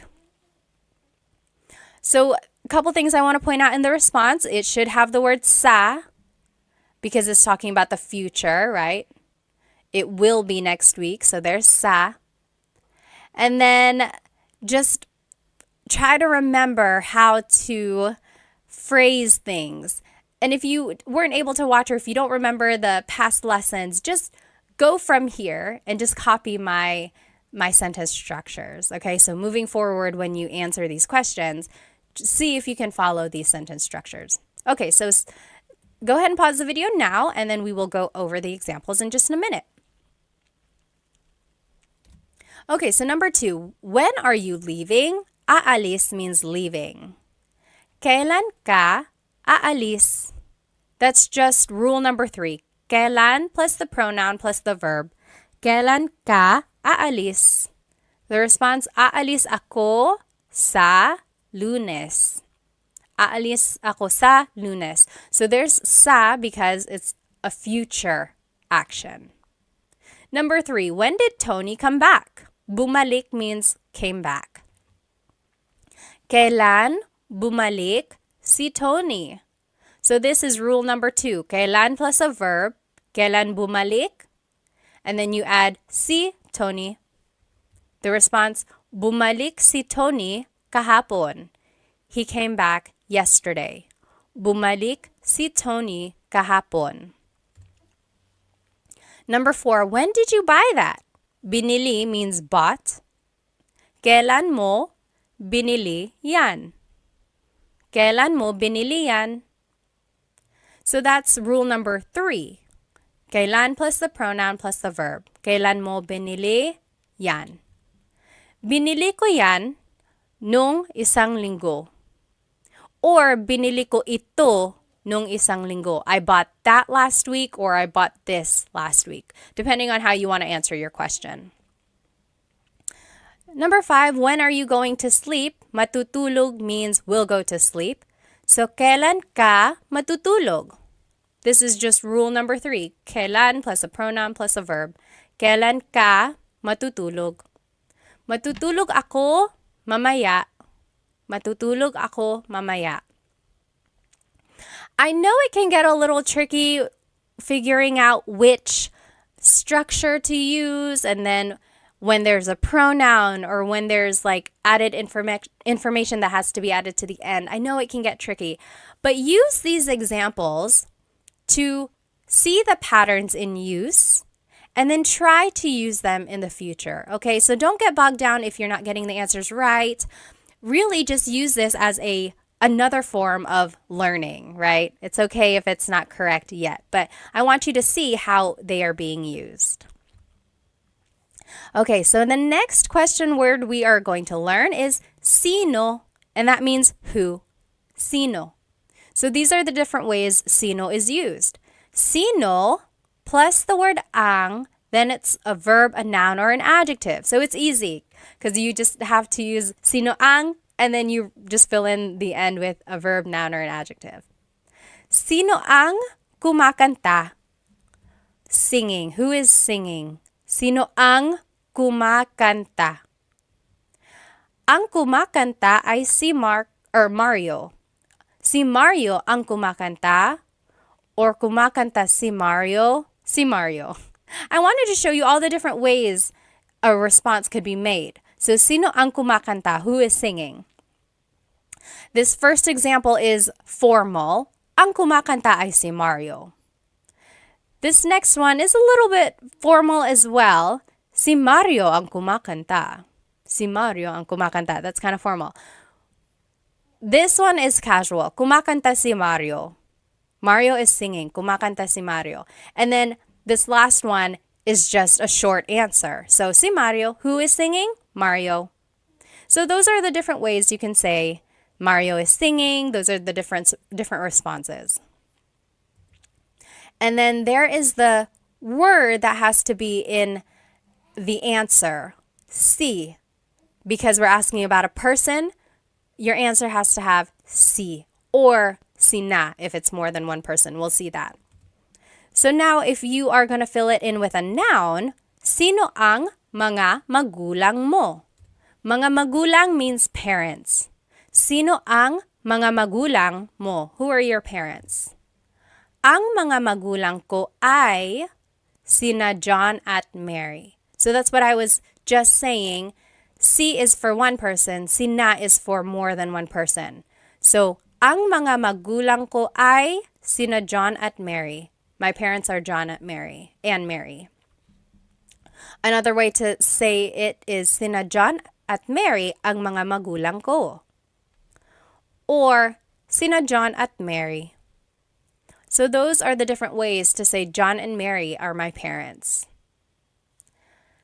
When in doubt, go ahead and just use the shortest answer. I don't want you to sound redundant, and then I also don't want you to have to think of too many vocabulary words or an extended sentence structure. So just answer it with the shortest answer because it's still correct. Sino ang mga magulang mo? Sina John at Mary. And then, if it's an adjective that you're asking about, it would be sino ang, and then the adjective. Sino ang pagod? Pagod means tired. Who is tired? Sino ang pagod? Ang pagod ay ang mga bata. The kids are tired. Ang pagod ay ang mga bata. That one's formal. Next, ang mga bata ang pagod. Ang mga bata ang pagod. That is also formal. Or pagod ang mga bata. Pagod ang mga bata. That one is casual. That is what I would say a lot more than the other two. And then the short answer, ang mga bata. Sino ang pagod? Ang mga bata, the kids. The kids are tired. So those are the different ways to say the kids are tired. Now, let's take a look at the responses. Si and sina. Si is for one person. Sina is for multiple people. So an example, kumakanta si Mario. Si Mario, because it's just one person. Versus kumakanta sina Mario at Jane. Mario and Jane are singing. So sina is used because there's more than one person. Now you can also respond with a pronoun. So sino ang pagod? Who's tired? You can say ako, me, ako. Or sino ang pagod? Siya, him, He is. Siya. Sino ang pagod? Ikaw. You. You are tired. Ikaw. So you can just respond with a pronoun. So I would say that, like, sino ang pagod? Ako. Just say ako. Keep it easy, right?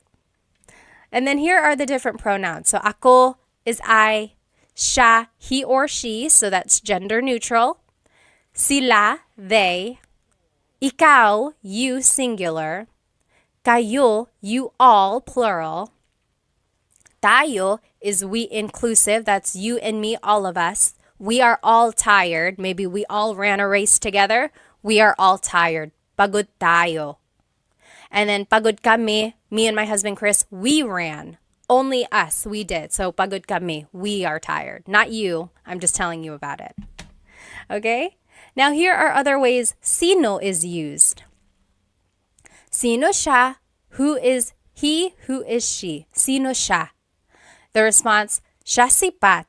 She is Pat, or that is Pat. Sino ito? Who is this? Sino ito? Ito si Pat. This is Pat. Ito si blank. Sino yun? Who's that? Sino yun? Yun si Pat. That's Pat. Or sino ka? Who are you? Sino ka? The response, ako si Pat. Now, I do want to say, you really shouldn't say sino ka if you want to be polite. Sino ka is kind of rude or just a little blunt. Like, sino ka? Who are you? So it would be more polite to say, sino po kayo? So for one thing, add po to be respectful. And then when you're adding po, you have to use the plural you pronoun. So kayo. Sino po kayo? That's a lot more polite instead of saying sino ka. If you want to ask, who are you again? Sino po kayo? And then just a pronunciation tip. If you have sino ang in a question, you might hear sinong. So they put it together. So sinong kumakanta? Who is singing? Sinong kumakanta? Instead of sino ang kumakanta, it's sinong kumakanta. Okay? Now let's practice some translations when we're using sino in a question. So sino ang plus a verb, noun or object or adjective. And here are the examples there. And let's do number 1 together. Who is taking a shower? Naliligo means to take a shower or taking a shower. So it would be sino ang naliligo. Sino ang plus the verb. Sino ang naliligo? Easy, right? The response, si George ang naliligo. Si George ang naliligo. Or the simplest answer, si George. Si George. But you have to add si or si na because that is the indicator of a person. You have to add that in your response. So go ahead and take a minute, pause the video now, you finish the examples, and then we'll go back and do them together. Okay, welcome back. Let's do number 2. Who is your sibling? Sibling in Tagalog is kapatid. Sino ang kapatid mo? So kapatid is a noun. So sino ang kapatid mo? The response, kapatid ko si Sam. Kapatid ko si Sam. Or it could be, si Sam ang kapatid ko. Si Sam ang kapatid ko. Remember, there are different ways to respond. Number 1, we said, si George ang naliligo. It could have also been, naliligo si George. So again, you can look back at the different ways a response can be made. When in doubt, just say the shortest answer. So this one could have been, si Sam. Sino ang kapatid mo? Si Sam. Number 3, who is scared? Natatakot is scared. Sino ang natatakot? Who is scared? Natatakot ang mga bata. The kids are scared. The kids are scared. Natatakot ang mga bata. Number 4, who cooked dinner? Nagluto is cooked. Hapunan is dinner. Who cooked dinner is sino ang nagluto ng hapunan? So that's just sino plus ang plus a verb. Sino ang nagluto ng hapunan? Nang is the sentence marker before the noun. Si Lola ang nagluto ng hapunan. Lola cooked the dinner. Si Lola ang nagluto ng hapunan. And then last example, who called? Tumawag is called. Sino ang tumawag? Sino ang tumawag? So it's just the verb. Tumawag ang nanay mo. Your mother called. Tumawag ang nanay mo. Or the simplest response, ang nanay mo. Okay, so try to keep it simple when you can, but hopefully you can see the patterns that you can use when you're making a question and then answering a question. All right, the next question word that we are going to learn is kanino. Kanino means whose. Kanino. It could be used like this. Kanino, then the word ang, then the noun, then na, and then an adjective. I know that's a lot. Let's take a look at it in action. So, kanino ang sombrero na itim? Whose black hat? Kanino ang sombrero is hat, na itim. Itim means black. Now the response. Kay Jacob ang sombrero na itim. The black hat belongs to Jacob. And I want to move forward and then we're going to go back and make everything make sense. Okay, so the next sentence structure or question structure would be kanino ang plus the noun plus na and then a demonstrative pronoun. So it's similar to this previous structure. Instead of an adjective though, it's going to be a demonstrative pronoun. So kanino ang sombrero na ito? So whose hat is this? Whose hat is this? Kanino ang sombrero na ito? And the response, kay Jacob ang sombrero na iyan. That's Jacob's hat. Okay, so hopefully you can see here, there's just this pattern of kanino, then the noun, ang plus a noun, na, it's like a sentence marker. Again, sometimes it doesn't have a direct translation, but it's like the linking word for the adjective or for the pronoun.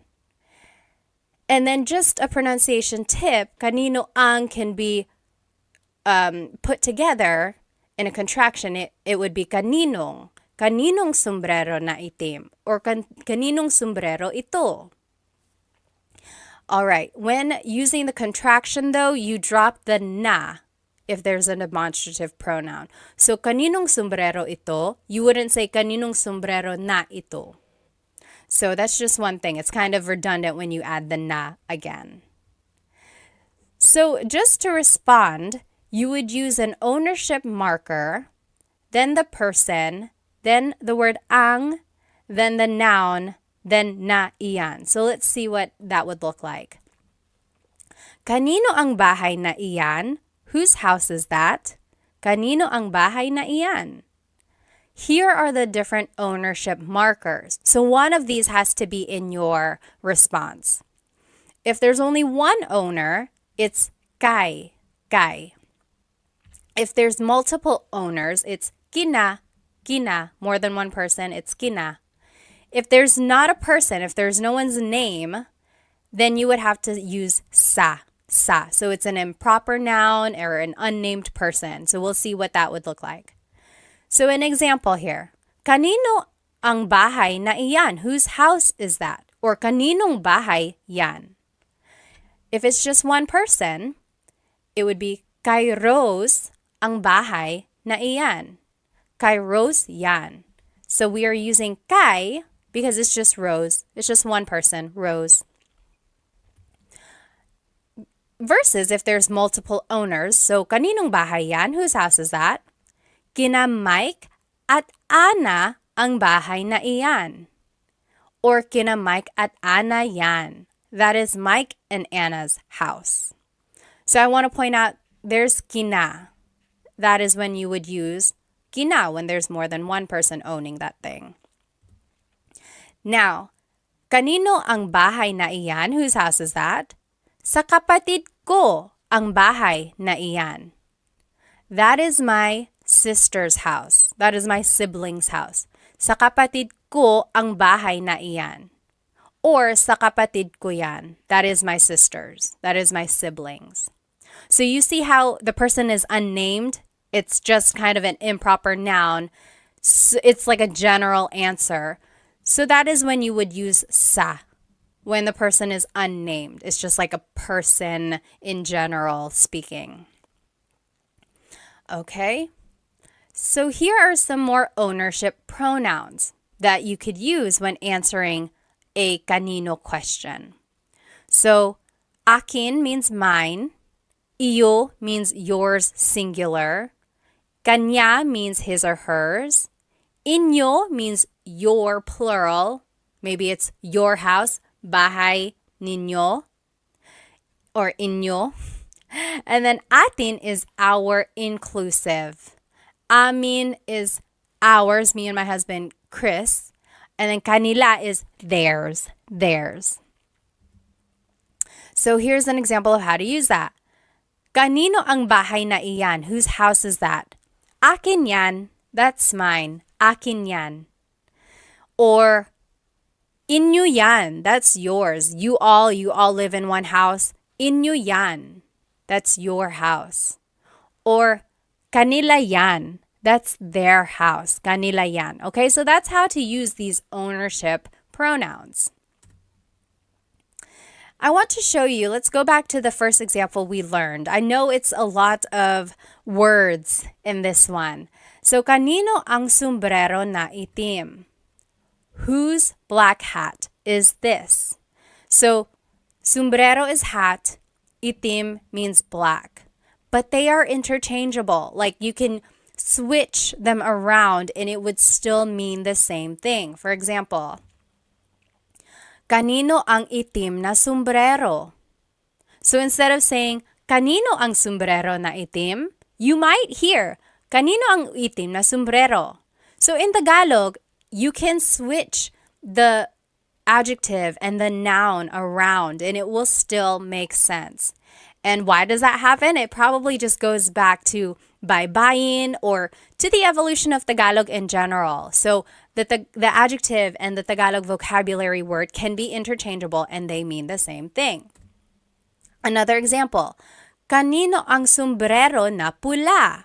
Pula means red. So whose red hat is this? You can switch it up and it could be kanino ang pula no sombrero. So we just switched it. But I want to show you that when you switch it, you can make a contraction, meaning you can put pula and na together. And now it would be kanino ang pulang sombrero? Whose red hat is this? Okay, so those are the two things I want you to get out of this slide. First, you can switch the adjective and the noun. So you can switch them in the question and it will still make sense. Second, when your adjective ends with a vowel like pula, then you can make the contraction. Add ng to the end. Instead of saying pula na sombrero, it's pulang sombrero. Pulang sombrero. We can't do that with the word itim because it ends with a consonant. There's nothing to put together. It would still have to stay itim na sombrero. Okay, so to respond to this question, kanino ang sombrero na pula? It would just be, kay Mary ang pulang sombrero. That is Mary's hat, or that hat belongs to Mary. Kay Mary ang pulang sombrero. Okay, so your response has to have the ownership marker, kay, because it's one person, and then you can add the rest of the phrase. But remember, your simplest answer would be kay Mary, kay Mary. Now, let's practice using kanino in a question. So, kanino ang plus a noun plus na plus the adjective. Or kanino ang plus a noun plus na plus a demonstrative pronoun. Kanino ang sombrero na ito? versus kanino ang sombrero na itim. And then the response has to have the ownership marker. Remember, kay or kina or sa. Then it's the person. Then it's ang noun na iyan. Or you could just use the simplest answer. Let's take a look at these examples. Whose house is the big one? Whose house is the big one? Malaki means big. Bahay means house. It would be kanino ang, then it's the noun bahay na malaki. So whose house is the big one? Kanino ang bahay na malaki? The response, oh, here's another way to say it. Kanino ang malaking bahay? So this just goes back to the previous slide. Remember, the adjective and the noun can be switched. And if the adjective ends in a vowel, then you can make a contraction. Malaking bahay. Instead of malaki na bahay. Malaking bahay. And then the response would be, oh, that's it. The response is actually example number 2. So pause the video now, answer the rest of these questions, and then we will go through it. Okay, welcome back. Number 2, that is Teddy's house. It would be, kay Teddy ang bahay na malaki na yan. Or kay Teddy ang malaking bahay na iyan. Or the simplest answer, kay Teddy. Kay Teddy.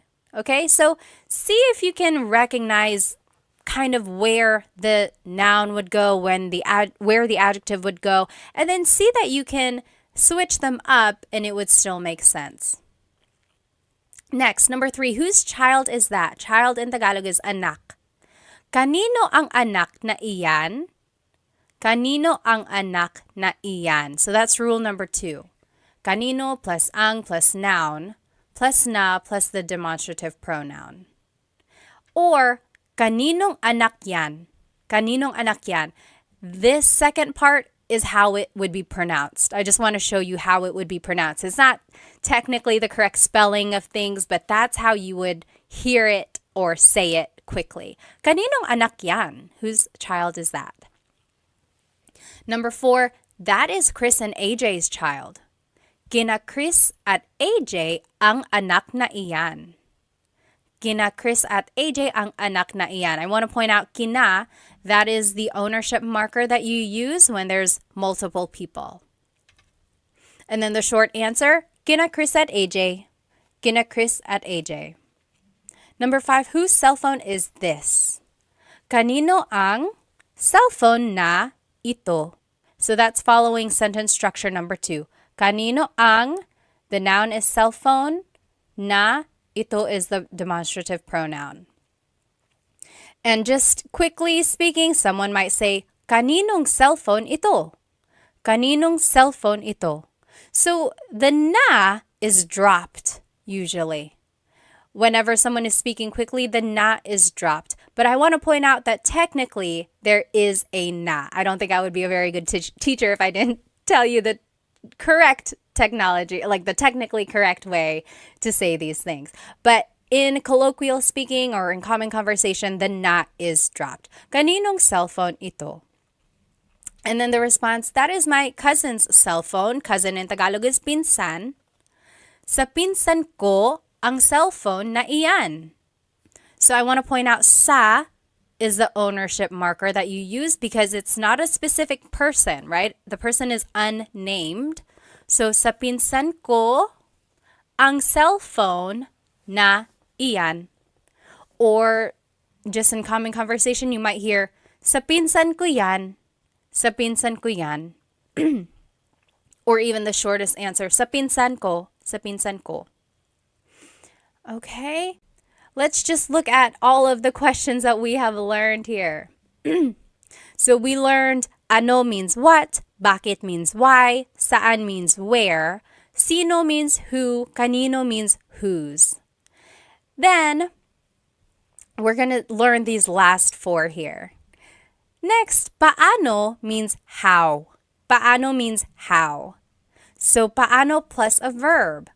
paano magluto ng adobo? How does one cook adobo? Paano magluto ng adobo? Or paano gumawa ng video? How do you make a video? How does one make a video? Paano gumawa ng video? So there's the paano question word, then it's a verb that follows. And then ng plus a noun. Another way to use paano is paano plus a pronoun plus a verb. So paano ka uuwi? Paano ka uuwi? Paano ka umuwi? How did you get home? Paano ka umuwi? Or, paano mo nalaman yung balita? How did you discover the news? Paano mo, there's the pronoun, nalaman, there's the verb, yung balita. And just to note, there's no particular response formation for these paano question words. There's no pattern or anything like that, because your answers will just be a statement using the appropriate tense of the verb. So just answer as if it's a statement, right? So that brings in all of our conjugation patterns and using the correct pronouns and things like that. So just make a sentence with what you know. Now I want to show you this other question word. We learned paano, but there's also gaano. This also means how, but in a different sense. For example, gaano plus an adjective plus ang plus a noun. For example, gaano katangkad ang anak mo? Even if you've never heard the word katangkad, but you know the word matangkad. Matangkad means tall. Hopefully you can kind of maybe guess that this is asking about the height of someone's child, right? So, gaano katangkad ang anak mo? How tall is your child? Let's see another example. Oh, the answer would be 5'10" siya. He is 5'10". 5'10" siya. Here's another example. Gaano kadalas ka namimili? Kadalas means often. Madalas means often. Namimili means to go shopping. So how often do you go shopping? Gaano kadalas ka namimili? Namimili ako linggo-linggo.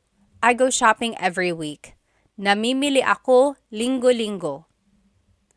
So I want to point out that when it says to use an adjective, we're actually using the adjective with a ka prefix.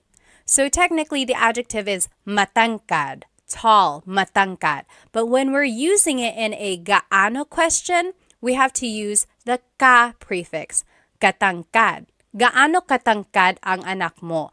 And the ka prefix is a way to show the quality of something. It's asking about the characteristic of that adjective. It's a little interesting. So when we're asking gaano katangkad, it's like asking about that person's adjective or that height. So yes, again, the prefix ka is used when measuring the extent of that adjective. And then just a pronunciation tip, if you happen to see gaano ang something, it's usually put together and it's gaanong. So gaanong katangkad ang anak mo? We didn't have ang in these examples because technically you don't need it, but some people add it still, and it would be gaanong katangkad ang anak mo. So both of those are correct. Gaano katangkad ang anak mo or gaanong katangkad ang anak mo? Both of those are correct. Now, we learned paano, we learned gaano. Now there's this question, magkano. Magkano. Let's see what they all mean. So paano is asking about an action, right? Paano gumawa ng adobo? How do you make adobo? It's asking about the action. Paano mo gumawa? Paanong gumawa ng adobo? Or paano mo nakuha ito? How did you get this? Paano mo nakuha the action to get, ito. Another way to ask how is gaano, but this is asking about the extent of something. Gaano kabilis ang kotse mo? How fast is your car? Gaano kabilis ang kotse mo? So it's asking about the speed of your car. And then magkano is asking about the cost of something. Magkano ang t-shirt? How much is the t-shirt? Or magkano po? How much is this po? Po is just a sign of respect. So how much is this? Okay, so very interesting. These words sound alike, but they are used for different situations. Now, here are just some other paano uses. So, paano nangyari yun? How did that happen? Paano nangyari yun? Yari means happen. And then yun means that. Paano nangyari yun? How did that happen? Or paano na ngayon? What now? Ngayon means now. So technically this is like, how now? It's a rhetorical question when something goes wrong. Like, oh no, I lost my job. Paano na ngayon? What now? What am I going to do now? And then just a pronunciation tip. It's technically paano. Paano. When there are two vowels together, you say them separately. Paano. But when speaking quickly, Filipinos just say paano. Paano na ngayon? Paano na ngayon? Now, let's practice using paano and gaano in some questions. So paano is with a verb. How do you do something? And then paano plus a pronoun plus a verb if you want to be specific by adding a pronoun. Gaano uses an adjective. So gaano plus adjective plus ang plus a noun. Okay, so just try to follow these sentence structures. And then here are the examples that I want us to do. Let's do number 1 together. How does one write a book? How does one write a book? Magsulat means to write. Libro is book. Libro is book. So how does one write a book? This is actually asking about an action. So we would use paano. Paano magsulat ng libro? Paano magsulat ng libro? How does one write a book? Go ahead and pause the video now and we will do the rest together. Okay, welcome back. Let's do number 2. How did you make this? Ginawa means made. Paano mo ginawa ito? So that's following rule number 2. Paano, then the pronoun, then the verb. Paano mo ginawa ito? Number 3, how far is your house? Malayo means far, bahay is house. So, gaano kalayo ang bahay mo?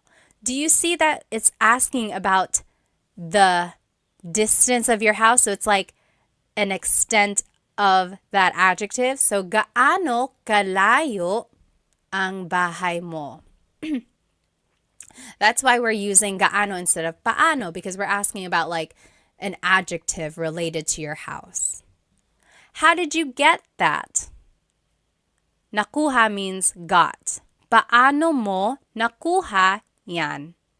There's no adjective in this question, so we would just still use paano. And that follows rule number 2. Paano mo nakuha is the verb yan. Number 5, how big is their dog? Malaki is big, aso is dog. How big is their dog? So it's asking about an adjective, so we would have to use gaano. Gaano kalaki ang aso nila, their dog nila. And then number 6, how spicy is the food? Maanghang is spicy, pagkain is food. So it's asking about an adjective, the spiciness of it. So it would be gaano kaanghang ang pagkain. Gaano kaanghang ang pagkain. So in all of these examples, I gave you the adjective in the ma form, right? malayo, malaki, maanghang. So it's the ma form of the adjective. But remember, when you are using gaano as a question, you have to change the adjective into the ka form. So it has to have the ka prefix because it's asking about the extent of that adjective. Okay, if you have any questions, again, please feel free to write them in the comments. I will try to answer. Okay, next question word we're going to learn is ilan. How many? Ilan. So it would be ilan, then ang, then a noun. For example, ilan ang anak mo? How many kids do you have? Ilan ang anak mo?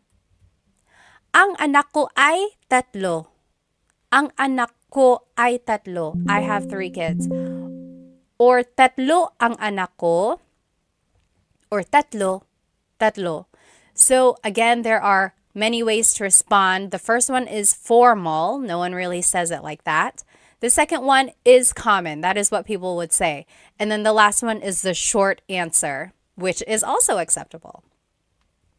I have 3 kids. That is what that means. Now, you might hear someone say, ilan na ang anak mo? Ilan na ang anak mo? Na means already. It's kind of like an emphasis. Maybe you haven't seen someone in a very long time and you're just catching up. They're like, ilan na ang anak mo? How many kids do you have now? Or how many kids do you have already? So it's just like an emphasis. And then technically, when you want to make something plural, you have to add the word mga. So mga anak, kids, mga anak. But in the question form, you don't have to add mga because it's already implied. So you don't say, ilan ang mga anak mo? You can, it's not wrong, but people drop it and it's just, ilan ang anak mo? How many kids do you have? But it's not incorrect if you wanted to add mga, ilan ang mga anak mo? It's just kind of redundant. All right, next, ilan ang plus a verb. Ilan ang pupunta sa handaan? How many are going to the party? Ilan ang pupunta? Pupunta is the verb meaning to go. So ilan ang pupunta sa party? The response is, ang pupunta ay 5 or 5 ang pupunta or 5. I would say the second one. 5 ang pupunta. 5 people are going to the party. Next example, ilan ang kakain dito? How many are eating here? Ilan ang kakain dito? And then, your response is, ang kakain dito ay 3. Or 3 ang kakain dito. Or 3. That means 3 people are eating here. Or will eat here. So, both of these questions ask about like how many people are coming, how many people are eating. And I didn't add the word tao because it's kind of implied already. Like ilang tao ang kakain dito or ilan na tao ang kakain dito. Those just kind of make it a little bit more complicated. If you want to just get straight to the point of the question, you don't have to add the word tao. It's kind of implied. So, ilan ang pupunta sa handaan, ilan ang kakain dito. It's asking about like the people. Okay. Next. Just a pronunciation tip. When there's ilan ang, it's usually put together and it's ilang. Ilang taon ka na? How old are you? Ilang taon ka na? I will say when you make the contraction, though, it kind of changes up the sentence structure or the grammar. So, ilan ang taon mo? Technically, if we were following the sentence structure that we learned, it would be ilan ang taon mo? How many years do you have? How many years are you? But when we make the contraction, ilang taon ka na, now we are using a different pronoun. So, ilang taon ka na. And you don't have to add na, ilang taon ka? How old are you? Ilang taon ka? But I do want to point out you have to change the pronoun here when you're making the contraction. And it's just a different form of asking how old are you. Another example of that is ilan ang anak mo? How many kids do you have? Versus ilang anak ang meron ka? So we made the contraction and then now we changed up the grammar a little bit. So they both mean how many kids do you have?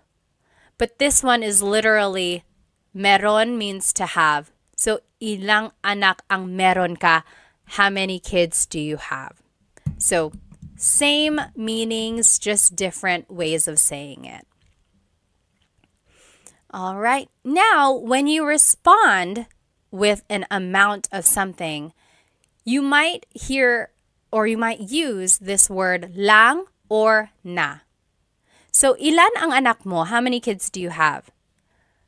A response could be, isa lang ang anak ko. I only have one kid. Lang means only. Isa lang ang anak ko. Or, na means already. Tatlo na ang anak ko. I have 3 kids already. Tatlo na ang anak ko. Or another example, ilang donuts ang kinain mo? How many donuts have you eaten? Ilang donuts ang kinain mo? Or how many donuts did you eat? So, you could say, dalawa lang, only 2. Dalawa lang, only 2. Or, apat na ang kinain ko. I already ate 5. I've already eaten 5. Apat na ang kinain ko. So these 2 words kind of show almost like an emphasis, or they just give you an idea of how much or little something is. Only and already. Okay? Now, there are other ways to use ilan. Very interesting. So there's pang-ilan, tig-ilan, and mga ilan. So, pang-ilan is what you use when you're asking about the ranking of something or the order of something. So, for example, pang-ilan ka sa magkakapatid?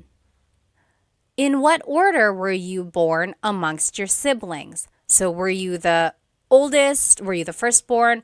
Are you in the middle? Are you the last? Where were you in the order of your siblings? Pang-ilan ka sa magkakapatid? Some responses, panganay ako, I'm the oldest. Panganay ako. Pangatlo ako, I'm the third. Pangatlo ako. Or bunso ako, I am the youngest. Bunso ako. So you'll see the response usually has pang in it because the question has pang.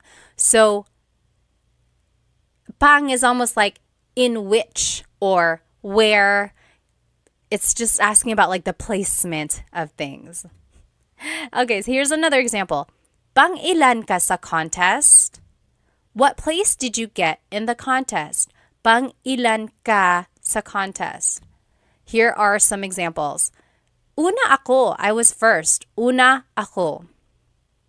Pangalawa ako, second. Pangatlo, third. So again, there's that pang prefix that you use to answer when it's a pang question. Very interesting. Next, tig-ilan means how many of each. So for example, maybe you're shopping at a store and you're like, oh, I like all of these t-shirts, but I want multiple of them. They might ask you, tig-ilan na t-shirt ang gusto mo? How many of each t-shirt do you want? For example, oh, I want 3 of the red t-shirts, 2 of the white t-shirts, 1 of the black. So, tig-ilan na t-shirt? How many of each t-shirt do you want? Your response would just be the number of it. So, dalawang pula, 2 reds, isang puti, 1 white, and so on. So, you see it's asking how many of each type of thing. Another example, tig-ilan na tsokolate ang gusto mo? How many of each chocolate do you want? So, for example, if there are M&Ms, Snickers, Twix, and so on. Tig-ilan na tsokolate ang gusto mo? You could say, tig-iisa po. I'll take 1 of each. Tig-iisa. 1 M&M, 1 Snickers, 1 Twix. Tig-iisa. Or tig-dadalawa po. 2 of each. 2 M&Ms, 2 Snickers, 2 Twix. Tig-dadalawa. Tig-dadalawa. And then, tig-tatatlo po. 3 of each. You get the idea. And then I want to show you that the question has na. So, tig-ilan na t-shirt, tig-ilan na chocolate. And in this case, na is translating as of. How many of each t-shirt, how many of each chocolate do you want? And then just a pronunciation tip here. Tig-ilan is a homonym, meaning it can have different translations depending on how it's pronounced. So, tig-ilan, when there's a hyphen in it, you have to have that glottal stop. Tig-ilan. That means how many of each. When there's no hyphen, tigilan, tigilan. It's just one word, tigilan. That means to stop. For example, tig-ilan t-shirt ang gusto nila. How many of each t-shirt do they want? Tig-ilang t-shirt ang gusto nila. That means how many of each t-shirt do they want? But if you say, tigilan mo yan, that means stop that. Okay, so again, that glottal stop is important for proper pronunciation because they mean different things otherwise. And lastly, mga ilan means about how many. Mga ilan. So, mga ilan na tao ang darating? About how many people are coming. Mga ilan na tao ang darating. You could say mga 10 tao or mga 10 na tao. There's the contraction that you can make when the adjective or when the number ends in a vowel. Just add the ng at the end. So about 10 people, mga 10 tao. And up here, I just wanted to show you, you can make a contraction again. Instead of mga ilan na tao ang darating, it's mga ilang tao ang darating. About how many people are coming. So that's just a pronunciation tip. Make that contraction to make it flow a little bit better. Another example, ilan na tao ang darating? How many people are coming? Ilan na tao ang darating? 10. So that's just to show you the difference here. Mga ilan is about how many are coming versus ilan na tao ang darating. This is like definitive. 10 people are definitely coming. Versus, mga 10, about 10. Okay, so when you add mga, it's asking about like an estimation. When you don't have mga, it's asking for a definitive answer. And then just another example of mga ilan na oras ang biyahe. Mga ilang oras ang biyahe.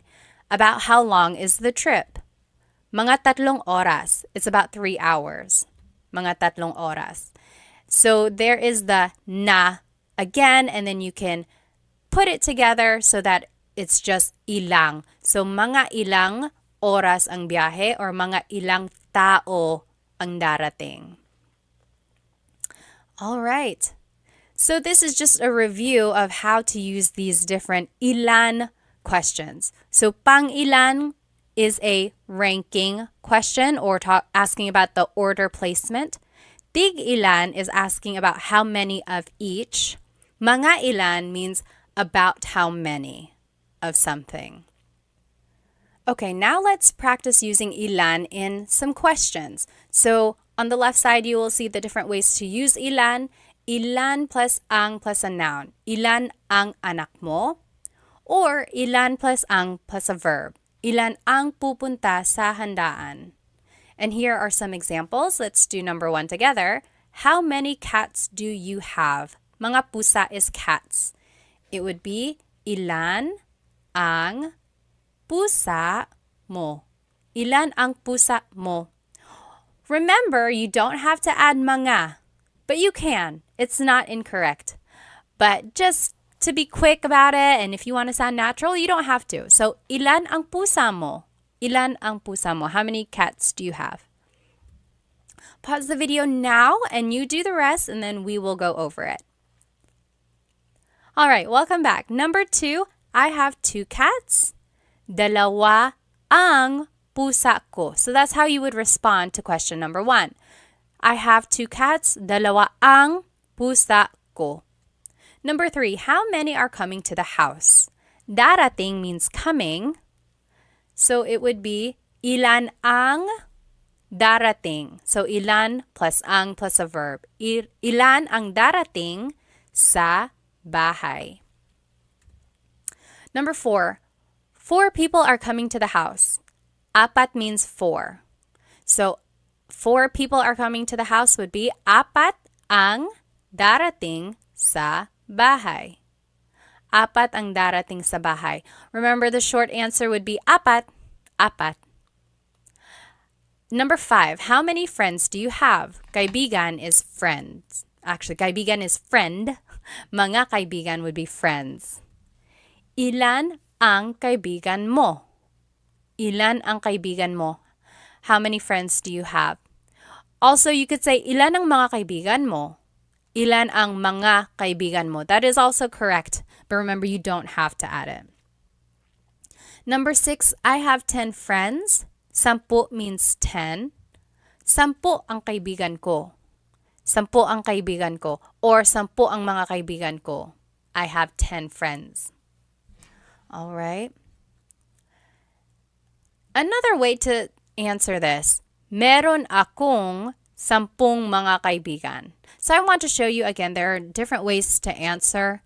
There's a long form, there's a short form, there's an even shorter form, right? Just say the number by itself.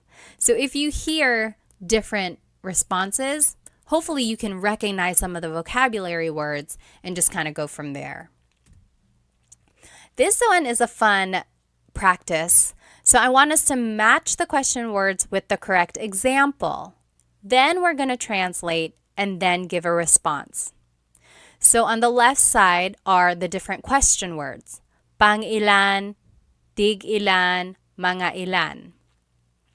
On the right side are some example questions. How many of each hat do you want? About how many balloons are we going to buy? How many drinks have you had? Like, what number is that? Or what number of drinks is that for you? So we have to match what question word would go with that question, and then we will translate. So go ahead and do that. Pause the video and see if you can match and then translate and give a response. Okay, welcome back. Let's see. This is what the answers would be. Pang ilan goes with this question. How many drinks have you had? What number is that? What number of drinks is that for you? So it's asking about like the order of your drinks and asking about just basically like where you are in your line of drinks. Tig ilan would be how many of each hat do you want? So it's asking about the amount of each. Mga ilan, about how many balloons are we going to buy? So it's an estimation. We don't know exactly. It's just about how many do you want. Okay, so hopefully you were able to match them. Now let's see if we can translate them. How many of each hat do you want? It would be, tig ilan na sombrero ang gusto mo? Tig ilan na sombrero ang gusto mo? And then your response could be, tig iisa po, one of each. Tig iisa. Next, about how many balloons are we going to buy? Mga ilan na lobo ang bibilhin natin? Or mga ilang lobo ang bibilhin natin? Your response, mga 5, about 5, mga 5. How many drinks have you had? What number is this? What number of drinks is that for you? All of that is encompassed by this one question. Pang ilan na inumin mo na yan? Pang ilan na inumin mo na yan? Pang-apat na ito. This is my 4th. Pang-apat na ito. So do you see how that one is asking about the order of your drinks or like how many you had? And then your response is just that order. So this is the 4th. Pang-apat na ito. All right. So those were different ways to ask for how many. This next question word, alin, means which. Which. Alin. So, alin ang, alin ang plus a verb. Alin ang plus a verb. So, alin ang gusto mong damit? Yung pula or yung puti? Which dress do you like? The red or the white? Alin ang gusto mong damit? Your response would just be one of the choices. Yung pula ang gusto ko. The red is the one I like. I like the red one. Yung pula ang gusto ko. Or, yung pulang damit ang gusto ko. If you want to be specific, yung pulang damit ang gusto ko. So, yung pula means the red one. Yung pulang damit means the red dress, specifically. And then I want to point out, mong up here is just mo plus nang put together. So, alin ang gusto mo ng damit? Alin ang kinain mo? Yung cookie or yung cake? Which did you eat? The cookie or the cake? So, there's alin, then ang, then a verb. Alin ang kinain mo? Yung cookie or yung cake? Which did you eat? Your response, yung cake ang kinain ko. I ate the cake. Or, kinain ko yung cake. So those are the different ways you can respond. And then, of course, you can always put things together. So, alin ang becomes aling. So, aling gusto mo? Aling gusto mo? Alin ang gusto mo? Aling gusto mo? Alin plus an adjective. Alin plus ang plus an adjective. Alin ang mas malaki? Yung bahay na pula o bahay na puti? It's kind of hard to see. Oh, there's the White House right here. It's to the left of the Red House. So, alin ang mas malaki? Which is bigger? Yung bahay na pula, the Red House, o yung bahay na puti, the White House? Mas malaki yung bahay na pula. Mas malaki yung bahay na pula. The red house is bigger. Mas means more, or it's like the part of an adjective. Here's another way to describe an adjective. Alin ang pinakamalaki? Which is the biggest? Yung bahay na itim ang pinakamalaki. The black house is the biggest. So I just want to point out these two words, mas and pinaka. Those are called superlative adjectives. So let's take a look at those a little bit more. So big is malaki, bigger is mas malaki, biggest is pinakamalaki. Small is maliit, smaller is mas maliit, smallest is pinakamaliit. And then just one more example, pretty is maganda, prettier is mas maganda, prettiest is pinakamaganda. So those are the different ways you can describe something, especially in this alin question form, like which is bigger, which is the biggest.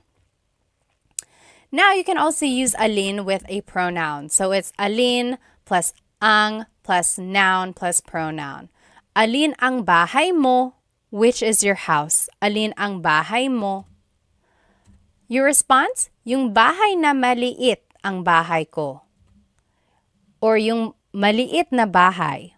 Both of those mean the small house is mine.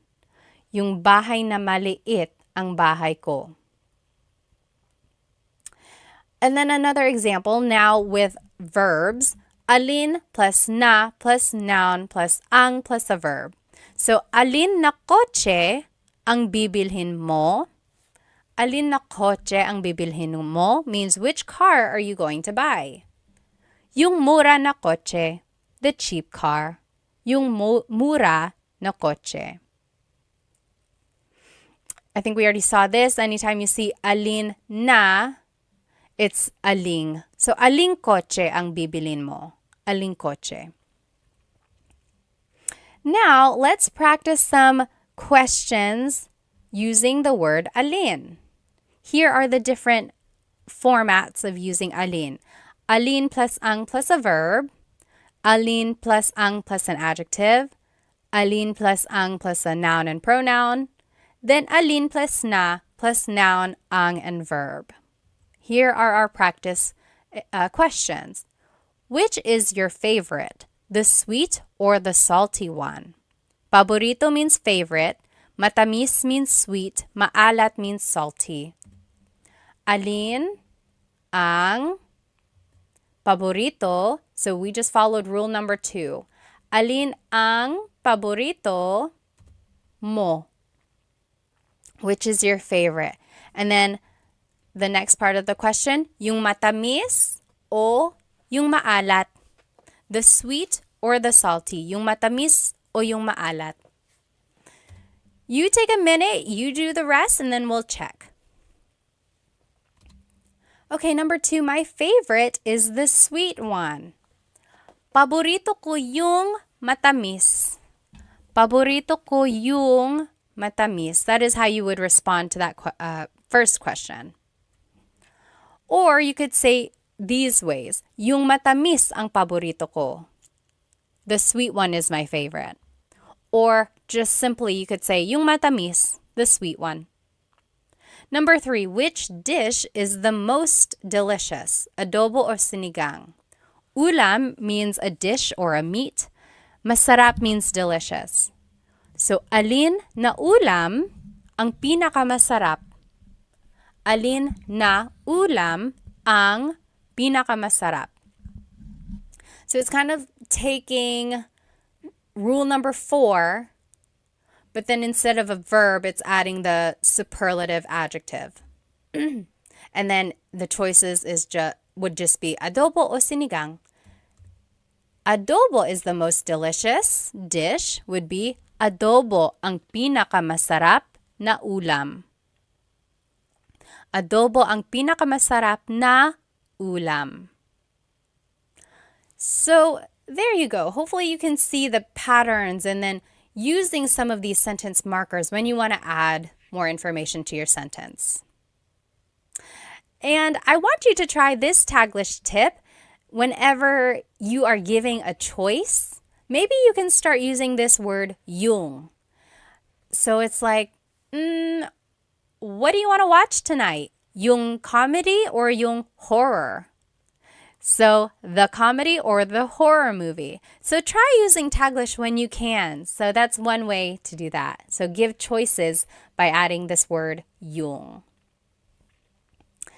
Okay, home stretch. This is the very last question word we're going to be learning. Ba is a question word that's added to questions when it's a yes or no answer. It's interesting because ba doesn't really have a direct English translation, but you can add it to a statement and it will turn it into a question. So these are the common placements of ba. First, it goes after a noun, adjective, or a verb, or it can go before or after some pronouns, and it goes after na or pa if they appear in a phrase. So first, it can go after a noun, adjective, or verb. For example, bahay ba yan ni Sarah? Is that Sarah's house? Bahay ba yan ni Sarah? It's going after the noun. Or, mabait ba si Tita Baby? Is Tita Baby nice? Mabait ba si Tita Baby? So it's going after the adjective, mabait. Lastly, it can go after the verb. Nagluto ba si David? Did David cook? Nagluto ba si David? So it's going after the verb nagluto. Next, sometimes ba goes before a pronoun. Sometimes it goes after. Take a look at this. So subject pronouns, we already learned about these in the previous lessons. Kumakain ako means I am eating. Kumakain ako. But if you wanted to ask, am I eating? Like if you're asking yourself rhetorically, ba would go before it. Kumakain ba ako? Am I eating? Kumakain ba siya? Is he eating? Kumakain ba sila? Are they eating? Kumakain ba kayo? Are you all eating? Kumakain ba tayo? Are we eating? Kumakain ba kami? Are we eating exclusive? But take a look at this pronoun. Kumakain ka ba? Ka. When you are using the singular you, ka, ba goes after that. Kumakain ka ba? And that's the only pronoun in the subject pronouns when ba would go after it. And I haven't found a rhyme or reason why this happens. Why is it ka has to go before the ba? It's just one of those things that has been a pattern in the Tagalog language.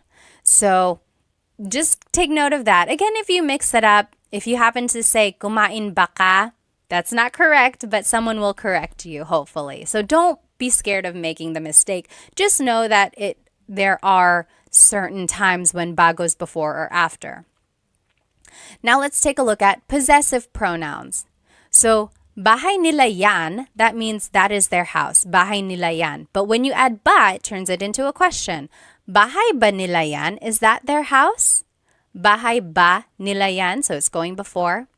Next, bahay ba namin yan? Is that our house? Bahay ba namin yan? Or bahay ba natin yan? Our house inclusive. Bahay ba natin yan? So those three examples, ba is going first. Now take a look at the last four examples. Ba is going after the pronoun. Bahay ninyo ba yan? Ninyo can be interchangeable. I've actually heard it bahay ba ninyo yan and bahay ba ninyo yan. So I've heard ba go before and after the pronoun for ninyo. Next, bahay mo ba yan?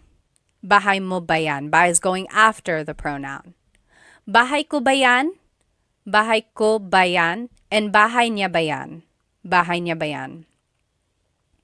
Niya is another pronoun where I've heard both. Bahay ba niya yan? But mo and ko usually go before ba. So it's tricky. This slide is just to show you that it can be tricky when using ba and pronouns. I would say practice it. Also listen to native Tagalog speakers or listen to Tagalog movies and you will see you will hear where ba naturally goes.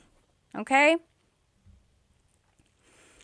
Again, it's unclear why ba goes before or after some pronouns. And there's no rhyme or reason that I know of. If anyone knows of a reason, please let us all know because I'd love to know.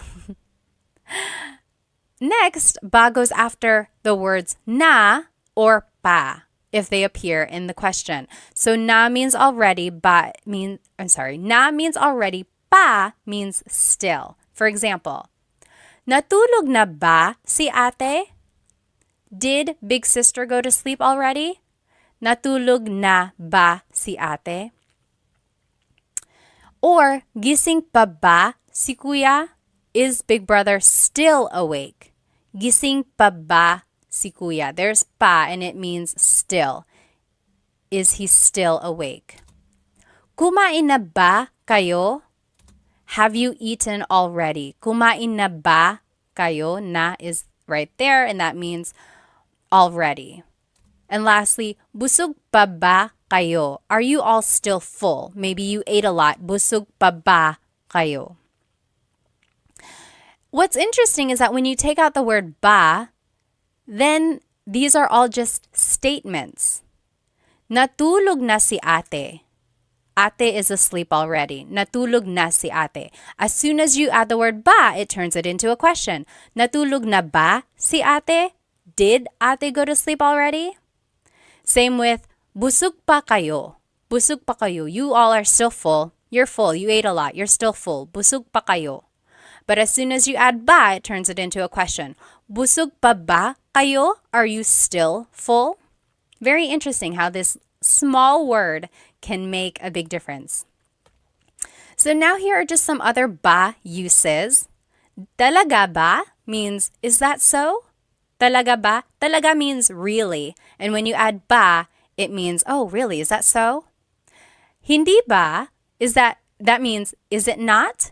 So it's like, hey, these are not the right tickets. And you're like, hindi ba? It's not? And then, oo ba means sure. Like, hey, do you want to come with me? Oo ba? Okay, sure. Oo ba? Now, you can add ba to any of the question words that we learned, and it kind of works as an emphasis. We already saw some of these. Ano ba means what the heck? Ano ba? Bakit ba means why with emphasis. Bakit ba? Sino ba? Like who with emphasis. Like if someone is like, hey, someone's knocking at the door, they're knocking really hard, and you're like, sino ba? Who is it? And again, same with those other question words. Saan ba? Ilan ba? Kailan ba? It's just asking it more with an emphasis. Alrighty, last set of practice questions here. Let's practice ba, and here are the placements of ba. Remember, they go after a noun, adjective, or verb. They go before or after some pronouns, and then they go after na and pa if they appear in the question. Let's do the first one. Kumain ka ng almusal. We have to change the statement into a question by adding ba. So, kumain ka ng almusal means you ate breakfast. Where would ba go? Kumain is a verb, so it would probably go after that. Let's see. Kumain ka ba ng almusal? So it actually goes after ka because it is the pronoun, one of the pronouns that go before ba. Tricky, right? It's just one of those things that we'll have to memorize. So, kumain ka ba ng almusal means you ate breakfast. Did you eat breakfast? Pause the video now and then we will do the rest in just a minute. Okay, welcome back. Number 2, nasa eskwelahan na ang mga bata. The kids are at school already. Nasa eskwelahan nasa eskwelahan na ang mga bata. The answer would be, nasa eskwelahan na ba ang mga bata? Nasa eskwelahan na ba ang mga bata? So there's the word na, ba would go after that. Next, galit si nanay, mother is mad. Galit ba si nanay? Galit is an adjective, so ba would just go after that. Rule number 1.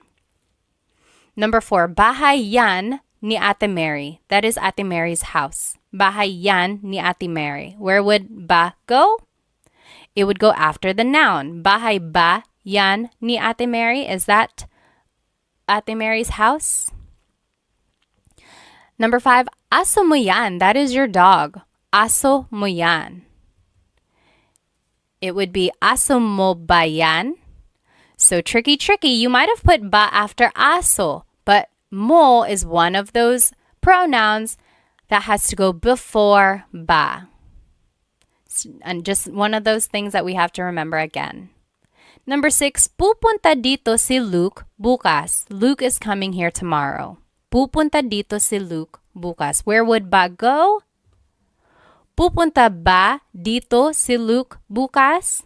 So ba would just go after the verb. Okay. We did it. We learned all of the different Tagalog question words. There's a lot, isn't there? And there are lots of different ways to use them. But let's go ahead and review them. So ano means what? Ano. Bakit? Why? Bakit? Saan? Where? Saan? Kailan? When? Kailan? Sino? Who? Sino? Kanino? Whose? Kanino? Paano? How? Paano? Ilan? How many? Ilan? Alin? Which? Alin? Ba is a question word. Ba. And then just to recap, here is everything we did in class today. We learned the different Tagalog question words. We learned the question formation of these words.